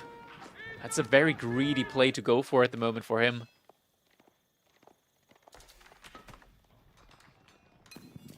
And B will soon, or he already could go for the age up. He might not want to pull it quite yet. The guild hall does amass a lot of resources quite quickly, so you're actually a little bit incentivized to just wait a little bit longer, get more resources in, maybe make more units first before you pull the resource out. But there we go. Resources have been pulled. Guild hall getting placed in the middle of the map. Not guild hall, Red Palace coming in. Wondering if we're going to be seeing a second TC or something like that from B soon. As he did spawn out the second TC from Beasty, so he knows that his opponent is on the second TC. He's up 4 relics, like 4-to-1 relics. Still, Beasty just sending out more more units here, time and time again. Do you put guild hall on gold or food here? I think you can put it once more on food, but after that you want to put it on gold. And yeah, B, he's keeping it on food for the time being. Like, you still have a food transition ahead of yourself, so I personally tend to still have it on food, especially since B, he's in a position where he's got control over gold vein, right? Like, gold is infinite for him. What you want short term is like another 1 food burst for your food transition, to cover for your food transition, and after that, you don't mind getting, like, you can go for the gold afterwards. Knights. Just forcing the units out here a little bit, taking the scout down. But still, the threat of Janissaries, B, he can't really move out much more than this. Elite Knight upgrade is in queue as well behind this. He is trying to pick up some units, but losing 2 knights for it doesn't feel worthwhile. Checking the Vizier points again. And we got Paxa Mana in. Beasty, yeah, he's got more villagers now with the 2 TC play. Catching up in the village department with that. Wall has been opened up. It's just going to get rebuilt now afterwards. Little raid coming in from the Sipahi. Knights chasing after. Lots of idle time here being forced on the villagers. Knight's raiding the backside now.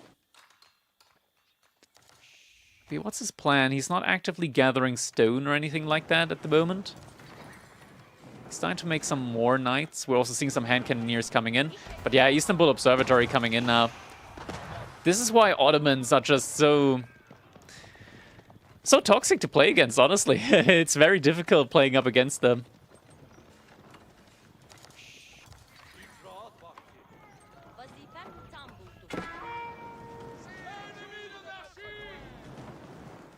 Reinforcement wall coming in behind this. We're now also seeing siege coming in with the siege workshop. So could be some cannons joining the fray for B. And B, what's he doing at the moment? Is he just buying food? Looks like he's been buying a little bit of food. Yeah, he's indeed been buying a little bit of food every now and then. Which, I mean, is fair. He's gotten all the gold gathering upgrades in. And he can do this for a good while now. But he will eventually need to get like a transition going. More resources coming in. And yeah, double cannon's gonna be the play now. Cannon's also great at taking down Janissaries. That is gonna be the main way for B to further aggress this fight now. Some cannon hits coming in. Or not cannon, it's mangonel hits. Some rocks being thrown. Now the French cannon is moving forward a little bit.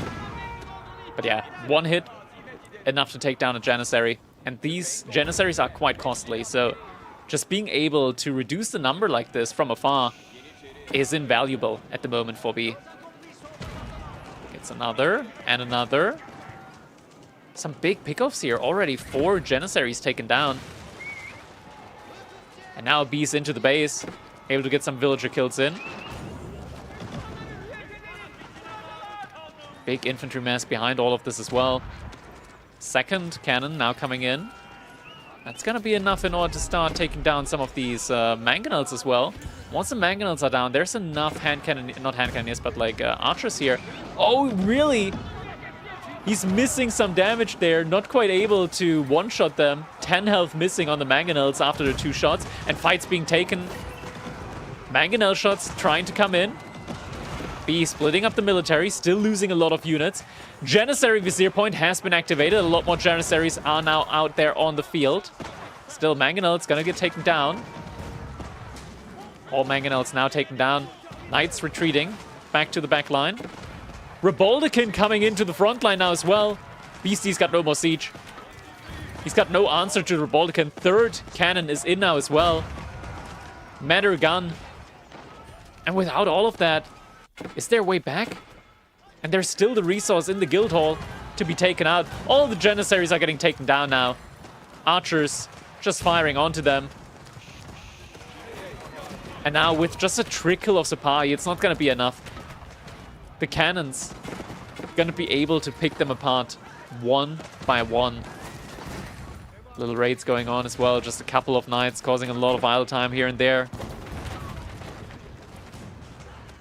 He's still falling a little bit further back. He's still got a lot of spearmen here at the front line as well. And still the cannons just taking down units, unit after unit after unit.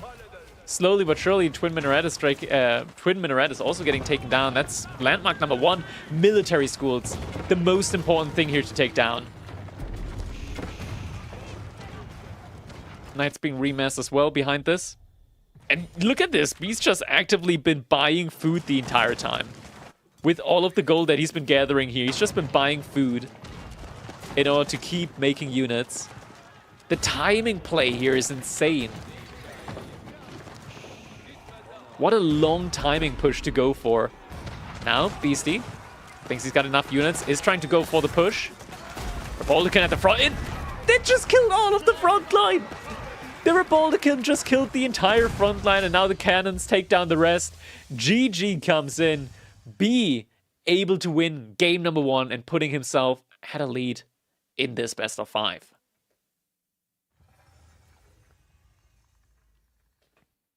Oh man, what a game.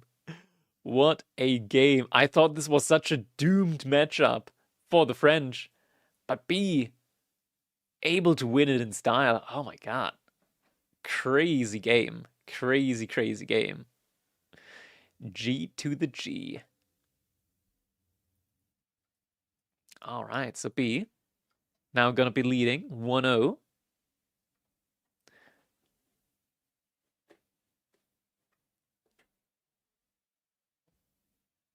French best Civ, indeed. It appears to be the case.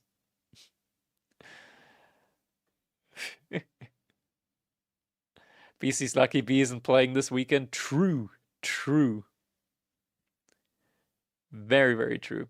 French are good. I agree. Like, I legitimately think that French are like one of the best late game civs in the game. Nah, Mockridge loves me. He would never say something like that, Corvinus. Why is Splee not playing Wololo? Because he has been suspended once from Wololo, and there wasn't really any public... We lost! And just because I'm bad. There wasn't really any public reasons given. I don't know the backstory exactly what happened there, but yeah, it's... They had a falling out, and yeah. Now he's not playing the tournaments. Let's see. Next map is going to be Frisian Marshes. And we've got, on Frisian Marshes, Mongols coming up against... okay, interesting. Jeanne d'Arc on Frisian Marshes. That's an interesting one. Not what I expected.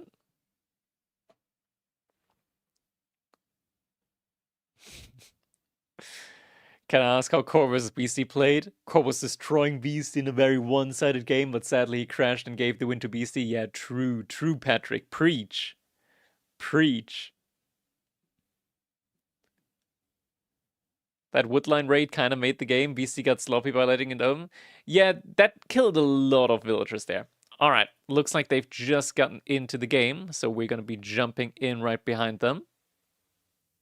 Beasty's learning from Matin Jiv, the GOAT. Exactly. Matin, the #1 console Mongol player. Any gambas? Do we have any moderators in the chat that can do some gamba moderation? Any gambas going on? Going once, going twice? In the meantime, we're going to be jumping in as it is time for our... Oh, I gotta flip the thingy around again. There we go. Flip UI. It is time for our game number 2 in this best of 5 in the grand finals of the Crack Cup number 8 $1,000 prize pool. It is Beasty playing in the color yellow as Jeanne d'Arc. Wait, it was the other way around. And B playing as the Mongols. I don't know why. I don't know why, but I thought Beasty was playing as Mongols. It's the other way around. I didn't check the draft. I'm tired, okay? It's late into the day. I had work today. I got all the excuses. What's your excuse? I found it. What's your excuse? Anyways. What do we have going on here at the moment? Looks like we've got an early mill into wheelbarrow play from Beasty with Jeanne d'Arc. The other hand side B. He might be going for a Dark Age pawn play as he has enough wood saved up for it, in theory. I found it. Is instead going to be going for the barracks. Are you working full-time? I am indeed working full-time. The full 40 hours per week. Finally, I found it. It's like I gotta give you guys something else to do with the channel points at some point in time. Yeah, we are gonna be getting some double-produced spearmen out. Beasty, though, with 4 villagers on gold, looks like he's expected something like this. He's gonna be getting enough gold in. What's my profession? I work IT. I work, I'm like assistant team lead for internal IT at a company that manufactures polymer profiles for rubber sealing stuff like that. It's very, like, it's not rocket science, but it's fulfilling.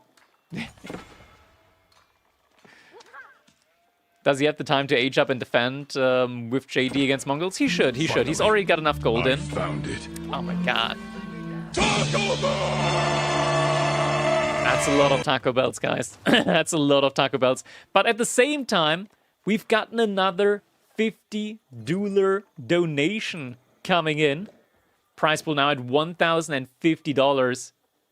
Finally. Let me quickly check. Oh my god, and now the long one as well? Oh my god.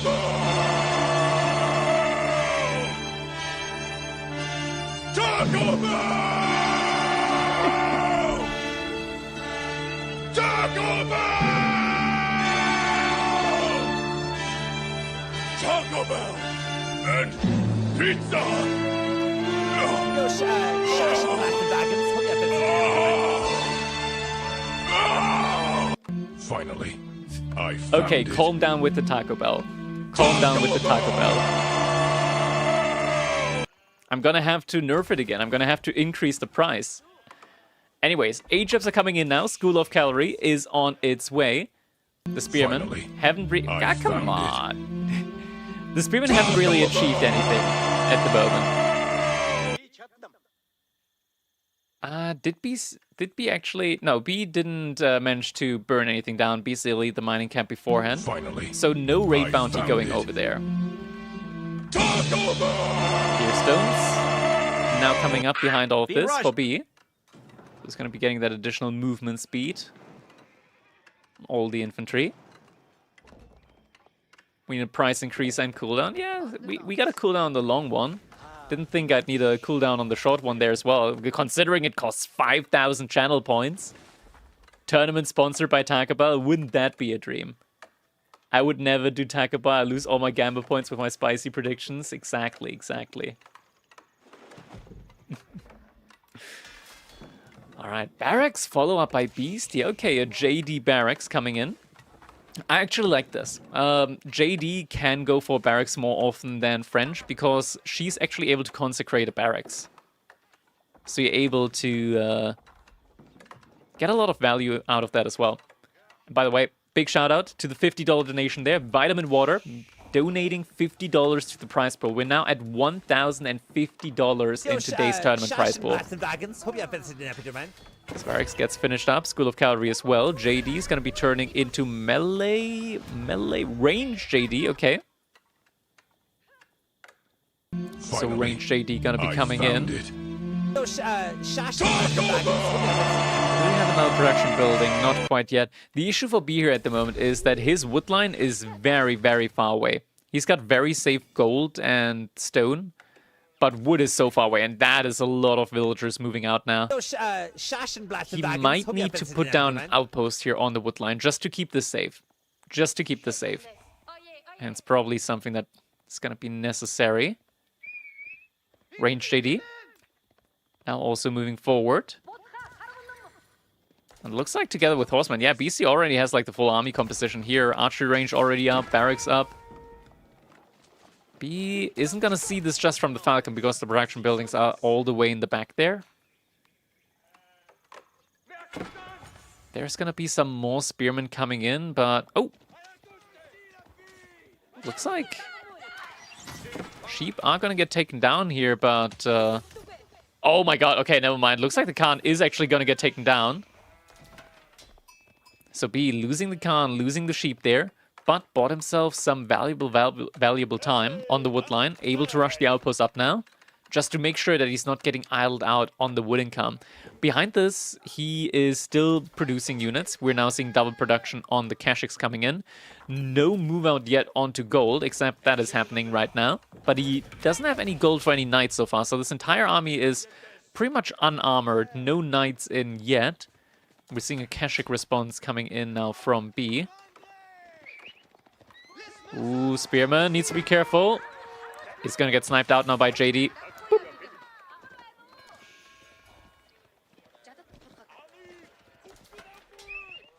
Kashyyks are gonna be utilized now. The question is B gonna use them to try and go for a raid?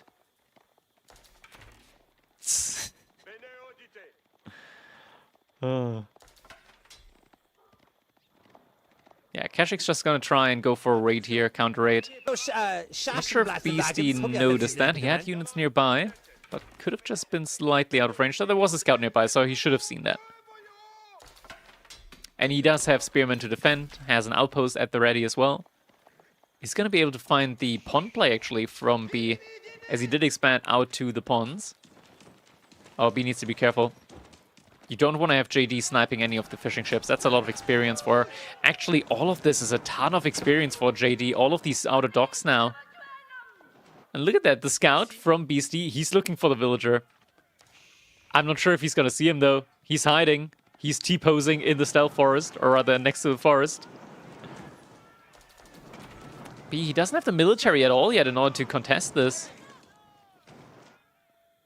Villager still alive. It's now going to move out. Demo ship in queue. But, I mean, that actually gave resource to JD just for exploding. That's kind of vile. Dog is going to get taken down. Spearmen losing their life a little bit too early there. Not enough archers on B's side. Yeah, he's struggling with trying to clean this army up on his side of the map. Reinforcements coming in for Beasty at the same time as well. Keshik diving headfirst into the spears there. And B calls for the retreat. Movement speed arrow comes in. Tries to pull the army back. But these are some heavy losses on the exchange rate. Look at this, 1,000 resources already killed by Beasty. There's a ton of production buildings in, but B's just lacking the resource now to produce out of all of them.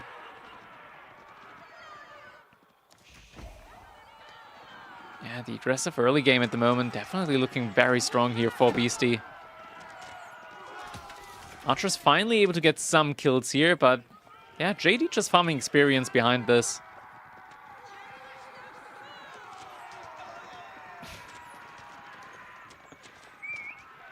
Oh, man.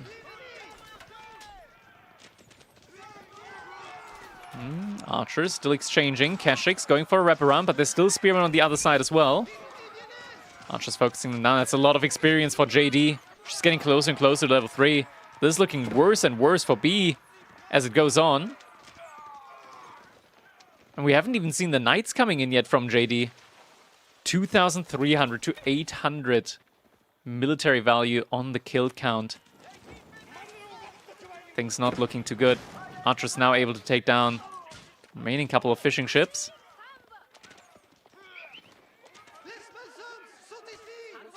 B, does he have more units anywhere else? Does he have any counter raids going on? Doesn't look like it at the moment. So things are not looking too hot for him here. Keshik's going for another charge. Archers. Good clicks there onto the spears. There's just so much more coming in behind this. Khan getting sniped down. 12 experience for JD. And she's getting closer and closer to the next level. Knights now in as well as a front line. Gonna be able to tank this all up. B losing all of the troops here. And it feels like this is not going to be a game that will be going on for much longer as all the remaining troops are going down. And with that, level 3 is going to be coming in. And as soon as level 3 gets spotted out, that has to be an immediate GG follow-up. Unless he doesn't reach level 3. Does he? Does he not have it yet? Oh, I'm too experienced. Okay, he's going to get it in now.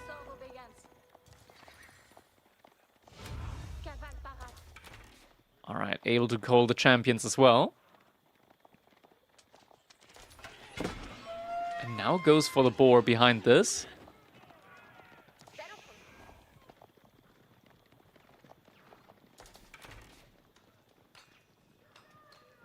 He's trying to get some Keshiks up, but yeah. Should be seeing some champions coming in soon as well. There we go. Champions have been called up now. 175 health. Almost as much health as a knight. Now villagers in trouble. 2 falling, 3 falling. And now JD level 3 is getting revealed. Villagers on the wood line in some serious trouble now. Beasty is just going to start torching this down. Villagers trying to run away. Are going to make it out alive. Beasty not chasing after them.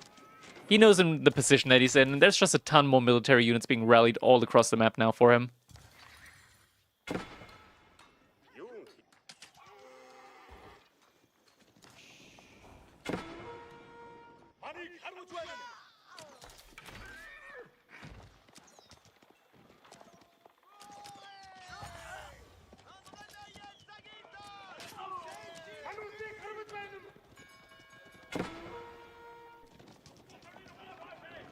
Oh no.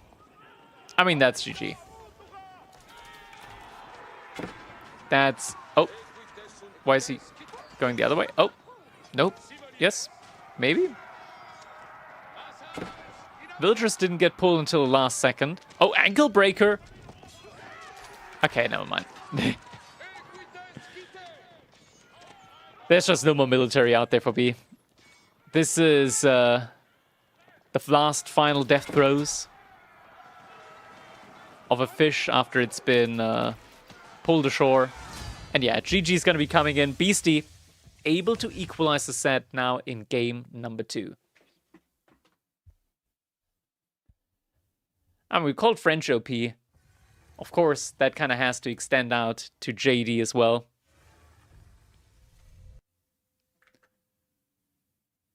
Let me quickly fix that up. I was on the other side. JD here, Mongols there. Now is 1-1 on the scoreboard.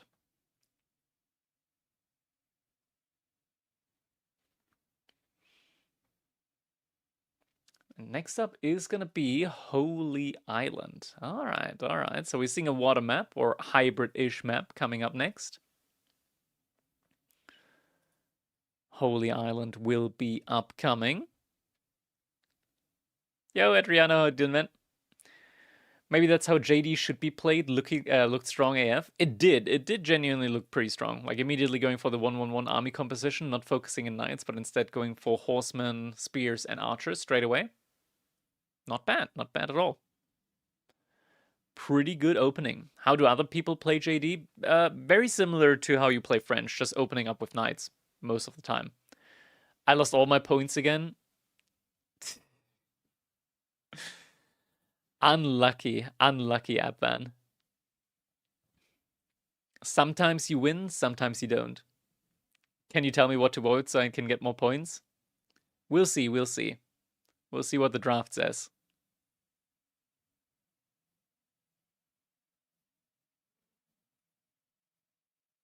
Depending on what the draft says.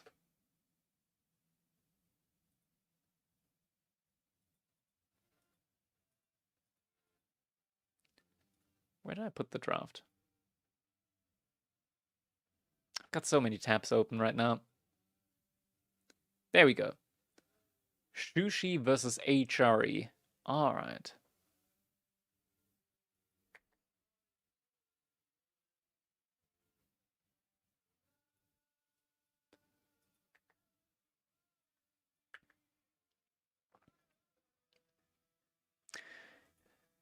There we go.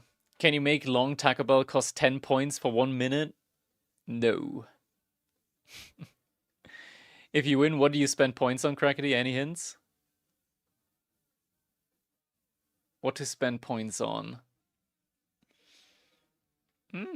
It's your call. Your call. Sometimes you win and sometimes you don't win. Sometimes you lose and sometimes you don't win. Yep. True, true. All right, they're in the lobby now. Oh my god, yeah, I gotta update the title. There we go. There you go. Title updated.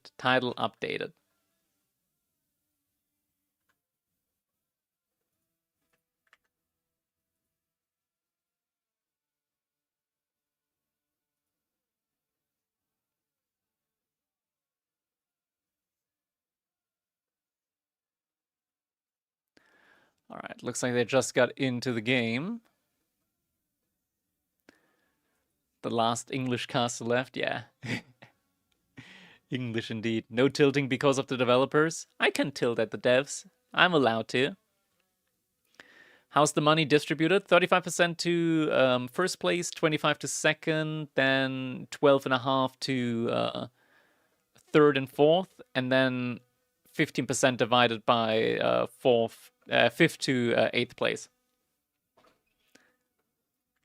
All right, time now to jump into our game number 3. It is 1-1 right now. And we're jumping right on in. We've got Beasty in the color yellow again, playing as the Holy Roman Empire here on Holy Island, already moving out to get his first dock up.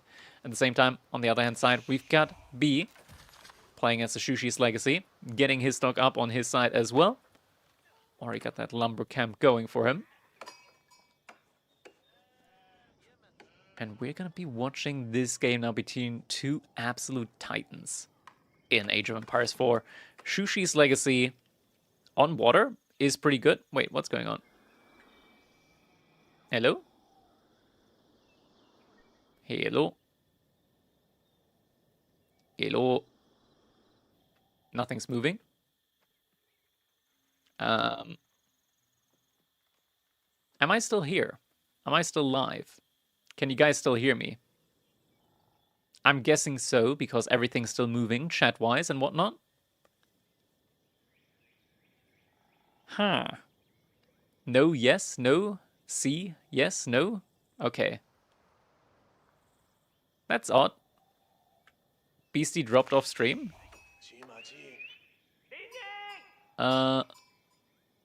Shash and Blast and Wagons. Hope you have visited an epic man. Oh yeah, it looks like Beasty disconnected.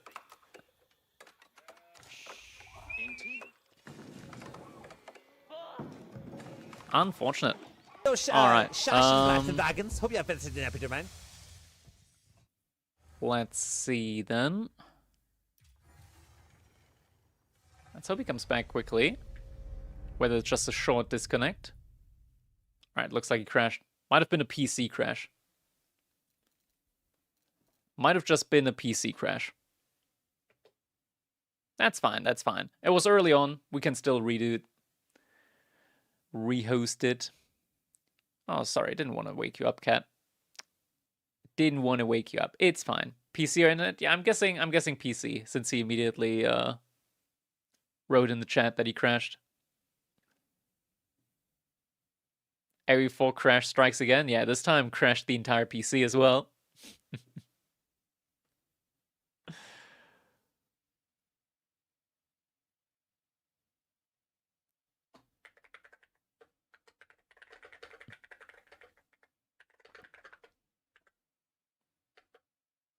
Why did he crash? Why does somebody crash in Age of Empires 4? That is like asking somebody, Shash and Blast and Wagons. why Hope do you we have visited breathe? an epic man. Why do we walk? What do we aspire in life? Age of Empires 4 crashes because it's Age of Empires 4. It doesn't need any other reason. Why do we breathe? Yeah. Why do we breathe? In order to Shash and exist. Blast and Wagons. Hope you have visited an epic man. How's the workout routine going? I don't really work out a lot. It's mostly just diet. The thing is, I'm gonna be out of the workout routine for quite a while. Once I'm getting my surgery anyways, like loose skin removal surgery. My plan is to start really working out and building up muscle after that, once I've recovered from that. Gotta be honest though, if the whole PC crashes, there's no guarantee AoE4 caused it. But there's also no guarantee that AoE4 didn't cause it. Checkmate. Checkmate.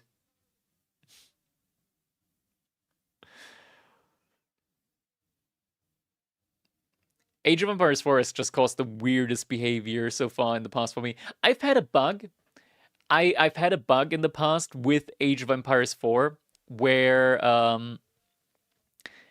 I switched to Windows 11 on a Ryzen processor, and I started the game, everything was normal, everything was fine, everything was going smoothly. Then suddenly, like 5 minutes into the game, I suddenly had like a 2-second delay. I'm like, oh, okay, that's pretty odd. That's pretty odd. Another minute later, the 2-second delay turned into 3 seconds. 2 minutes later, it turned into 10 seconds.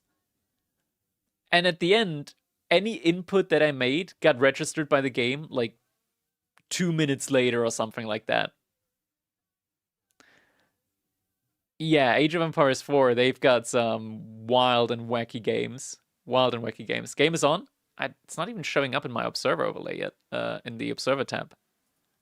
Alright, observing through the friends list it is. It just works. It just works. We've got AV4 devs telling us little lies, sweet little lies. Alright, time to jump back in then. And once again, we've got Beasty in the color yellow playing as the HRE, his opponent 3DB playing as Shushi's Legacy here on Holy Island. Both players sending their villagers out across the map in order to start putting those docks down, start gathering that fish. $1,000 prize pool, what did I miss? A ton of very generous donations from the community, making this Crack Cup the biggest prize pool Crack Cup that we've ever had so far.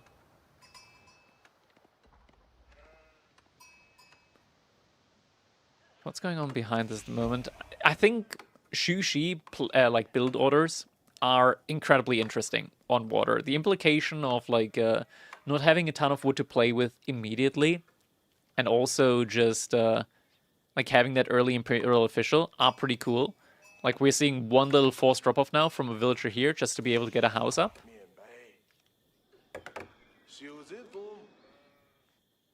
Actually, no. First cues the fishing ship. Okay. Makes sense as well, since it's all still in queue. He's gonna have a little bit of block time on the TC. Yeah, a little bit of block time there. Needed just a little bit more wood. That was very close. Very close. Okay, house now getting rushed up. Gets the villager in. There we go. Villager able to go out to work again. Fishing ships at the moment, decent distance to the deep water fish, but B decides to first start off on the shoreline fish instead. Beasty's got a pretty good spawn there as well. Actually, like, distance-wise, pretty similar. It's like one fishing ship worth of distance in between.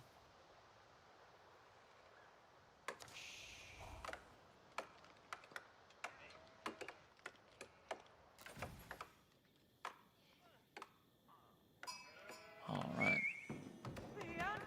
Prowl at the moment. Just inspiring. The villagers here on the wood line. It's kind of cool when we get these spawns on Holy Island with the forward wood lines. It's kind of rare though. I feel like 80% of the time it's always just the back wood line and no forward wood line.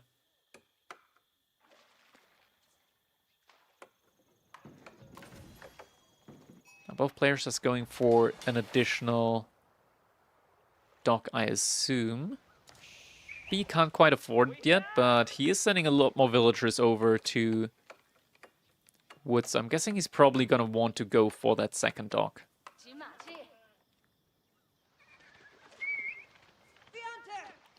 Scout might just start hitting the villager a little bit.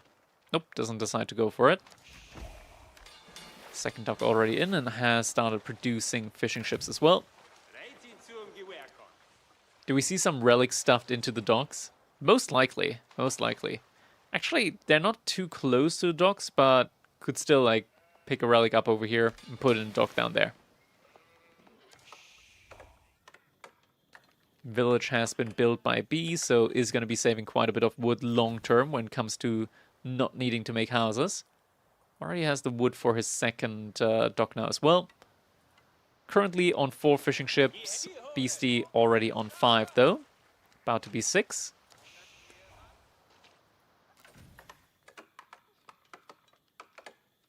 Some nice efficiency there also on the gold gathering, or rather tax collection from B.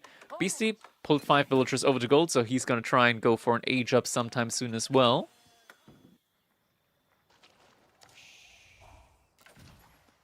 There is always still the like little slight bonus from China and Shushi's Legacy.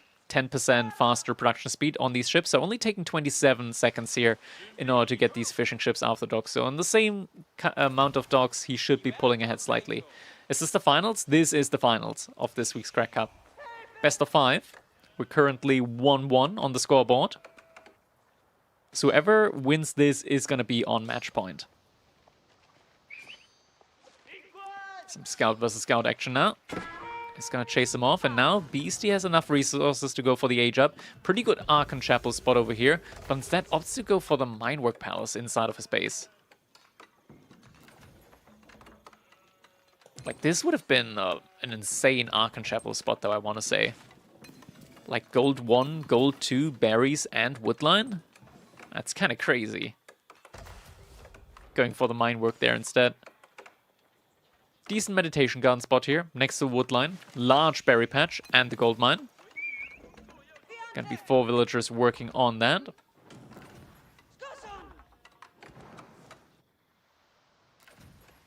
Wonder what the mine work's gonna be for. I mean, it kind of paints a picture that this is most likely gonna be going for a little bit more feudal age oriented game with early aggression.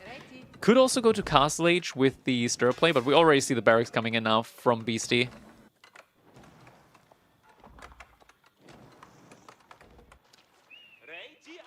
Out on the water. Fishing ship is pretty even between the two. There's already a third dock up for B. 13 fishing ship for B up against 14 from Beasty. So very, very close, very similar there. Now Medigarden has been completed. We immediately see an archer ship coming in. First spearman already in queue. Should also be seeing probably like another lumber camp, just for efficiency's sake, a little bit deeper into the wood line. Yeah, after the spearmen, we're getting a man-at-arms in next. Man-at-arms is interesting, especially against Shushi's Legacy. Something that you can do as Shushi's Legacy when this aggression on land is just a little bit too annoying. So you just send 2 villagers out to stone. You get like 1 to 2 outposts up with hand cannon placements. You're gonna be able to just get a lot more defense in your base against like raids with little, like few units. Outpost getting rushed up now on the gold vein.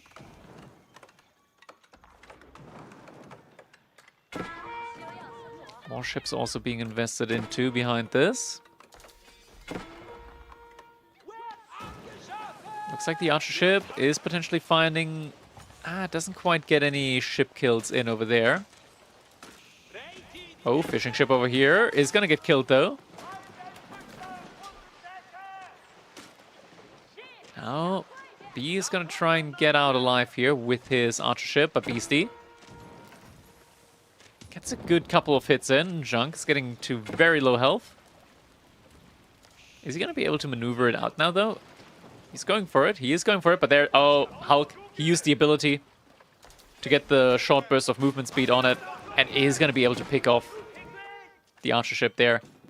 Horseman is going to get out-healed and surrounded and daggered to death. Behind this, early man-at-arms is going to get taken down. Spearman also loses his life. Demo ship and 1 war junk out there at the moment. B, he's gonna need additional units out on water if he wants to hold this.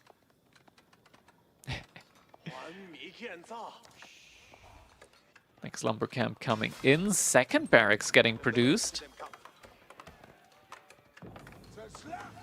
Interesting choice there. Oh, that's a lot of villagers on gold. B's gonna spot this out. Just the sheer amount of villagers on gold. I'm not sure if he actually saw it. Maybe he did.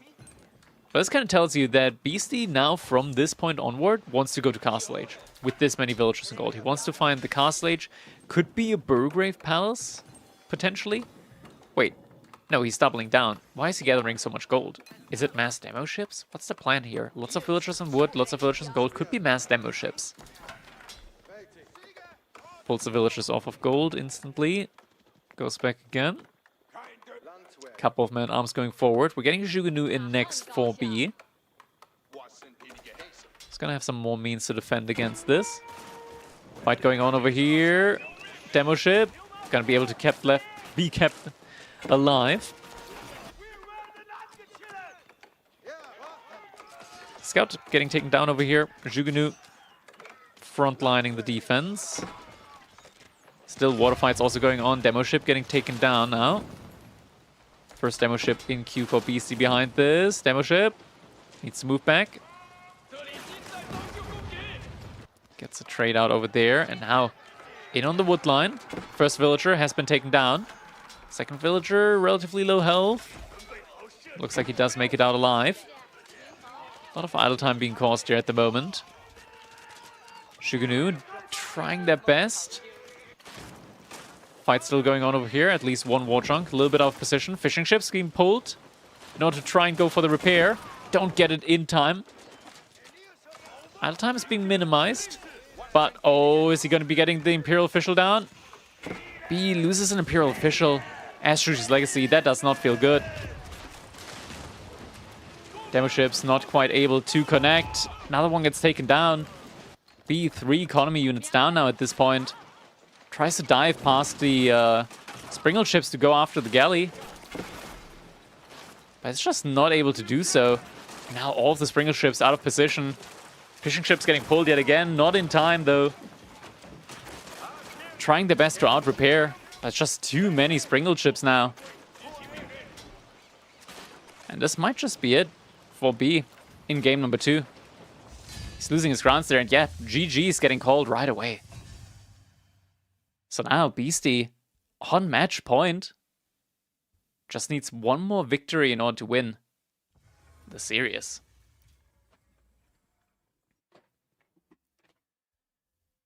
GG comes in over there. All right, that was a quick one. That was a quick one for Holy Island.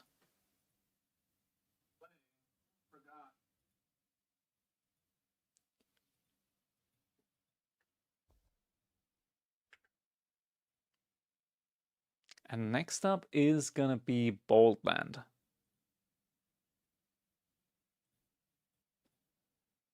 All right, Boldland gonna be next. That is upcoming. Waiting for the draft there. Finally, good bet. I can afford Taco Bell now. Congratulations. Congratulations on the Taco Bell. Mokrich? There he is. Very eccentric name for a cat. He is a very eccentric cat. The best cat there is. Look at the little toe beans there. Boop, boop, boop, boop, boop. Oh, okay. Sorry. Yes. Yes. You're a cutie. Oh my god. Ay.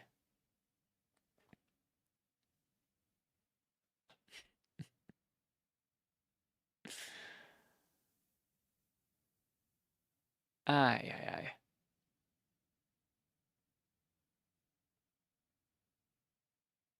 Red Nose is so cute.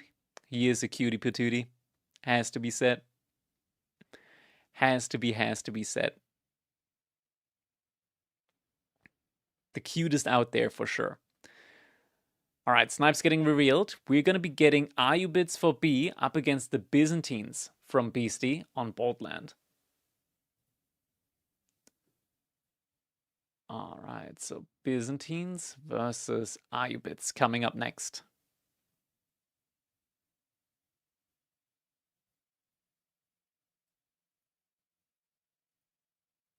Why am I scratching Beastie's belly? The cat's name is Mockridge. Ay.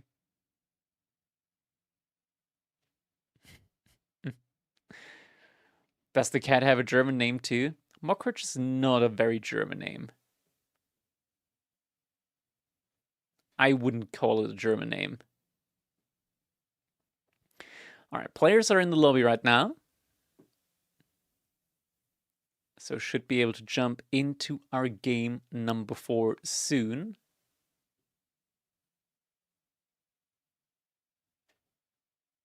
Ay.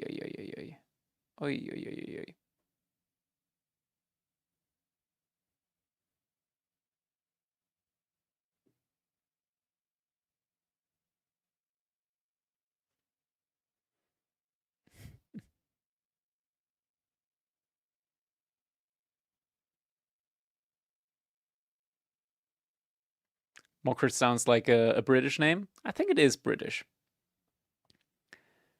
Do believe it is British. It's the name that the animal shelter gave him, where I picked him up.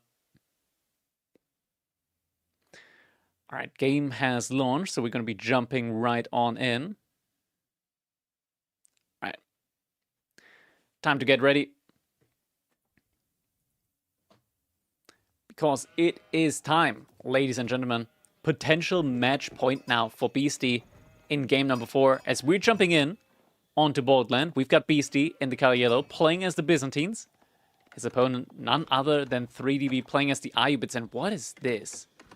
Ayubit Dark Age Barracks Rush. That was not on my bingo card. That was not on my bingo card. That's interesting. Okay. Dark Age Barracks Rush from the Ayubits. Okay.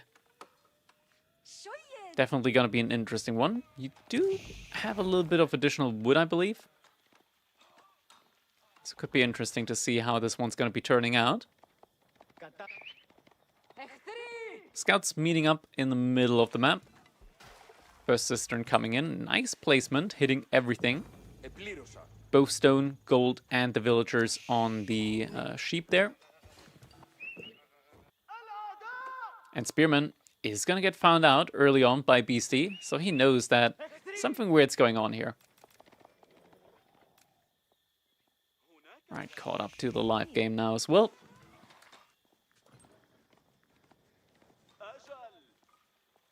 More villagers getting pulled out now in order to get more gold in.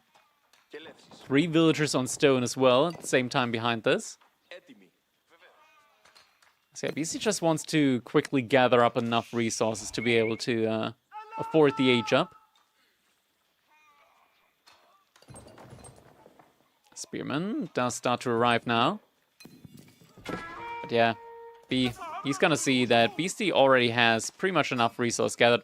Cause a little bit of idle time. Akratoid defense has been activated. Second Spearman arrives right now as well. And we're getting a villager getting pulled now as well.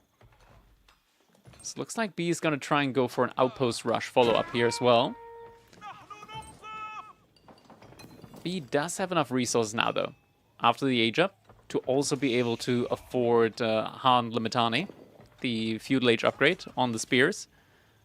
Stone Mine is going to have to get evacuated now as well, but with just a couple more buildings, Beasty's going to have enough for Cistern level 3 as well.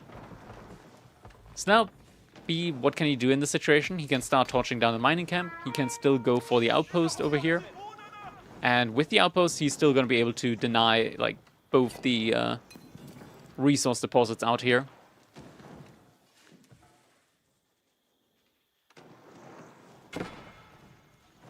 But Beasty still has... Okay, Beasty's... oh my god. Got gold in the back. Outpost in the front side. Doesn't really matter. Unless it is to, like, mount an additional offense in Feudal Age. But for the time being... Yeah, not really any immediate effect to this outpost rush. This isn't gonna immediately put Beasty in a predicament. Grand Winery coming in next.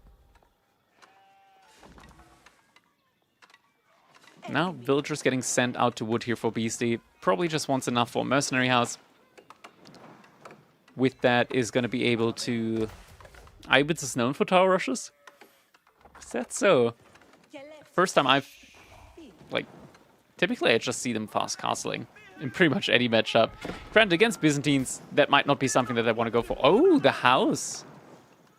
The house outside of TC range. That's actually pretty big. Good value there to be found. House of Wisdom now coming in as well.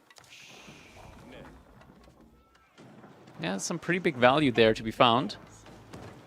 One villager getting pulled now in order to repair that.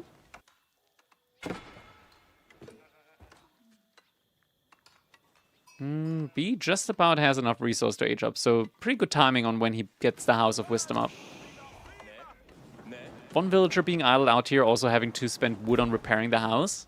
That's pretty good value being gained right now by B. Culture Wing Logistics now coming in. Imagine if B does the Golem Rush. I don't think so.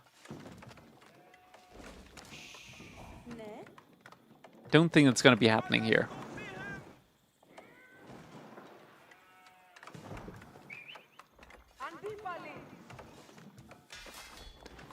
Four barracks now getting put up as well, so we'll be seeing a Limitani opening now. Jonan vas get to. Thank you, man.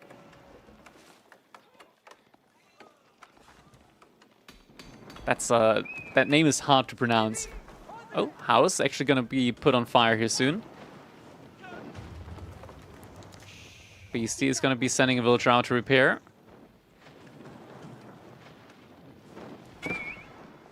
Yeah, the castle age is gonna be quite delayed, but honestly, like, Byzantines doesn't really mind, I feel like, being a little bit delayed on that. House is just gonna get counter-repaired for the time being. Scout actually getting decent value in, just by getting some early torches up against the outpost. I feel like B should have pulled one spearman a little bit earlier to, like, have at least one spearman harass the scout off that point. Alright, he's gonna do that now, though.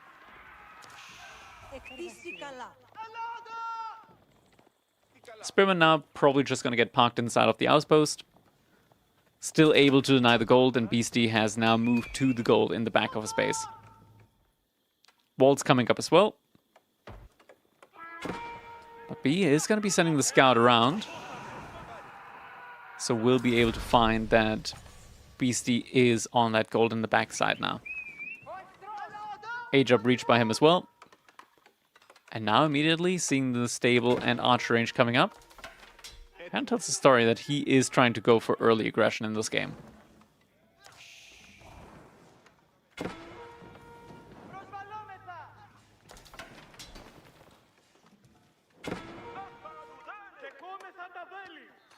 Oh, a little bit of stone gathering coming in, so we'll most likely try and get some emplacements on the outpost here, just to further cement his position.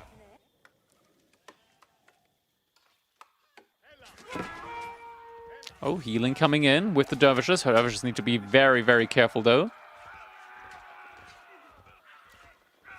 You cannot lose any of these. Placement in queue now. We're getting Desert Raiders and Horsemen. That's a rough one. Rough army composition against Limitani and the Lombos that are in queue. Already halfway complete, just 20 more seconds remaining there. Blacksmith getting put up next as well. Beasty already has 3 villagers out on gold again, with Cistern level 3 as well working for him. And with the Blacksmith, actually is going to have enough resource for Cistern level 4 as well. Or just about. Need some more resources for the Aqueduct. But he's in a very, very good position at the moment. Very good position.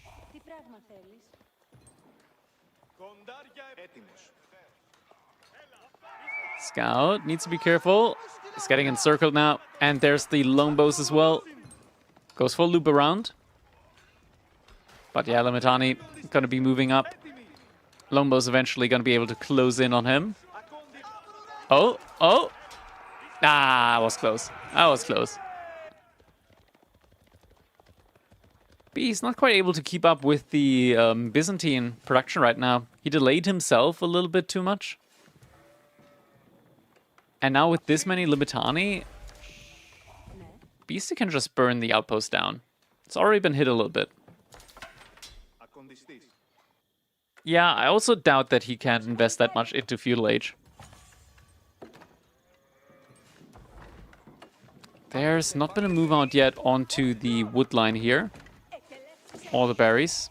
Granted, it's a little bit difficult with the walls that Beasty did put up. Oh, villager. Yeah. Yeah. Oh, man. Poor villager.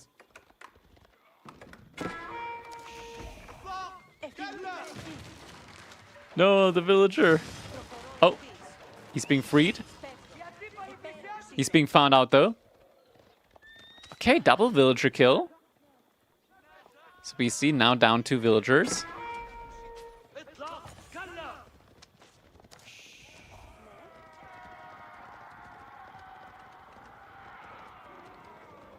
Byzantine has crap feudal, right? No, Byzantine actually has a pretty decent feudal age. It's just that they're played very greedy most often.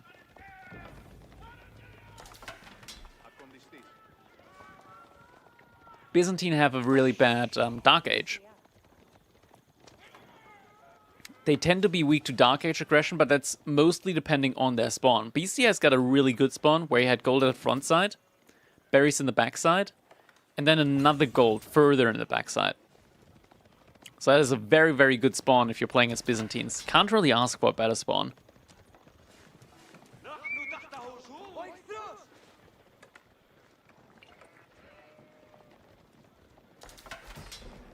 And now 2 mercenary batches already out.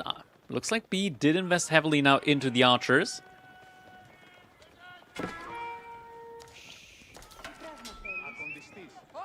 Doesn't seem to potentially have quite enough, though. Never mind, they were all here at the front line. And together with the outpost. Yeah, Beasty not able to push this in. Does have to respect this. And is instead now sending a lot of villagers over to gold. He's just going to try and like force the castle age now. Speaking of, B actually the first one to click castle age behind all of this. Not what I expected. So Beasty trying to play catch up now onto the castle age. We're even seeing the palings being constructed there. Makes an engagement for B pretty much impossible at this moment. So Industry Wing is going to be coming in for B now. Don't think he can really make anything else. Oh! Longbows, they walked a little bit too far to the front. Lamitani getting sniped down a little bit. Some getting taken down. He's not quite able to reach the age up yet. About to be able to get Cistern level 4.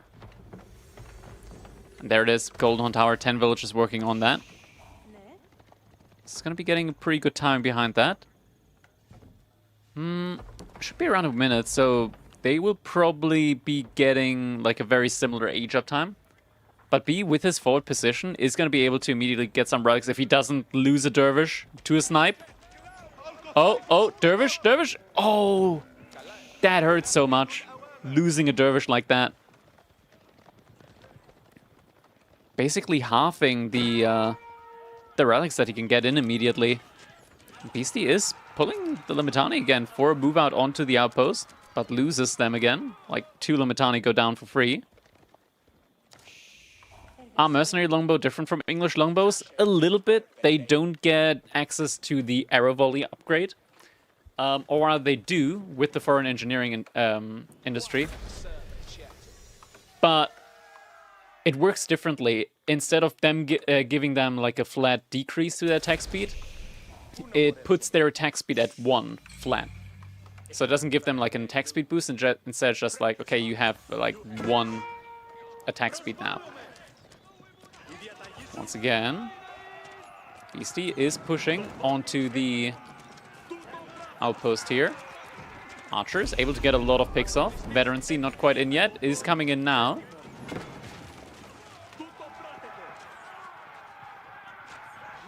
Marine Spearmen do get picked off there. Yeah, a lot of the Lamitani did get taken down. Or have been injured. Be now behind this. Looks like we're getting a lot of camel lancers in. Archer upgrades in as well behind this. Pierce armor level 2 has been completed. He's gonna want to wait for the next like wave of lancers, I would have assumed, but no, fight is getting taken. Charge comes in from the camel lancers. Good engagement. The Lamitani not actually focusing down the camel lancers. And +2 already in. B, he could push this a little bit deeper. He didn't chase after the longbows quickly enough though. So there's already a good amount of reinforcements coming in now for Beasty. Cataphract in queue. There's already 3 monks about to be on the field for Beasty. The +2 pierce damage means that, like, the horsemen not being batted up yet, or just in general, the longbows do a ton of damage, even against the +2 armor upgrades. It's 4 damage with every single shot. Monk gets found out, though, from Beasty. So B might be able to lay claim to that relic there. Send some horsemen around that side as well to try and secure that. Oh, the Stealth Forest. Horsemen are coming in, though. Horsemen? Horsemen? No! B! He didn't send them to... Oh my god. B! He didn't pay attention. He did not pay attention. Oh no. What a just passing situation there. Or rather, just pathing. Relic over here gets picked up, though, by him. But that is a unfortunate loss with the Stealth Forest there for B. Not getting that relic in. BC wants to get some more vision in, so does reproduce some scouts. B behind this, just going for a big mass of camel archers, camel lancers. Which he's gonna need. This is an insane amount of longbows already, but that's just what we kind of have come to expect at this point in time from the Byzantines. 2 relics being secured up so far. Cataphract actually gets spotted out there by the Dervish, potentially. Yeah, camel lancers are gonna meet that Dervish out there. Also some crossbows in queue for B. I'm not sure about the crossbows. I mean, yeah, you kind of want them against the cataphracts, but might just be better to just go for full camel lancers. Charge is coming in. Cataphract. He's gonna be... Yeah, oh, never mind. Charge runs out just before the connection comes in. Oh, he stops moving, though, for just a second. He's gonna get a full surround. Cataphract gets taken down. Deer are gonna be running out soon. Already 33 longbows. Beasty now reinvesting into Limitani again. After seeing just how many camel lancers there were. Sacred Sites being captured up behind this. At least the first one is. But Beasty has units nearby. Capturing does come... Oh, no. That is pretty bad timing here. And there is a ranching guard down here as well. Oh, B. The move out just a little bit too greedy. And ranching guard does find him out there. Does B realize? He's gonna realize it now. No immediate reaction though. There we go. Village is getting pulled. Oh, he hit... he actually hit the branching guard with the villager, giving Beasty the attack notification. Beasty realizing, immediately sends the cataphracts down there. B wants to distract it a little bit there. He has units nearby though, so he should be fine. Yeah. Actually, Beasty losing a couple of units there. Loses the scout, gets some... Takes a lot of damage there on some of the cataphracts. Oh, reinforcement camel lancers though coming in as well. Trying to get enclosure. That's a lot of value lost there. That's a lot of dead cataphracts now. And 2 more that are going to get charged down upon. Most likely. Stealth Forest, Stealth Forest. Charge resumes. Yeah, gets the kill in.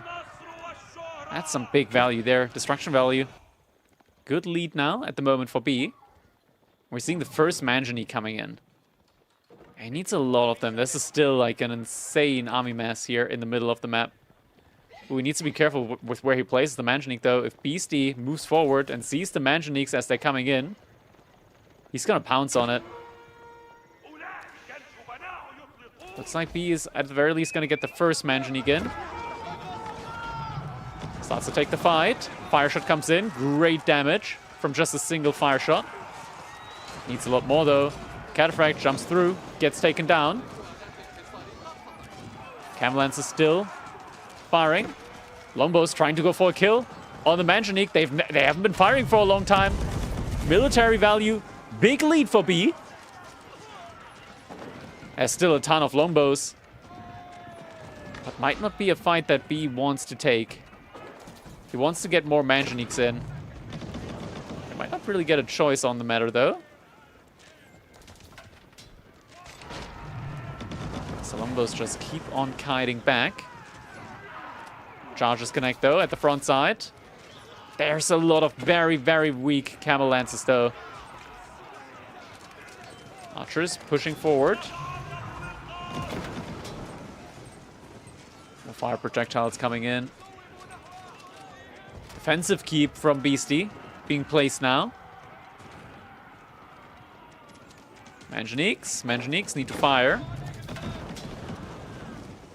Getting another kill in there.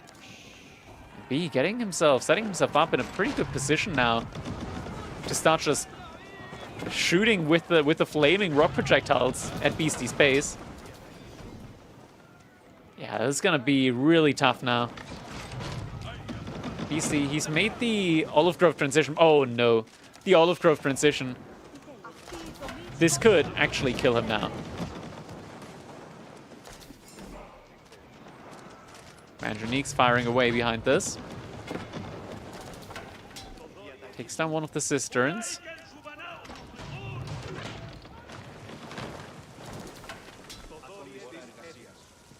Why do the mangoes do so little damage to the archers? The fire projectile has like a much wider spread, so you hit a much larger area. And it does additional damage against buildings, but it does less damage to units. But in mass, you can still, like, it's actually more effective than normal shots in mass if you have like 4 or 5 manganiques against units. He's probably attacking ground here, just to try and take down the keep. The mangonel placement should be able to reach, maybe? No, it's not. Okay, not able to reach them. That would have been insane range.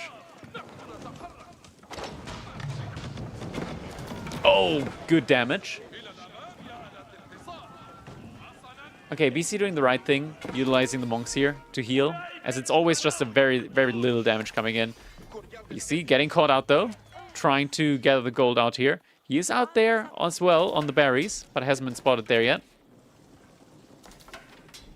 Still only on 2 manganiques. B could be going for more of them. He's got a lot of villagers and gold. Oh, is he doing the thing again? He's buying food. He's just mass buying food again. And now with outposts in placement, the front side as well. Lemitane getting sacrificed here. Backline from B, able to take a good trade against them. Manganique stepping up again, or rather Camelot stepping up again. Manganique still firing at the backline, and it's just so much damage. Such a big damage spread. You see all of your units having such low health. It's an insane mental blocker to taking these trades, and yeah, you don't want to be taking these trades with these army numbers, right? The Manganique just being one of the units of all times, and Beasty realizes GG comes in. We're going to be having a game number 5 in the grand finals of the Crack Cup number 8.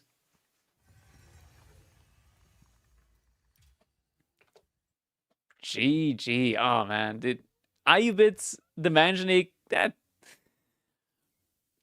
it's kind of strong. It's kind of really strong against all kinds of infantry. It's really strong. Wait, what? That's an early raid. Wait, we got a game number 5. What?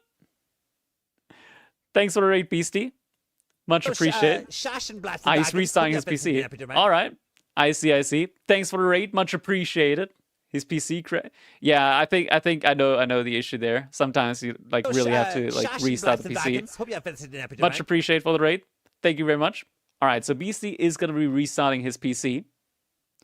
So we'll be giving him some time in order to do that. Thank you guys for all the follows. In the meantime, we're at $1,050 for the prize pool at the moment for the Crack Cup number 8, which is all going to be going to the players. It's all 100% going towards the prize pool.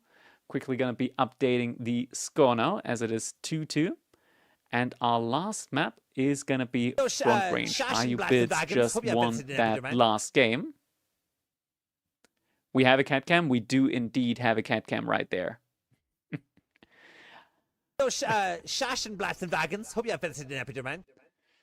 Yo, Brex1, thanks for the sub, man. Much appreciated. Thank you. Very much appreciated. When is Crackety midweek muster? Shash and Blast and Wagons. Hope you have I have a full-time job. I am not gonna be doing midweek streams. That is a big no-no for me. Have you played Dota 2? I have never played Dota 2. That is not true. Okay. Steam. Let's see. How much time do I have in Dota 2? I've got a total. I've got 108 hours. I don't. Oh yeah, I've been playing the auto chess. I've never played actual Dota. I've been playing like the auto chess scenario, custom game mode in there. Never actually been playing Dota. What's your profession, if you don't mind sharing? I work in IT. Lying on stream. Hey, that's me. Right here. Never played Dota 2 except for 2. I played the other game out there. Less than full and beautiful nose. Thanks for the sub, man. Much appreciated. Thank you. Very much appreciated. Shash and Blast and Wagons. Hope you have visited an epic, man. All right, looks like both players are actually resetting their PC. It feels like the recent patch has brought back a couple of issues here and there. What's the last map? The last map is Front Range. Hope you have visited an epic, man. Millions of people bought Warcraft 3 for Dota and never played the base game. Yeah, exactly. Shash and Blast and Wagons. Hope you have visited an epic, man.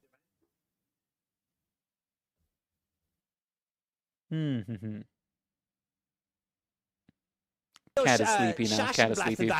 When are you going to be replaced by the AI? I work in system integration, so most likely never.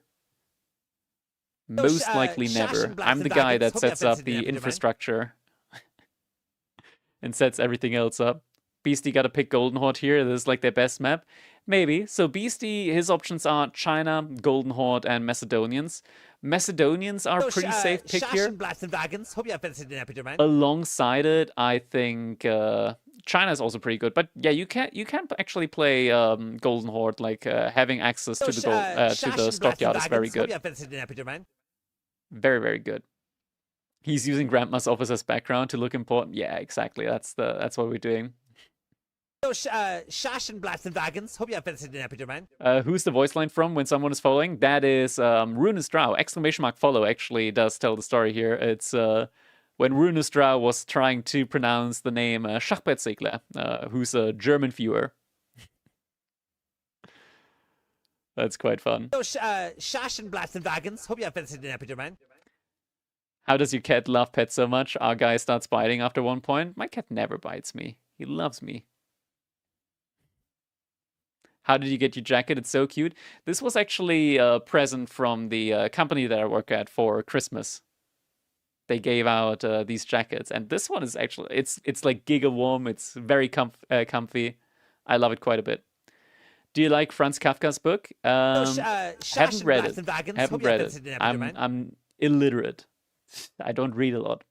When does next round start? We're waiting for Beasty and B to reset their PC. So should be starting up relatively soon again. Looks like an IT jacket. Well, everybody got one like that.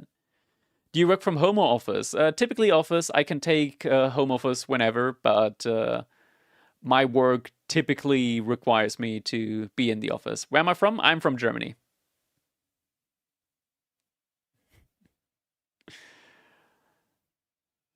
What kind of system integrator? I'm a partnerships manager in France, and we're looking for an integrator in Germany. I'm not looking to change jobs at the moment. Where I'm at exactly, I'm near Frankfurt.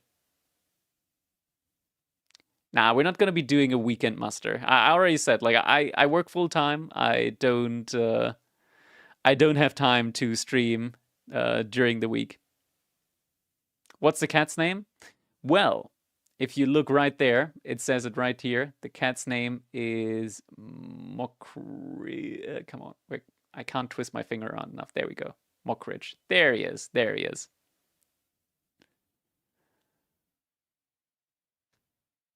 All right, last map is Front Range. How do you learn to get into IT? I took an apprenticeship for IT system integrators. We're looking for reseller companies. I'm not like at an IT company. I do IT for a company that produces rubber profiles for industrial machines, luxury cars, any kind of cars like minivans, campers, and stuff like that. So I'm not like working at an actual IT company. We're not like electronics retail or anything like that. They have good doner kebab in Frankfurt. They're pretty good. But I don't live in Frankfurt. I live nearby Frankfurt. All good. It's not like you made like a lunatic LinkedIn post or anything like that. Do you get recognized in the streets? Never. Of course not. Imagine people nearby actually playing Age of Empires 4 or something like that. I'm trying to get my coworkers into Age of Empires 4. Wagons. Hope you have Do you have a house in a flat? I live at my grandma's house at the moment. I'm taking care of her while also building my own house at the moment. But that's all still work in progress. All right, Civilisations are in now. So we're going to be watching Macedonians for Beasty versus the Delhi Sultanate for B. Interesting one. Can I go to get ice donut or ice cream in Frankfurt? Frankfurt is a global city. You can get anything you want there and more. It's like Frankfurt is pretty massive. Like even if you're like very rich, like you can, if you're very rich, you're gonna absolutely love Frankfurt. If you're very poor, you're gonna be like, it's life. There's like no ceiling in Frankfurt, something along those lines. Like there's a skyline as well. Crazy expensive penthouses in there. Can I get good AV4 coaching in Frankfurt? I wouldn't know. Oh yeah, the train station has a lot to offer. Yeah, 100%. 100%. The train station amazing. Is it safe on the streets? Relatively. Could be worse. I'm just gonna say, like, Frankfurt main central station. There's better places to be. Anyways, it is time for us to jump into our next game. We're loading in right now into Front Range, where we'll be seeing Beasty playing as the Macedonian dynasty against B playing as the Delhi Sultanate. All right, it is time, everybody. So here we go. It is now match point between Beasty and B. We're jumping right on in. Beasty in the color yellow, playing as the Macedonian dynasty. His opponent, B, in the color green, playing as the Delhi Sultanate. Isn't Frankfurt population less than 1 meter? Less than 1 million? I don't know off the top of my head. Frankfurt. I gotta Google that. Yeah, it's 780,000, so less than 1 million. But we're getting a Dark Age rush coming in here from the Delhi Sultanate. And Beasty did actually move out. Oh, Scout. Hello, Scout. Oh my god. Almost lost the Scout there. That was pretty close. But that is a... Oh my god, what is this value mill here? The large berries and the boar right next to it. That is a pretty good spot to be at. But Beasty, he's got no wood left. And there are spearmen approaching. 1 spearman. Two spearmen. This is gonna be a rough hold. Beasty already used all of his resources here. And survival techniques research as well. Oh, this is dangerous. This is very dangerous. This could be like a checkmate type of situation almost. As now the spearmen are gonna force Beasty off of the boar. He cannot stay here. He cannot stay on the boar. He's trying to pull the shifts. And he might be able to, like, bide his time a little bit, but at the latest, like, when the second spear comes in, He's gonna have to vacate the area. Nope. He's still going for it. But at the very latest, when the third spearman arrives, surely. Surely. This is getting rough now. Yeah, Beasty, he really has to run. He really has to run away from this point. He's mass gathering gold at the moment just to be able to have enough gold to age up. Is he gonna lose a villager? He could lose a villager here. That is one villager that is 100% going down.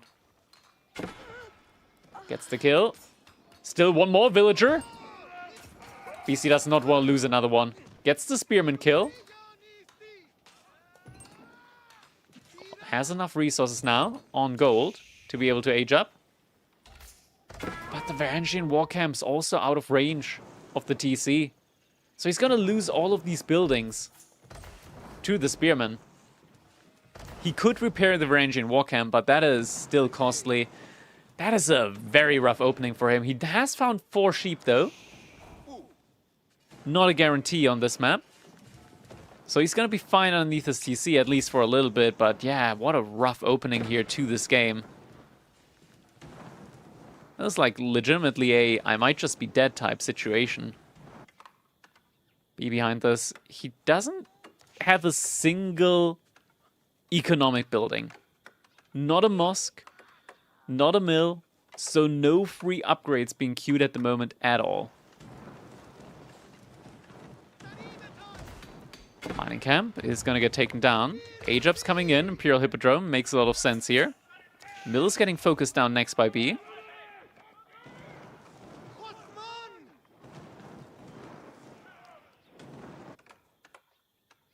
Moss coming in now as well. Yeah, B just mass gathering wood, so we'll be getting some drop-off buildings probably next up as well. But it's quite the heavy blow now to Beasty's game plan here, being forced off of the boar. Most likely he'll want to drop an archery range to just regain control over this area against the spearman. But B is very close to his own age up. Granted, he needs to pull like 10 villagers over to gold. Okay, 7 is pretty good as well. He's gonna get the age up in at a relatively decent timing now. But Beasty's still gonna be up by like a minute and some seconds with change. War camp now getting torched down. Beasty currently population cap, so definitely not a building that he wants to lose.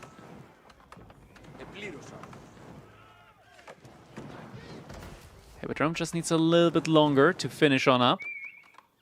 Dome of the Faith now getting put up here by B. 6 villagers working on that, so it's going to try and rush it up a little bit more. A little scout on scout action going on there as well. Scout from BC still a little bit low, so is going to have to run. An archery range isn't going to be coming in. Instead, it's going to be the Varangian war camp. Is a little bit more expensive than archer range, but allows you the production of not just the archer, but also a spearman potentially. So Beasty recognizing the value there. Villager also getting pulled in order to repair the war camp. First archer now in queue is going to be able to regain some map control. The weak spearman preemptively getting pulled back by B now. He will, of course, have the ability to heal that unit back up. And now remaining spearmen also going to have to get pulled back.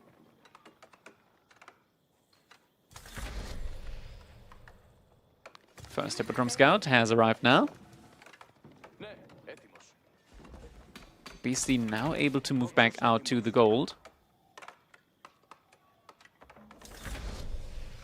And eventually probably to the boar as well. Something that he really needs to do. Just because, like, food is very sparse on this map. So you need to, like, get the resources out on the map. You cannot just sit in your base. Stable coming in next. Oh, okay. Wait, did this already finish in time? Efficient production already finished up for B behind all of this. That is such a quick upgrade to come in. Even with him delaying the most, like, significantly at this point.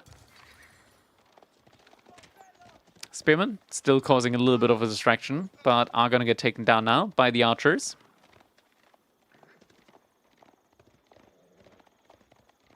Hasn't been the series also always started with barracks opener? He has not. No, not always. Do you think the Spearman opening was worth it for B? I think yeah, it was 100% worth it. Like, he took down he denied the boar for a good time. Beasty also went for survival techniques, an upgrade which so far hasn't paid off for itself at all. He killed one villager. The one villager itself is worth it at this point. And just denied a lot of uptime there on the gold. We're getting Ghazi Raiders in now, behind all of this. Let's not forget, B still has the opportunity, of course, as the Delhi, to heal his units back up. So any unit that you don't kill is a threat, because it's just going to heal itself back up to full. Ghazi Raider looking for the archers. Doesn't quite find them yet. It's just going to start decapping the sacred site, or not sacred site, decapping the abandoned outpost here.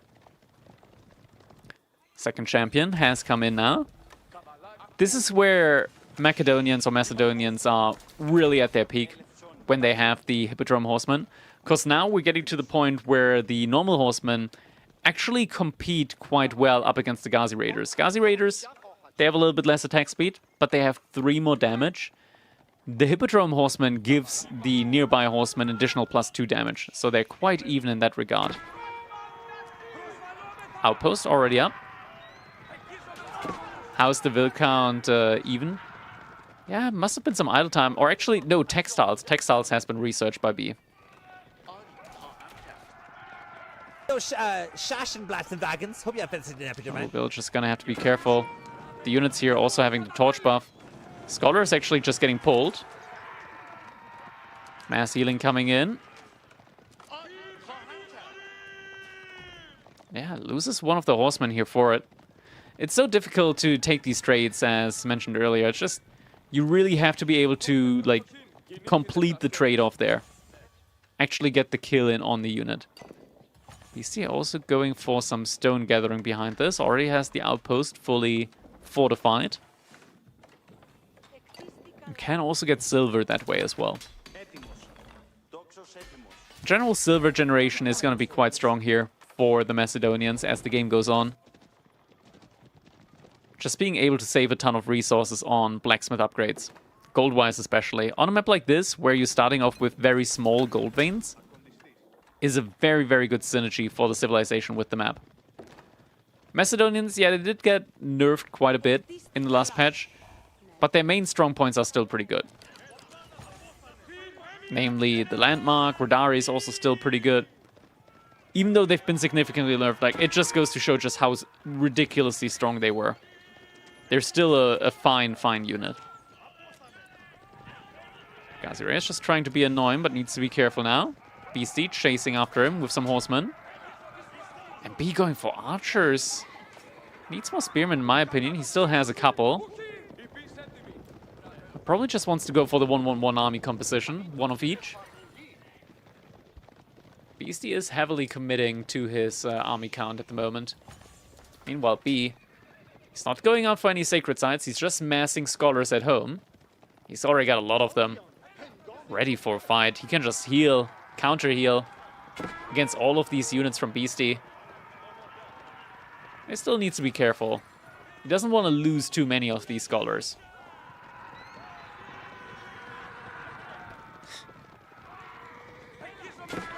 It might be sass, but behave yourself.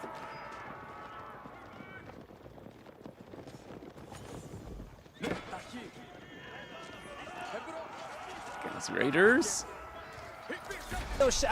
Oh, there it is. Wagons. Hope you have visited an epidermal. The key champion, the Hippodrome Radari. The Imperial Age unit in Feudal Age. Yeah, this unit's disgustingly strong. Absolutely disgustingly strong.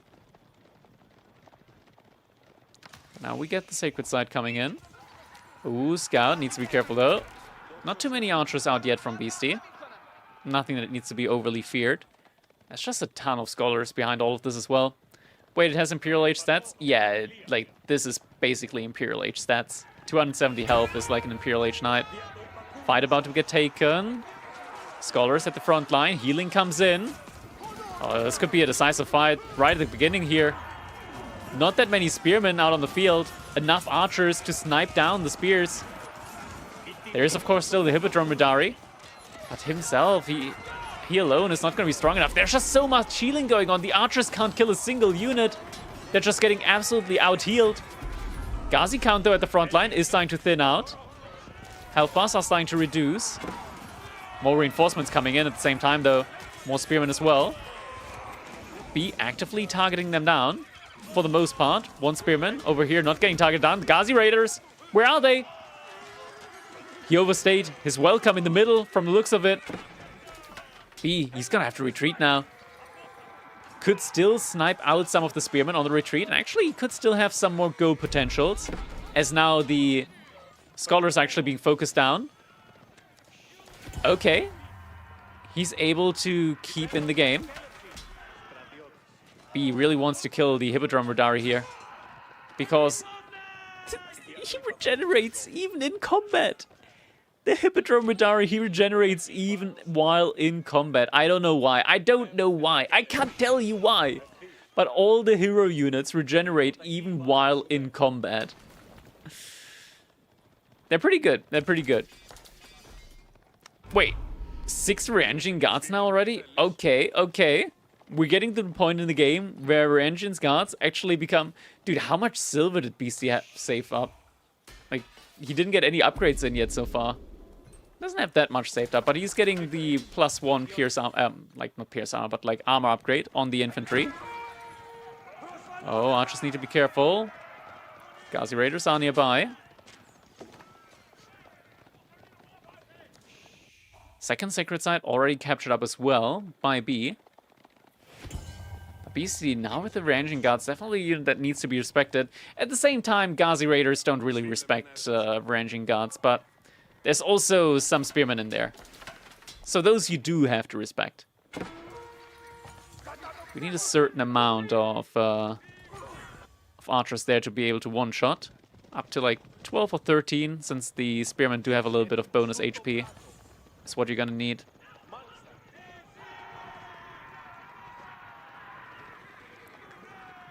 Ghazi Raiders. Yeah, Ghazi Raiders are like a pretty good counter against the early Ranging here. With +2 bonus damage versus heavily armored units. He needs to be careful though. There's still a whole lot of spearmen. Doesn't want to... Oh my god, that's a lot. That's a lot of scholars right there. That's a lot of scholars. Mass healing is coming in. Osman trying to wrap around. Fight being taken. Could go both ways, but at the moment, it looks like B's army, the count just isn't really going down that quickly. Though that could be deceiving. Beasty has pretty much us around. And there's still more reinforcements coming in from both sides here behind all of this. It's just such massive healing that when the numbers really get lower and lower and lower, that is when the Delhi really start to pull ahead. That is when the healing really starts to pull ahead. That's when the healing really starts to pop off. And it feels like that is what's happening here. The army count, it started to fizzle out. And once it has, the healing reigns supreme. But actually, it might not be enough. There's still more reinforcements coming in though. Beasty pulling the weak health units away. And the scholar count, it's going down further and further and further. More scholars getting pulled, actually. It looks like there still were not enough units here at the end of the day. B is getting pushed back. B is getting pushed back. And now inside of his base, he's getting another archery range ready. Exchanging resources with the market. But is it enough? Villagers! No! He's pulling the shifts! The villagers are coming in! That does not feel good. That does not bode well here. Hippodrome Champion has been taken down, actually. With textiles and all the blacksmith upgrades. The villagers are doing a decent job here of clearing out the army, but the idle time itself kind of makes me doubt that this was worth it. I mean, the healing is great. The healing is absolutely great. The healing's ridiculous, but that was a monk-ass trade out, I have to say. Has to be said. And Beasty behind all of this still has a lot of resources to take from. He's in a fine position behind this.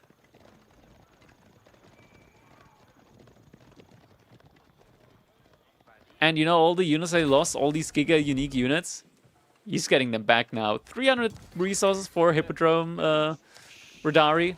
It's costly, but the unit's so worth it. Look at the Horseman himself, having so much health, so much armor as well. Good damage stats. But the Hippodrome Radari kind of just takes the cake. B has switched now into some Spearmen as well. Definitely needed. I feel like he needed that a little bit earlier. Kind of just relying on the Ghazi Raiders a little bit too much there in the engagement. Oh, villagers though taken down. B finding the villagers out on the deer, able to somewhat equalize the villager count. He's gonna have to be careful down here as well, so the Ghazi Raiders don't go all the way. Or maybe they will.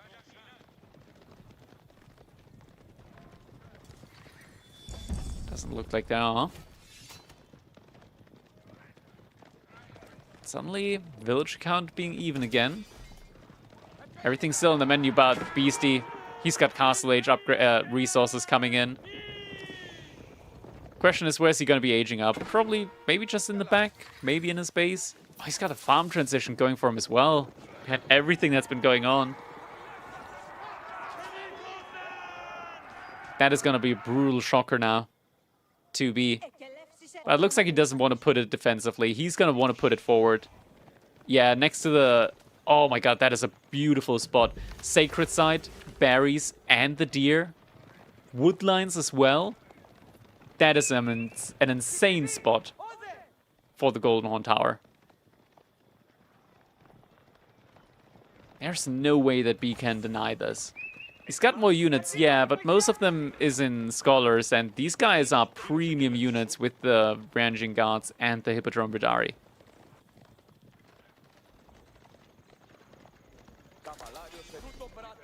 Looks like some of the upgrades here are missing. Yeah, the cavalry upgrades are missing. So, Beasty actually already has like +2 armor on the cavalry and +1 damage. So cavalry is going to be quite the strong play now from Beasty as well. Has gotten in a lot of silver so far. Now with the age up. Veterancy upgrades all being researched. Crossbows being spawned passively from the Golden Horn Tower. That is just not a spot that B can aggress onto.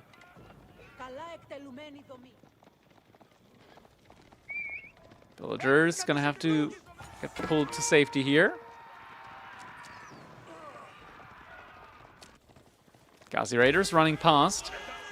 But Beasty sees this. Spearmen in position. Rangians already upgrade now as well. +2 armor in on them there.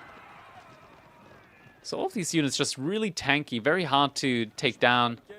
Spearmen going for a wall off. Doesn't look like it's going to be in time. Palisade gate still hasn't been put up. More Spearmen getting pulled. Ghazi Raiders going for a raid inside the base. Finding villagers in the wood line. Beasty pulling the shifts. Not something that he wants to do in this situation. A little surround by B. Doesn't quite get more villager kills, but there are villagers on the gold. That were on the gold. Ah, the attack speed cooldown. Not being good enough there for the Ghazis to get any more kills in there. Beasty in such a commanding position. Little gold income from the Sacred Site, but B, he's just remassing military 78 to 30. But before the... Oh no. Oh no. Oh no. Oh no, no, no. Oh no, no, no. Oh no. That is... Okay, B, he noticed. He's pulling units over here. But I feel like... Okay, he's already got like a ton of units out there. He's trying to break the ankles. Goes for the other wraparound. Spearman coming in. But he's losing a lot of units here. A lot of idle time being caused at the moment as well.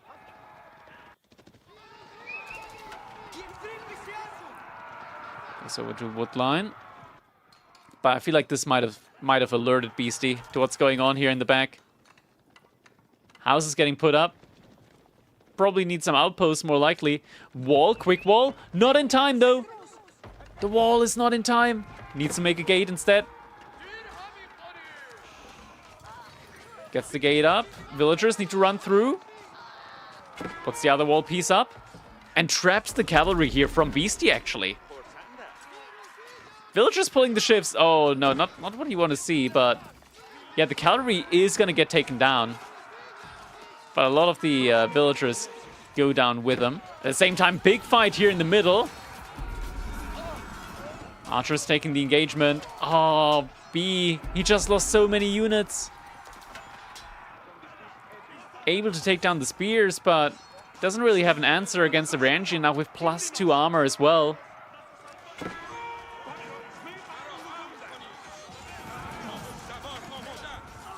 Tries to snipe down the spears.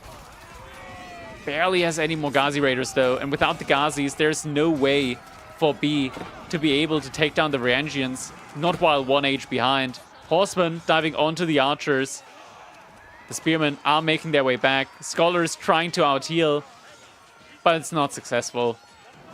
Feels like GG's right around the corner, and there it is. GG comes in. Beasty able to win Crack Cup number 8.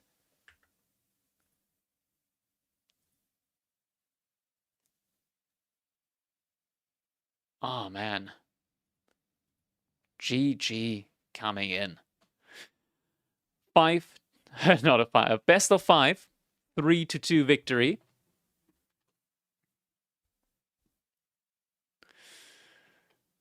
Aye, aye, aye. That was a great game. Great games all around. Gonna be taking one last look at the bracket there.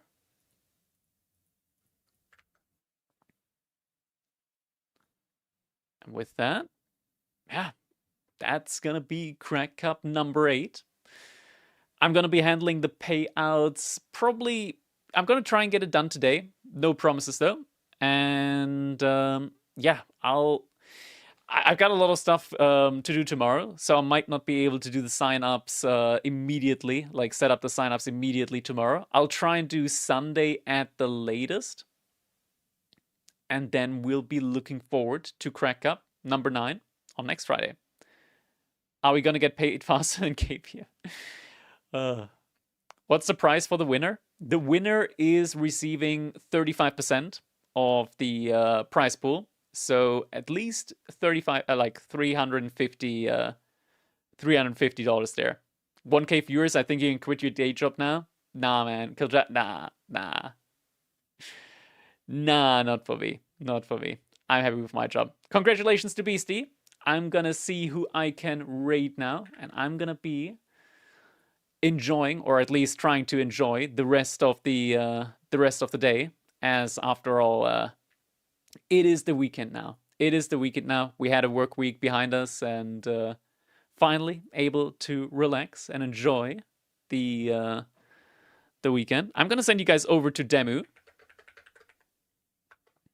as he is live right now.